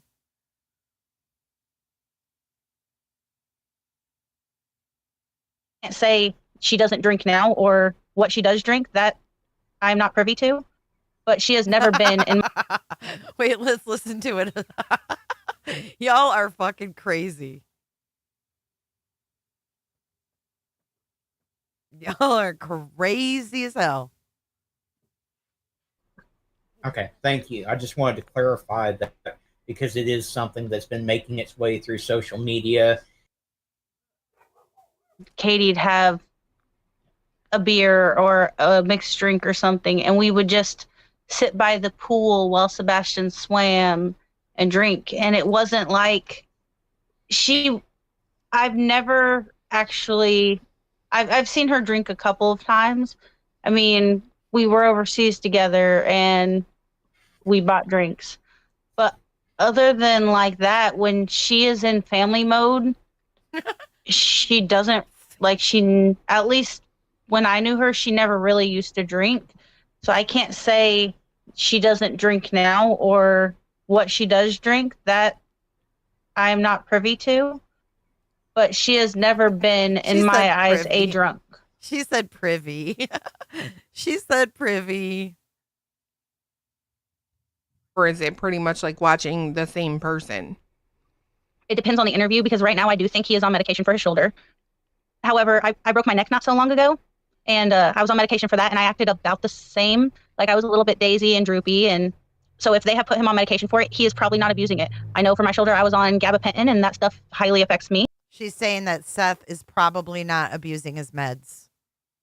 And maybe because he hasn't taken any medication in so long, it does affect him more than it would affect my neighbor down the street. I mean, but refresh question. Yeah, it was just like, does he act different now, right? He acts, other than the medication thing, he acts a lot of the same now. At the beginning of him coming on here, he acted like God's gift to Earth and God's gift to Sebastian and the perfect dad. But since his personality has came out a lot lately, Hey, Wes. and I think people are saying who he truly is, The real him. which Right. they're saying the real him, but they're also saying the worst version of the real him. Has he always made what some would classify as inappropriate jokes in stressful situations? Thank Oh, you. 100%. And I think Okay. he is very, very socially awkward. Okay. And I don't think he deals well with stressful situations. So his go-to is Humor. to lighten the mood. And he has a sense of humor that not a lot of us have. Dark sense of humor. Very, very, very dark. I can Now, has understand that. he ever approached you and what you would feel would be Oh, God. She said 3 varies. Very, very, very dark. I'm sorry. Family mode is unavailable right now. Please try again later. No. Okay. Nope. I would have thrown up on him. I mean, Jesus Christ. I say that in the nicest way possible. Wait, what did she just say? She would have thrown up on him.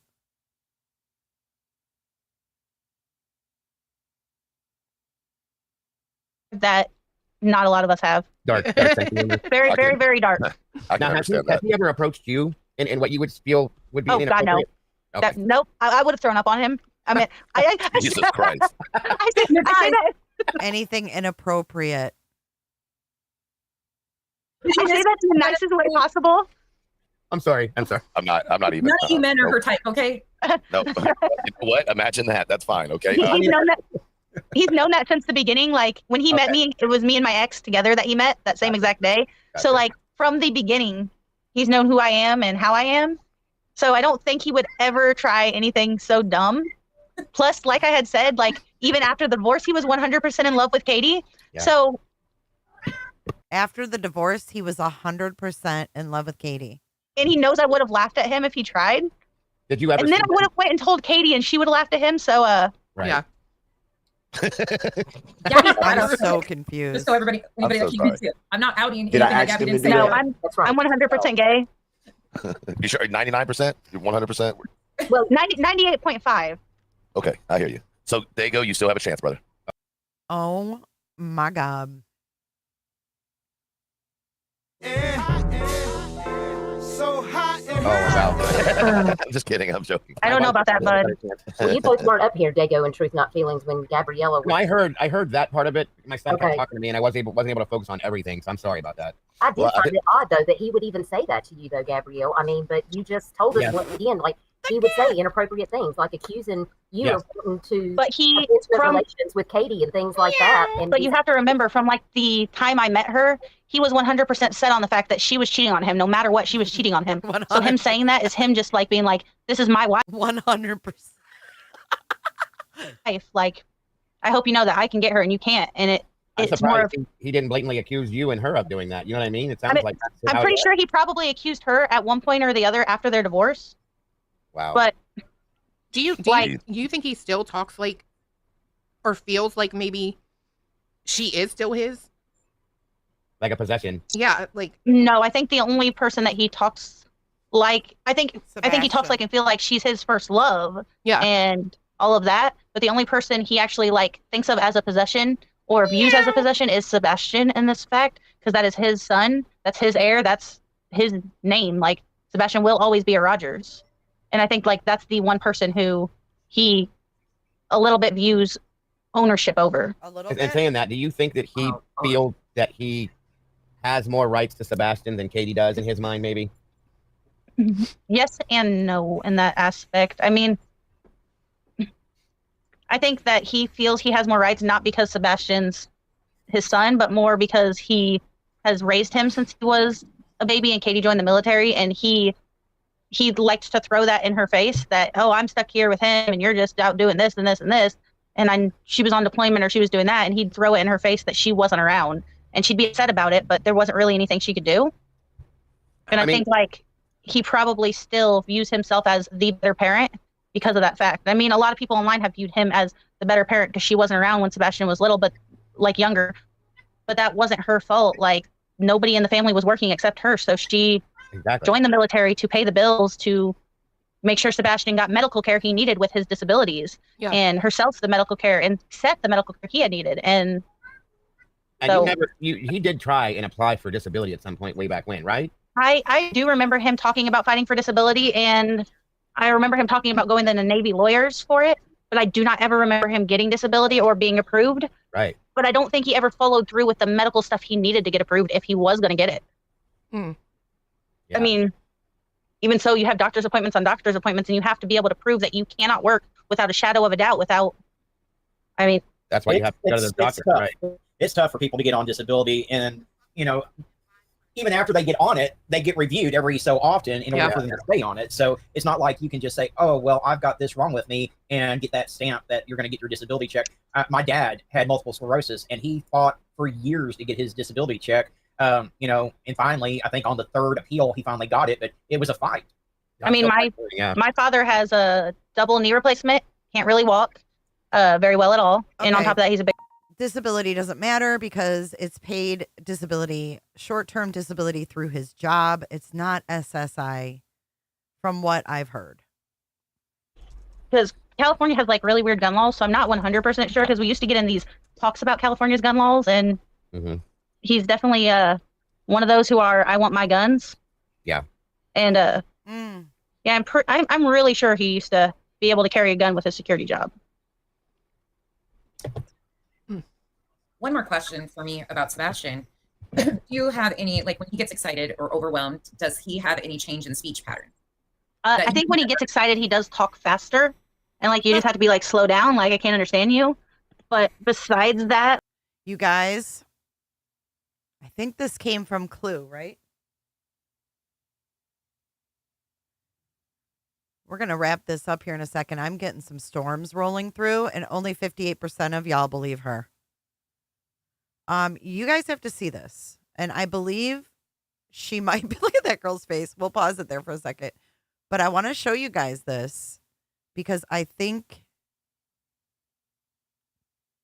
Clue has figured out where the fuck Seth was when he did that live. Look at this. What is this mess?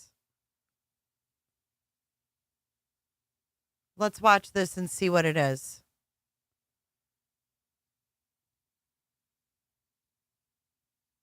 Game are you playing? What's this all about? Yeah, so right here. 100%. That is the same. Here we go. If you look at this beam right here. Hang on. And then right there. And it's almost like maybe he walked over and like leans on this barbecue right here.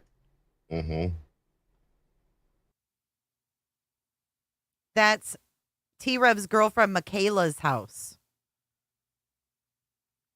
No, this is Michaela's house, right? This is Michaela. That's her carriage house. There's the ferns.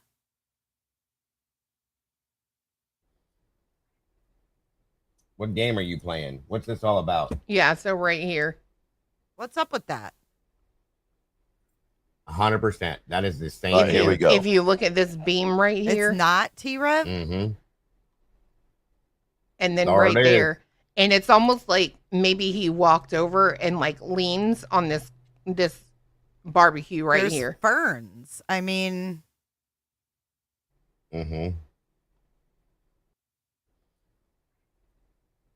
What game are you playing? What's this all about? Yeah, so right here. 100%. That is the same. Here we go. If you look at this beam right here, Mm-hmm.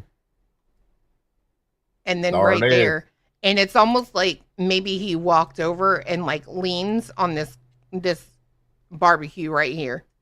Mm-hmm.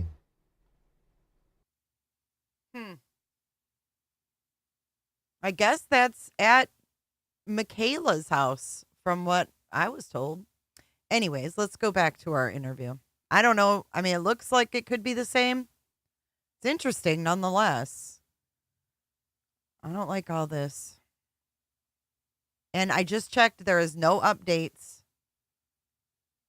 Mike O'Toole says not the same at all. Okay. You can think whatever you want. I mean, I just showed it. You guys can make up your own minds. I'm not here to tell you what it is.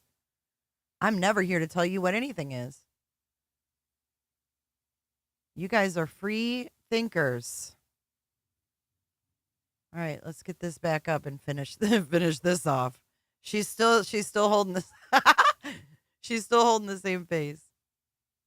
But Clues live is in the chat if you guys want to check it out. It's worth looking into for sure. Because Seth, I don't know, man. I don't trust the dude. Like, I remember him stuttering a little bit, but I think it was more like a little kid stutter than it was a, like, because my nieces and nephews do the same things when they get overexcited. They start like jumbling their words, and then you have to be like, okay, wait, stop, Right. think about what you're going to say and say it. And I think that was more of like a kid thing, and he might have grown out of that at this point. That's fair. Very fair. Yeah. Yeah. When Sebastian was little, did you guys, Seth had mentioned something. I think he was asked a question in one of the interviews and he referred to it this way. No, it's not about him leaving his house. It's about there was a feud at the time, remember? I think that's what people's issue is that there was this big feud about a pew-pew at that time. Saying that he grew out of that. Did you ever know Sebastian to have issues with like seizures or anything when he was littler? I think he had grown out of that before I was around. I think he grew out of that like very, very close to when I first came in. Because Gotcha. Well, to piggyback on that question, when he was upset or angry, how did he behave, right? Would he like? He would cry and he would scream. I remember that one. He would scream at the top of his lungs at some points in time. He'd throw himself on the ground. Most kids do. So yeah, I remember him doing that. But he was also like, there were times with Seth to be like, okay, bud, let's talk about it. And they'd sit down and discuss Sebastian's feelings, or him and Katie would talk about it. And we discuss how to get your feelings out there. Right. And for the most part, they did try to harp on the whole talking about your feelings thing with him. And hey, bud, like, you need to settle down. Tell us what you want. Like, what's going on? What's the matter? Well, that's good to know. Yeah. Because I want Sebastian to It's funny how she says, hey, bud. That's kind of like how Seth says, I would tell him, hey, bud. feel like, whenever he does come home, he can be able talk to to both express himself. Seth and about, what took place without fear of being judged or anything like that. Yeah. Great point. And I think I remember in a couple interviews, I know I heard Katie say, if you come home now, you're not going to be in trouble. And I think that he would be worried that if he came home, he'd be in trouble, because I know he knows how much it would worry everybody. So I think her coming out and saying that would put him at ease. Do you think that if Sebastian got it in his head, the child, I know it's been years, but I know you still talk to Katie, but do you think it's realistic to say that if he got it in his head that he wanted to make the biggest magic trick, right, and disappear, do you think that he could study and research like how to get out without making noise, things of that? Do you think he's capable of doing multiple steps in a row without having verbal commands, modeling, anything of that nature? I think that if somebody told him how to do it, he could do it, but I don't think he would research it himself. Okay. Let me ask you a question. Now, you had talked earlier about how much Seth enjoyed school. How much Sebastian enjoyed school, and how that was one of his favorite places. Now, given the fact that, from what we understand, he was set to go to online schooling, and he wouldn't have that interactivity with the other children, do you think that would be something that might push him to run away because he didn't want to do his schooling online? I really do think that could push him to run away, because he also enjoyed, like I said, he is a kid's kid, and he enjoyed being around other people. He enjoyed being around teachers. He liked having friends. So I think that if you had taken away the fact, like, you are sitting there and telling him, well, you're going to go to school online now. Good luck. You're not going to have any friends around. Like, he's going to be at home how many hours of the day? Most likely by himself while his dad's at work doing school. And now on top of that, he doesn't get his friends like he used to. I do think that could have caused him to run away. I could see it making him run away when he was 7 or 8. So yes, I could see it making him run away when he's 14, 15. What? I thought he didn't have friends. Good question. Good question, Arctic. Yeah, that was my question too. So thank you, Arctic First. TJ, I think that's what the whole point of the whole clip was. I believe that's what she's getting at. If that's the same house, then something's hinky. And it ain't the first fucking hinky thing in this case. That's not. Right. So earlier on, God's you made a comment God that there were almighty, some where is stories that were Scott told H? in interviews, and you kind of laughed at it when God you said it. So I kind almighty. of took that maybe there were some mistruths in those interviews that you saw. Are there any of those that you want to address? I mean, okay, so the interviews with the neighbors are one thing. Like, I don't live near them, so I don't know what's going on where. Mhm. But I think a lot of the people in that area there are a lot of housewives, and they sit and talk, and then one of them says, oh yeah, I think this happened, and now, oh yeah, so and so saw this happen. And like, Why would you get pissed though if it's not true? I would laugh.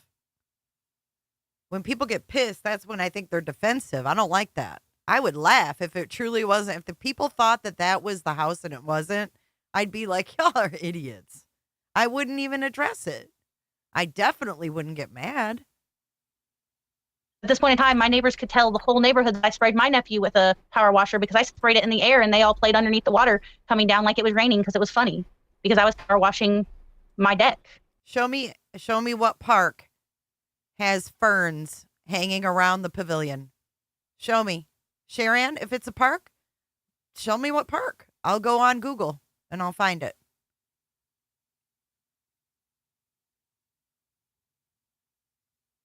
Right. And yeah, well, And it's not a photo, it was a video. the whole power washing thing's been debunked. Chris and Katie have said they don't even own the power Wait, wash. wanted them to show up. Show up where, Michelle?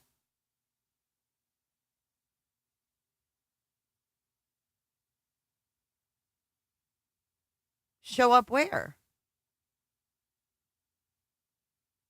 I know, is she in the damn carriage house? Where is this girl at? The fuck? Yeah, something's fucking hinky here. Big time.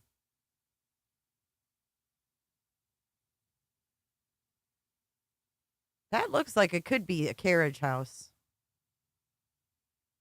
Yeah, I've seen the Zillow. I've seen the house on Zillow. You show me a park, the park of the pavilion, and I'll find it on Google and see if it has ferns. Simple as that.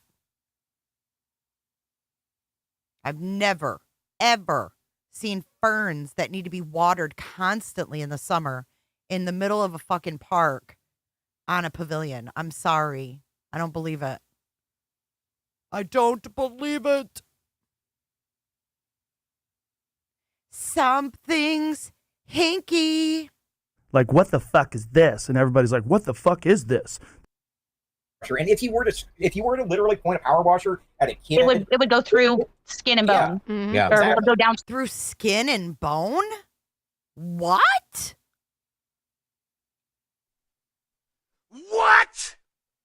The video with Seth has ferns. Yes, ma'am, Sharon. I suggest you go back and watch it. I'm not going to sit here and argue about it because it is. I've seen the ferns. I've seen the video. I edit videos. I see them very closely. And I unfortunately have to watch them over and over and over again.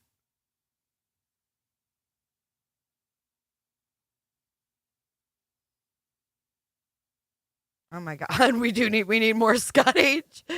I'm going to find the video and we're going to watch it right now because that pisses me off. liar. Oops. Fucking fuzzy slippers and lip gloss.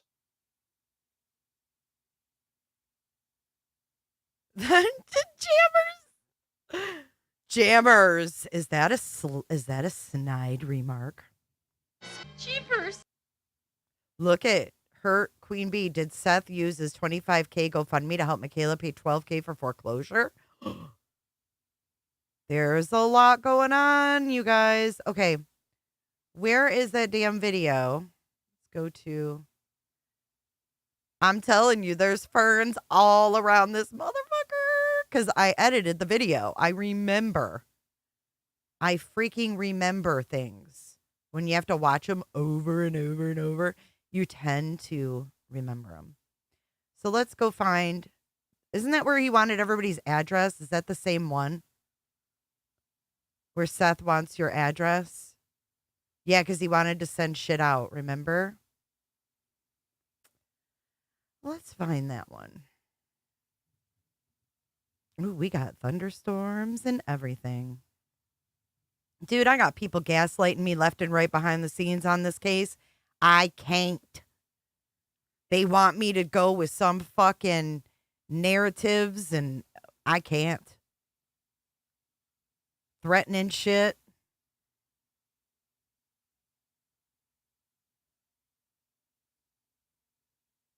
Didn't I just see jammers? Am I seeing things? She knows her plants, I thought she said. Okay, weird. Hey, welcome, our whip. Thanks for joining. Dude, I don't know where I saw jammers. That was weird. Did someone say I know my plants? Who was that? Jammers, did you say that I know my plants? Yeah. See, there she is. No, it's the one where he wants their address. Here it is. Isn't this it? I don't have Facebook, so I'm not on there. I don't have Facebook, so I'm not on there. Hold on.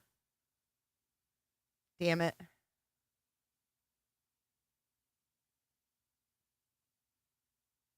People telling me there's no ferns.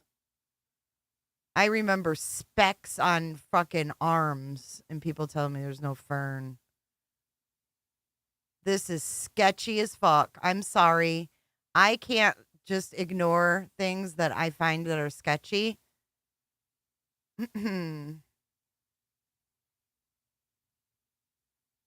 you see this?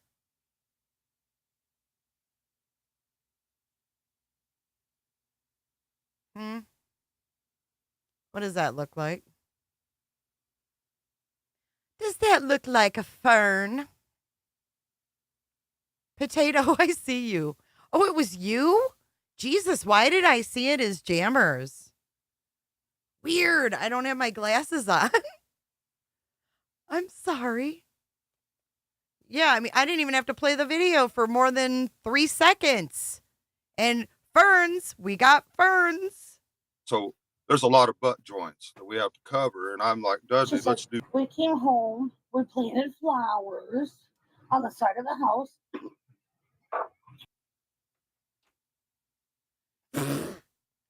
Ferns, ferns, ferns, ferns, ferns. Motherfucking ferns. Why? Why is this going on here? Why? I'm not really hip with this social media stuff, though. Wait, I gotta fix my screen. Hold on. Hold on a second. This is so messed up. Dude, people are going to be matching up trees and shit. Why do people think they can get away with crap like this?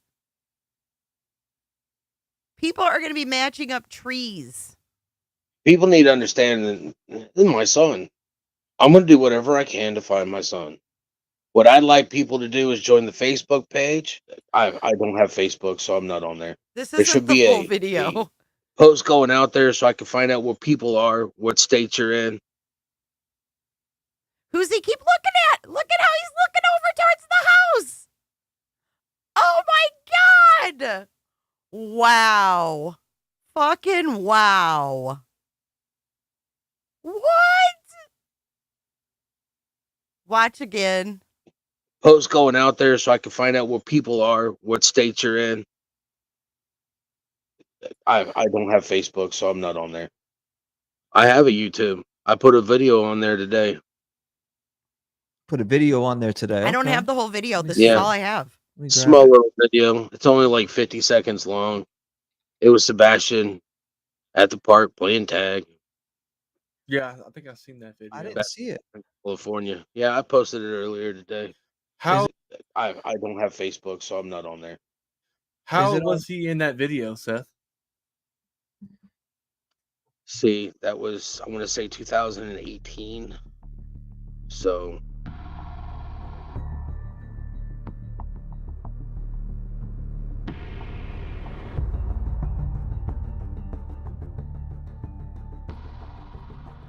need people to join the Facebook page. There'll be a it's not a link, but there should be a post up there so I can find out where people are, so I can send them flyers and stacks of flyers to people. Yeah. Look at the fern. Just so they can hand them out. I mean, I know that there's places that'll give it free, but I can get all the flyers people want and I'll mail them to y'all. What's the so what's the Facebook page that you're referring to when you say this Facebook page? There's a Facebook page that was put up. I can get the I don't have Facebook, so I'm not on there. But I have access to the email address that's on there. Okay. Oh my God, his face where I paused it. Fuck off. Dude. I have access to the email that's on there and that face. Hold up. Wait a minute. Something ain't right. I wouldn't let you sleep in my room if you were growing on my ass. That's scary for your FernGate and Wienergate. What the hell? We did meet our goals too, by the way. So we will be spinning this wheel next Friday. Holy. I want to show you guys that clip again. Let's do that. And then I think we should all go over to clues. And I think everybody here should say I came from J is for Justice. She hates me. She hates me. And I'm going to show you this latest update real quick.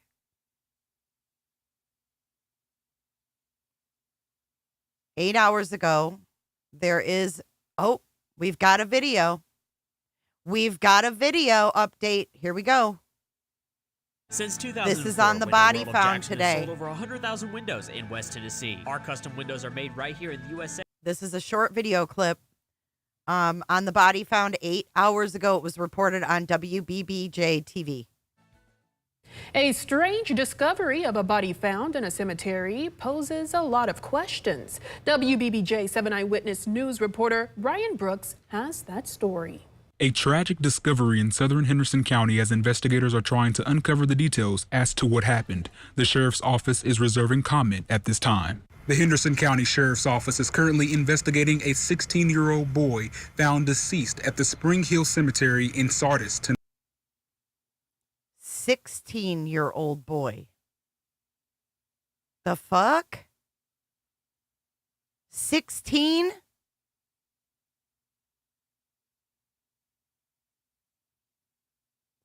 Hill Sheriff's Office is currently investigating a 16-year-old boy found deceased at the Spring Hill Cemetery in Sardis, Tennessee. It's an unfortunate circumstance that has left some unsettled and wondering what caused this to occur. Sources also say that a 13-year-old girl found the body and her mother dispatched it to the police. It's unclear at this time how the young man ended up in the cemetery. The last recorded burial at the Spring Hill Cemetery dates back to April of 2004, with most of the graves unmarked and unidentified. As of now, the body has not been identified or the cause of death. How do they know he's 16? Wait, how can they know he's 16 if he's not identified?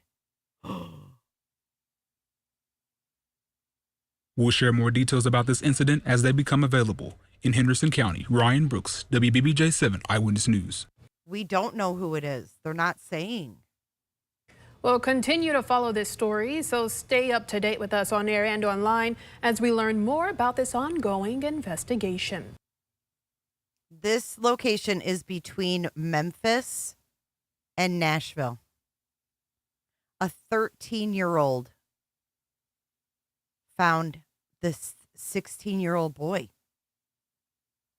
Hold on. Let's play this again. Discovery of a body found in a cemetery poses a lot of questions. WBBJ 7 Eyewitness News reporter Ryan Brooks has that story. A tragic discovery in southern Henderson County as investigators are trying to uncover the details as Okay, so wait a second. You know, I busted I didn't many a mean to do Bronco that. in my So earlier, 8 hours ago, there was a report of a body found in a cemetery between Memphis and Nashville. They didn't give any description on the decomposition, nothing. Just a deceased individual. Now they're saying a 16-year-old boy was found, but they haven't identified him. Here we go. Of a body found in a cemetery poses a lot of questions. WBBJ 7 Eyewitness News reporter Ryan Brooks has that story. a tragic discovery in southern Henderson County as investigators are trying to uncover the details as to what happened. The sheriff's office is reserving comment at this time. The Henderson County Sheriff's Office is currently investigating a 16-year-old boy found deceased at the Spring Hill Cemetery in Sardis, Tennessee. It's an unfortunate circumstance that has left some unsettled and wondering what caused this to occur. Sources also say that a 13-year-old girl found the body and her mother dispatched it to the police. It's unclear at this time how the young man ended up in the cemetery. The last recorded burial at the... What did they just show?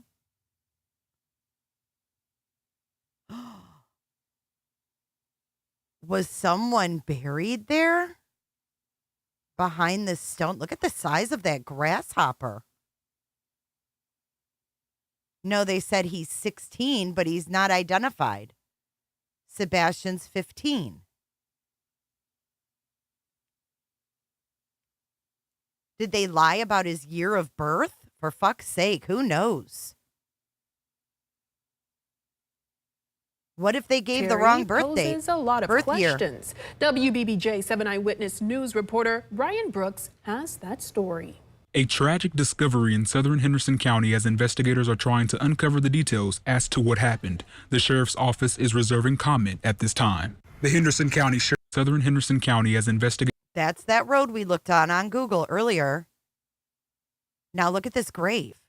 Investigators are trying to uncover the... Remember, we looked at this earlier. Oh, my God. Details as to what happened. The sheriff's office is reserving... That's just an old, decrepit grave. Comment at this time. The Henderson County Sheriff's Office is currently investigating a 16-year-old boy found deceased at the Spring Hill Cemetery in Sardis, Tennessee.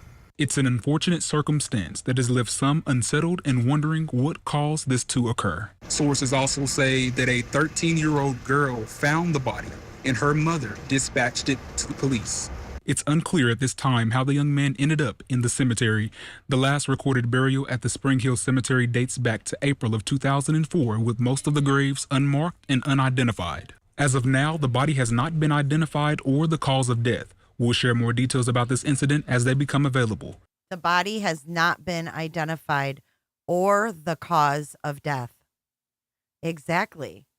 Okay, so we went over this earlier. Let me show you where Spring Hill Cemetery is.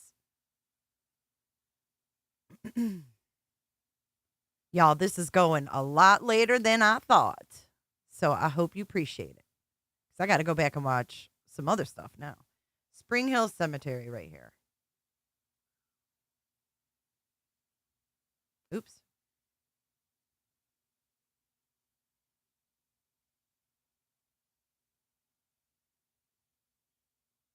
Okay, so it is directly between Memphis and Nashville. Wait, let's go in here. Hang on. Let me move this over here.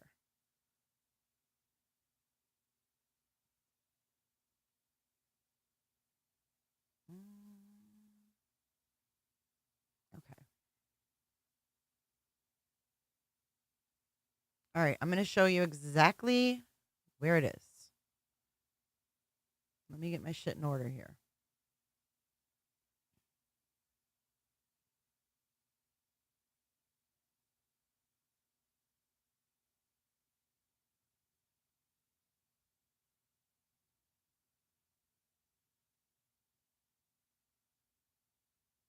wasn't Pitts Road, Pitts and Hinkle, but here's the Spring Hill Cemetery. Here it is.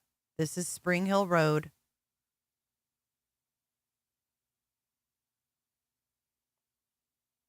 And here's the cemetery. But where's all those gates? Oh, down here.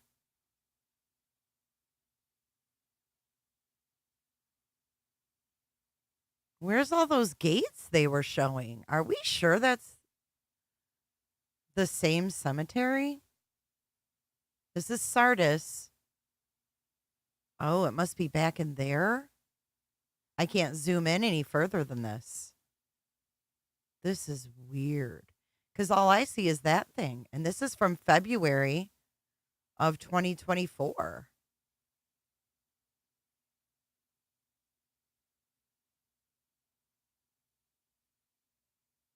The last burial was in 04.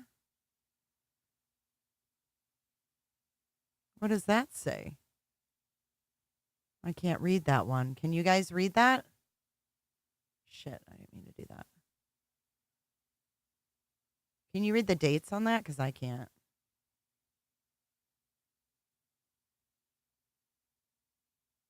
How many 16-year-olds are reported missing in the area? That I don't know. I don't know. See that box shape? The gate is in that.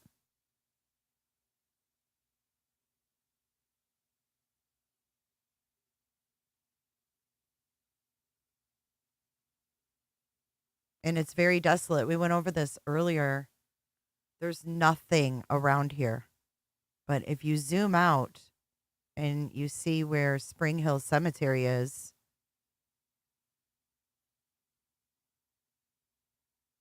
here's Nashville, and here's Memphis.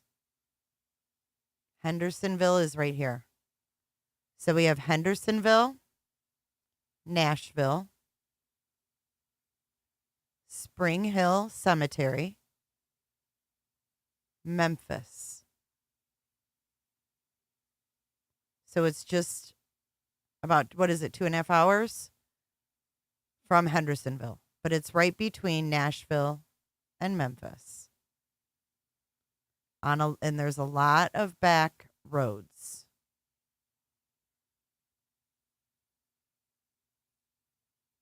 It's a cemetery. I don't know if anybody claims ownership of it.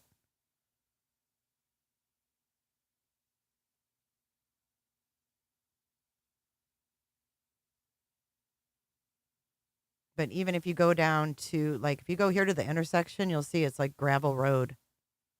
See, there's Pitts Road. I'll show you the sign they showed you. Right here.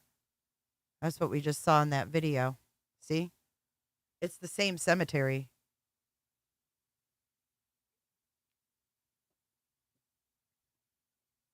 How did they know it was a 16-year-old? That's what I want to know. Someone tell me how they knew it was a 16-year-old without identifying him.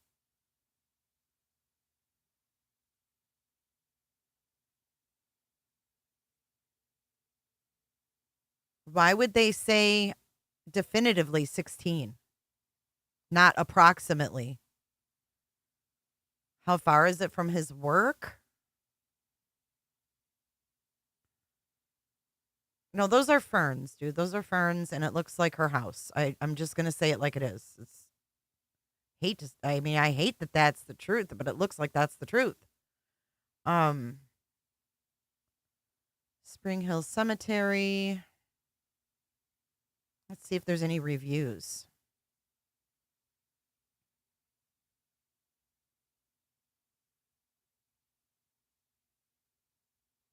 "11 months ago. Tried to visit the Spring Hill Cemetery at 2:45 on a Friday and it was closed. Does anyone know the hours and days it's open?"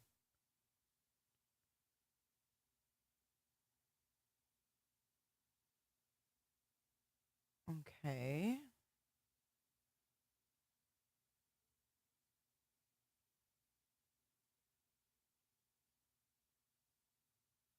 Damn it. I didn't mean to do that.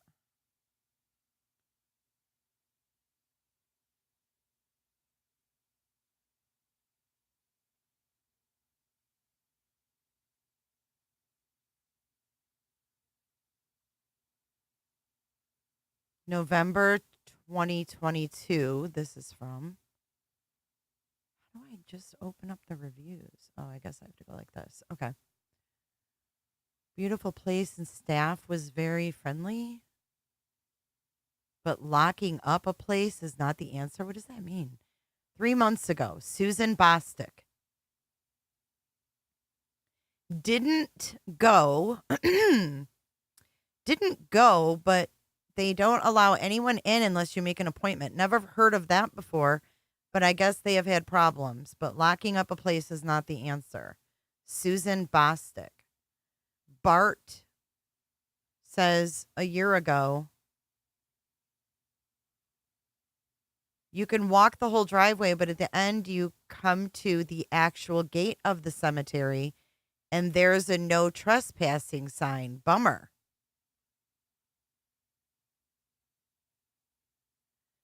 Sadly, the trust that owns the property, this is from J-Dub. Sadly, the trust that owns the property had to fence it off and put cameras up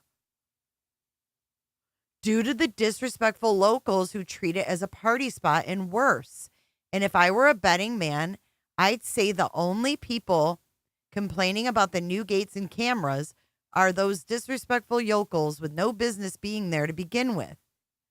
I'd say their parents failed them, but I imagine that's exactly who taught them, and they're following right along in their right-wing bigoted footsteps. Shameful. So they were having problems there and put up cameras. Bing bang. There's cameras. And no one would have ever thought there was cameras. Wait, hold on. That's scratch that. That was the wrong Spring Hill. Scratch all of that. That was Florida. Scratch that shit about that cemetery, because this is the right one. That one said Florida. Bing bang. Take it back. Take it way back. Unyo, that was in Brooksville, Florida. Now we're on. This one has no reviews. This has no reviews. There are 23 photos, though. This is the correct one. Spring Hill Cemetery in Tennessee.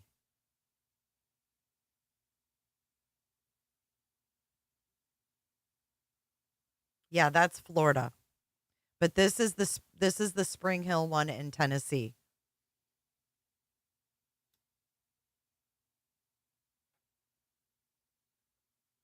Does that look like a house back there?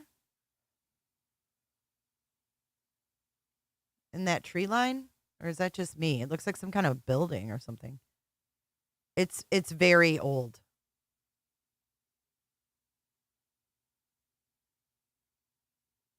Spring Hill got bad, really? Bad how? Look at this is so sad.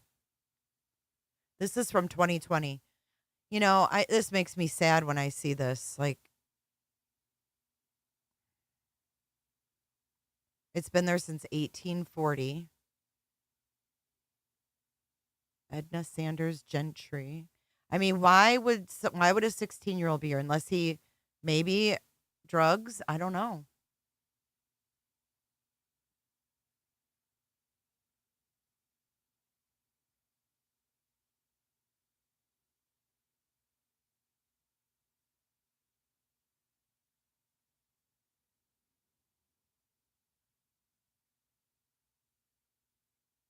Yeah, I don't know. That's really all there is. Let's watch this again. This is crazy. Strange discovery of a body found in a cemetery poses a lot of questions. WBBJ 7 Eyewitness News reporter Ryan Brooks has that story. A tragic discovery in southern Henderson County as investigators are trying to uncover the details as to what happened. The sheriff's office is reserving comment at this time. The Henderson County Sheriff's Office is currently investigating a 16-year-old boy found deceased at the Spring Hill Cemetery in Sardis, Tennessee. It's an unfortunate circumstance that has left some unsettled and wondering what caused this to occur. Sources also say that a 13-year-old girl found the body and her mother dispatched it to the police. It's unclear at this time how. That looks like, I don't know if that's where they found it, but what does that sign say? What kind of a sign is that? Is that the no trespassing? The heck does that say? Look at Summer. She's like, I'm a Temu dog. What does that say? Sardis, Tennessee. Not identified. There's no houses there, though. Houses are far away. From what we could see, unless, that was February. Well, from what was reported, Sebastian's 15. He turned 15 last December.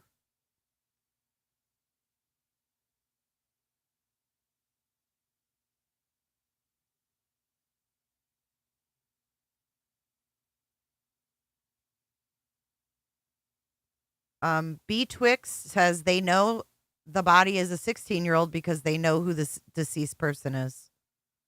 That's what they're saying. That's their opinion. There's no other details other than that. Let me refresh it again. Details are still limited at this time. This is bonkers.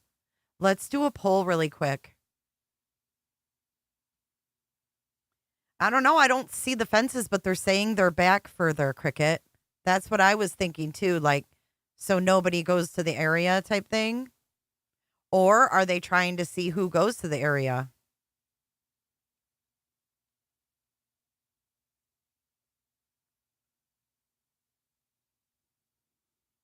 No, it is very weird. It's like they know. It's almost like they know, but they're not saying it yet. A body found in a cemetery poses a lot of questions. WBBJ 7 Eyewitness News reporter Ryan Brooks has that story. A tragic discovery in southern Henderson County as investigators are trying to uncover the details as to what happened. The sheriff's office is reserving comment at this time. The Henderson County Sheriff's Office is currently investigating a 16-year-old boy found deceased at the Spring Hill Cemetery in Sardis, Tennessee. It's an unfortunate circumstance that has left some unsettled and wondering what caused this to occur. Sources also say that a 13-year-old girl found the body and her mother dispatched it to the police. It's unclear at this time how the young man ended up in the cemetery. The last recorded burial at the Spring Hill Cemetery dates back to April of 2004, with most of the graves unmarked and unidentified. As of now, the body has not been identified or the cause of death. We'll share more details about this incident as they become available. In Henderson County, Ryan Brooks, WBBJ 7 Eyewitness News.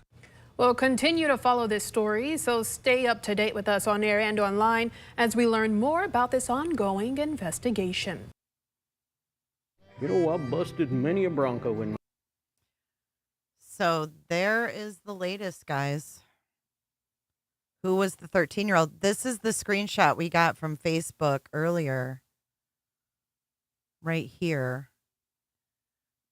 She posted this. We shared this way earlier when I first went live. And she said, so just found out a boy my son's age, but it was a girl. So I don't know how accurate this is. Found a body down the road from my house with candles around the body.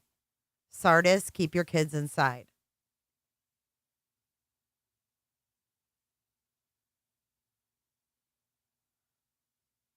The name was what? Remember, there was a guy that called and was saying something about a cemetery.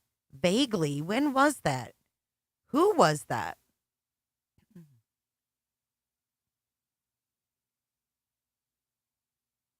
The body's not identified. We just watched the latest update. I think they're so old you can't read them.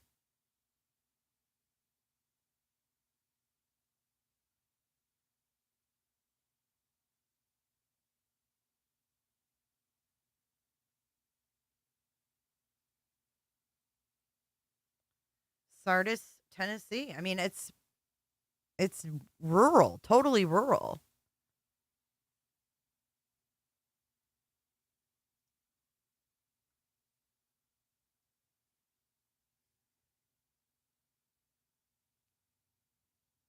There was a kid went missing from there.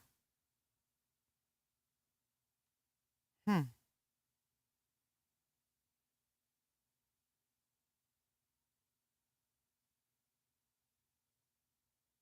Hold on. Okay, so Burton Staggs says, in regards to the body found in Sardis, LE tells me there's no threat to the public. Hmm.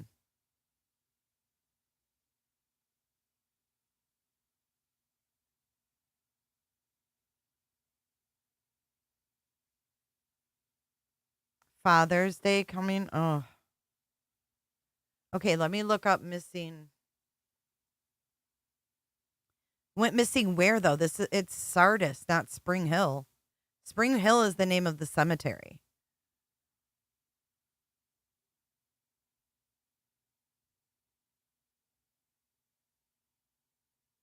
It's a small town. This isn't. Hang on. Let me close that and share this.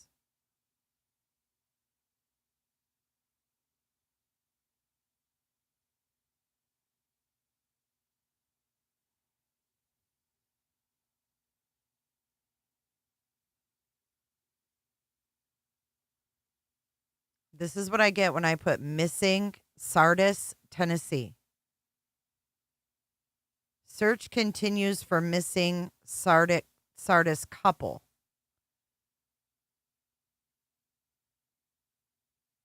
Felicia Perry and Ken Perry.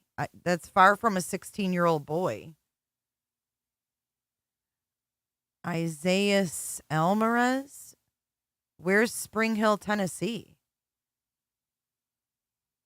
This isn't Spring Hill, Tennessee, though.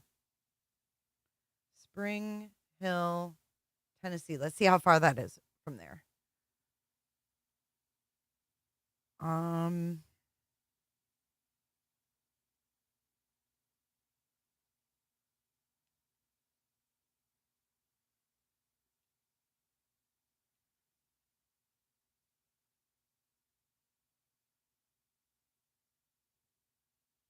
Yeah, this is Sardis, Tennessee, Henderson County, Spring Hill Cemetery.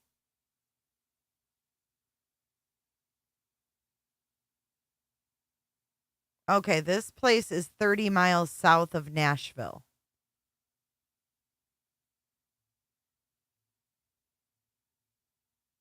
So let's do directions from Spring Hill to Spring Hill Cemetery. Would someone, I mean, is that the connection? Oops. Fuck.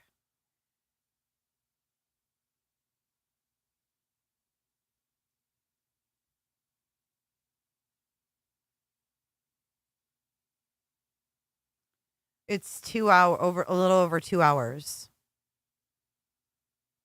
from where that kid went missing. So the odds could be, I mean, what are you talking about? A 255? What?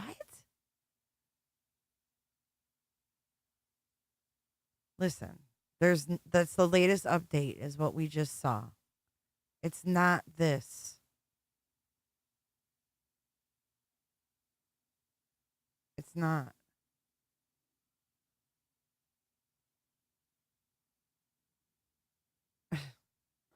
Hide your kids.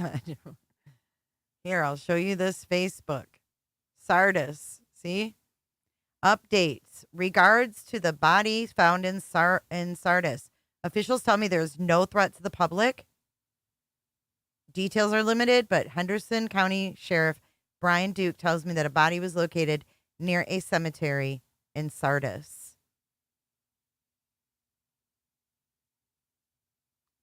Okay, he says right here. I'll tell you guys what I know. It's not Felicia Perry. It's not Sebastian Rogers. It's not Summer Wells. And there is no need for the public to be concerned for their safety. Just use this as a time to pray for someone who lost someone. Then this girl says, it's possibly Terry Jackson.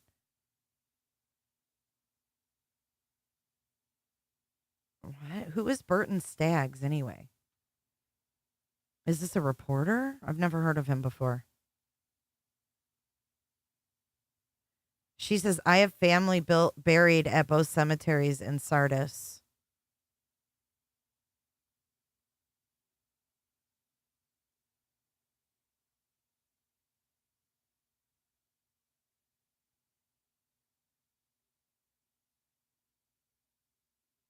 He keeps saying it's not Felicia Perry, it's not Sebastian Rogers, and it's not Summer Wells. Who is he, though? Who's Burton Staggs? News personality? Nashville? Is he legit?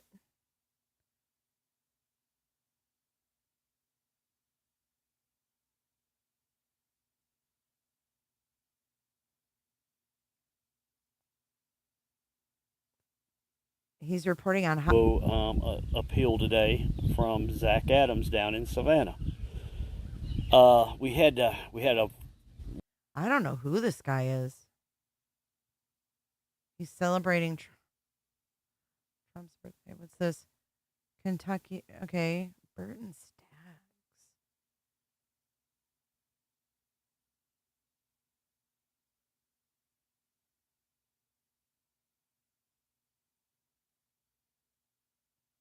Cricket, what do you mean? No, that was Skaggs.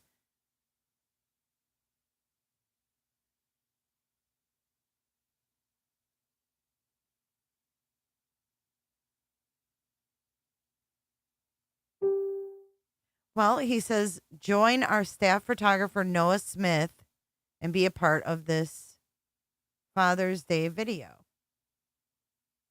So he has a staff photographer. Is this...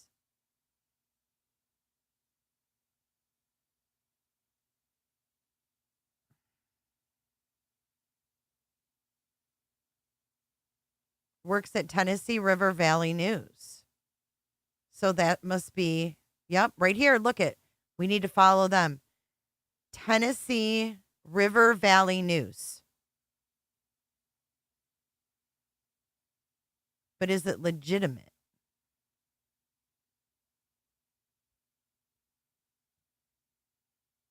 Wait, here's the actual footage. What? Huh. It just says your local source for live and breaking news, which affects the Tennessee River Valley. So I don't think it's legit. I think it's just like, or wait, what? They went from WCN to WOPC HD News, then to Tennessee River Valley News. But they've been around for a long time. Wayne County Now.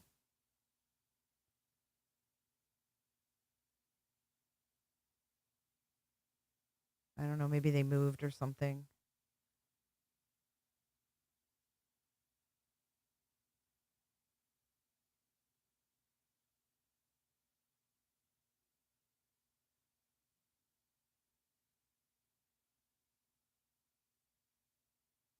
Events, Lawrenceburg, Tennessee. Staggs Grocery, that must be their name. Huh.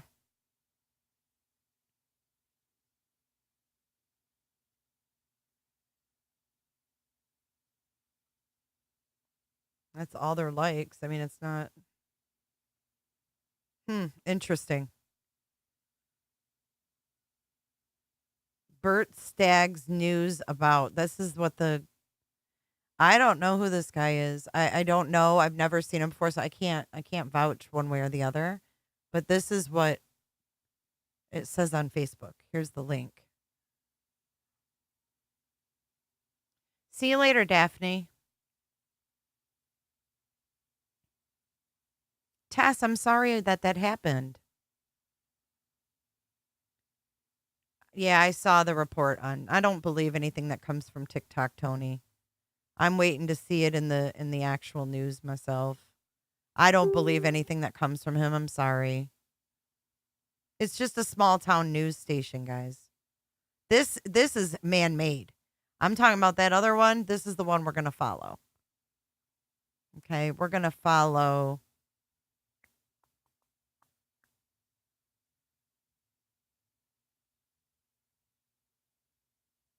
Let me find it again. Here it is.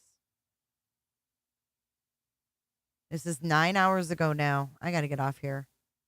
But there's no new information. I'm going to share this. This is going down right now. Trust only official sources, guys. WBBJTV.com is the small town news right there. WBBJ. It's an ABC and a CBS affiliate. 7 Eyewitness News. That's where you're going to want to follow. They didn't say she was locked in there. No one said anyone was locked in there. They just said that a 13-year-old found it. I don't know.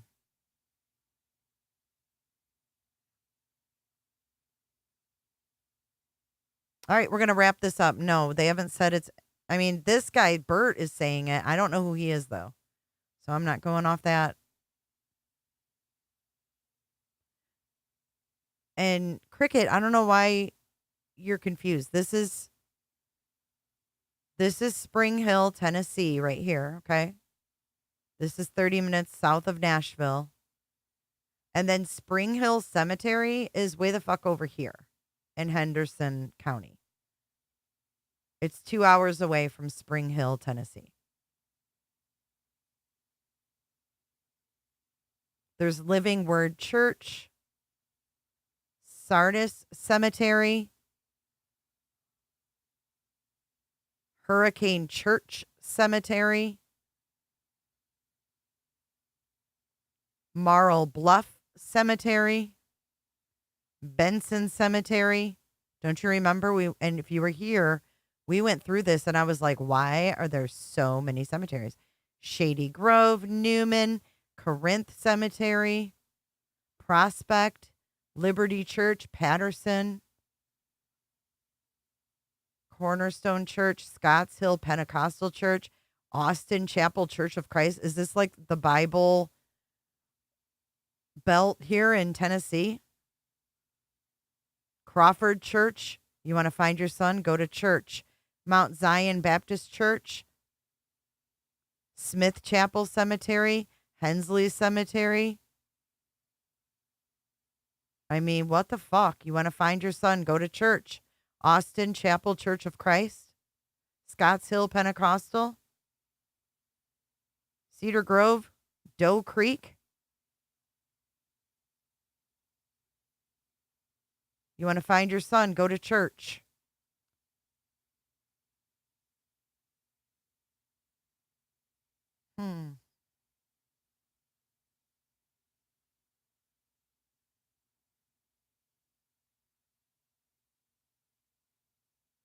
Just saying.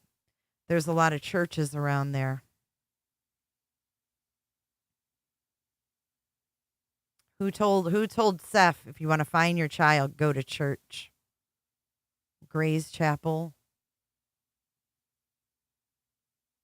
Old Center Methodist, Bath Springs Methodist. And this is found, this body's found right in the middle of it. No, they didn't. They said in Spring at the cemetery. Okay. Let me play it again for those in the back that want to argue. I'm not trying to get bitchy. I'm going to play it one more time, though, because I'm not making this up. I'm not exaggerating. Please. They did not say it was near the cemetery.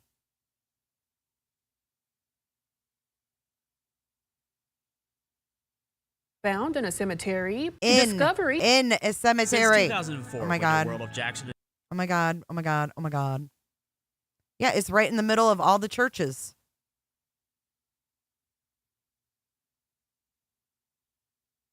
Right in the middle of all these churches. All surrounded by these churches. Gosh darn it, I did it again. A lot of questions. Strange discovery of a body found in a cemetery poses a lot of questions. Strange discovery of a body found in a cemetery poses a lot of questions. WBBJ 7. A strange discovery of a body found in a cemetery poses a lot of questions. WBBJ 7 Eyewitness News reporter Ryan Brooks has that story.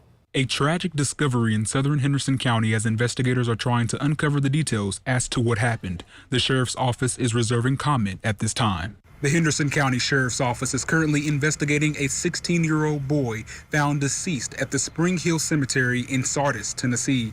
It's an unfortunate circumstance that has left some unsettled and wondering what caused this to occur. Sources also say that a 13-year-old girl found the body and her mother dispatched it to the police. It's unclear at this time how the young man ended up in the cemetery. The last recorded burial at the Spring Hill Cemetery dates back to April of 2004, with most of the graves unmarked and unidentified. As of now, the body has not been identified or the cause of death. We'll share more details about this incident as they become available. In Henderson County, Ryan Brooks, WBBJ 7 Eyewitness News. Okay, so there you go. Here's the link. You guys can follow it. Is JLR live? Hold on, where have I been to small town Tennessee? No, but I see all these churches. And he said, you want to find your son, go to church. Where did that comment go? Oh, I know, right, Kels? Oh, right here. Kathleen. CP Cousin says Katie killed Sebastian and Chris knows, and Chris paid his cousin $500 to be quiet. This was just on JLR. JLR just watched it. All right. We're gonna end this here. Let's all go over and watch JLR. Go tell JLR that J is for Justice sent you. I'm gonna head over there too. And I gotta get something to eat. Thank you so much for joining me, Friday. We're gonna be spinning the wheel next Friday because you guys helped meet the goals and it took us a couple weeks, but let's head over to JLR's. Let's dance it out first. Thank you guys. We'll keep an eye on that. I'll update you guys if I hear anything new. Let's go run our credits. Bye. Thank you so much for watching.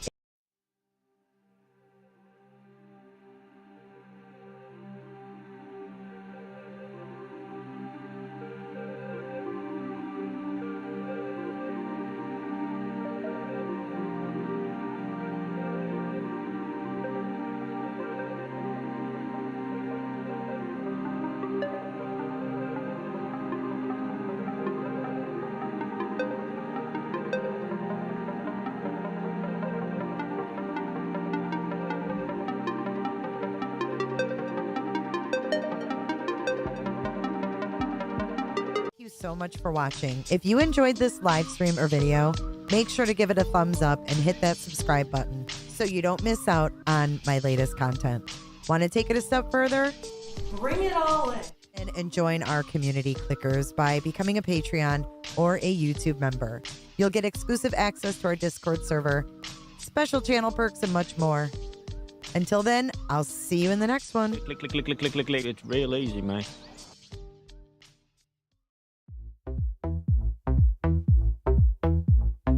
I don't give a damn. I don't really care about you and your problems. I don't give a damn. You talk way too much. I have heard enough about you and your problems. I don't give a damn. Snacks because, you know, he's 15 and snacks.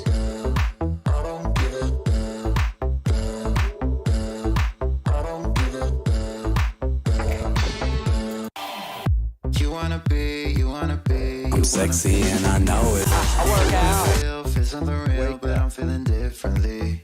You're making plans to get to in the name of Jesus, Father God, Lord. But I ain't got time, I ain't got time, I ain't got time for that. Staying up late, sleeping all day, dreaming about Cadillacs. Buying new shoes, hanging by the pool, sipping on Coke and Jack. One Jennifer or Thanks so much. Jennifer. Jennifer loves horses. Hi, Jennifer.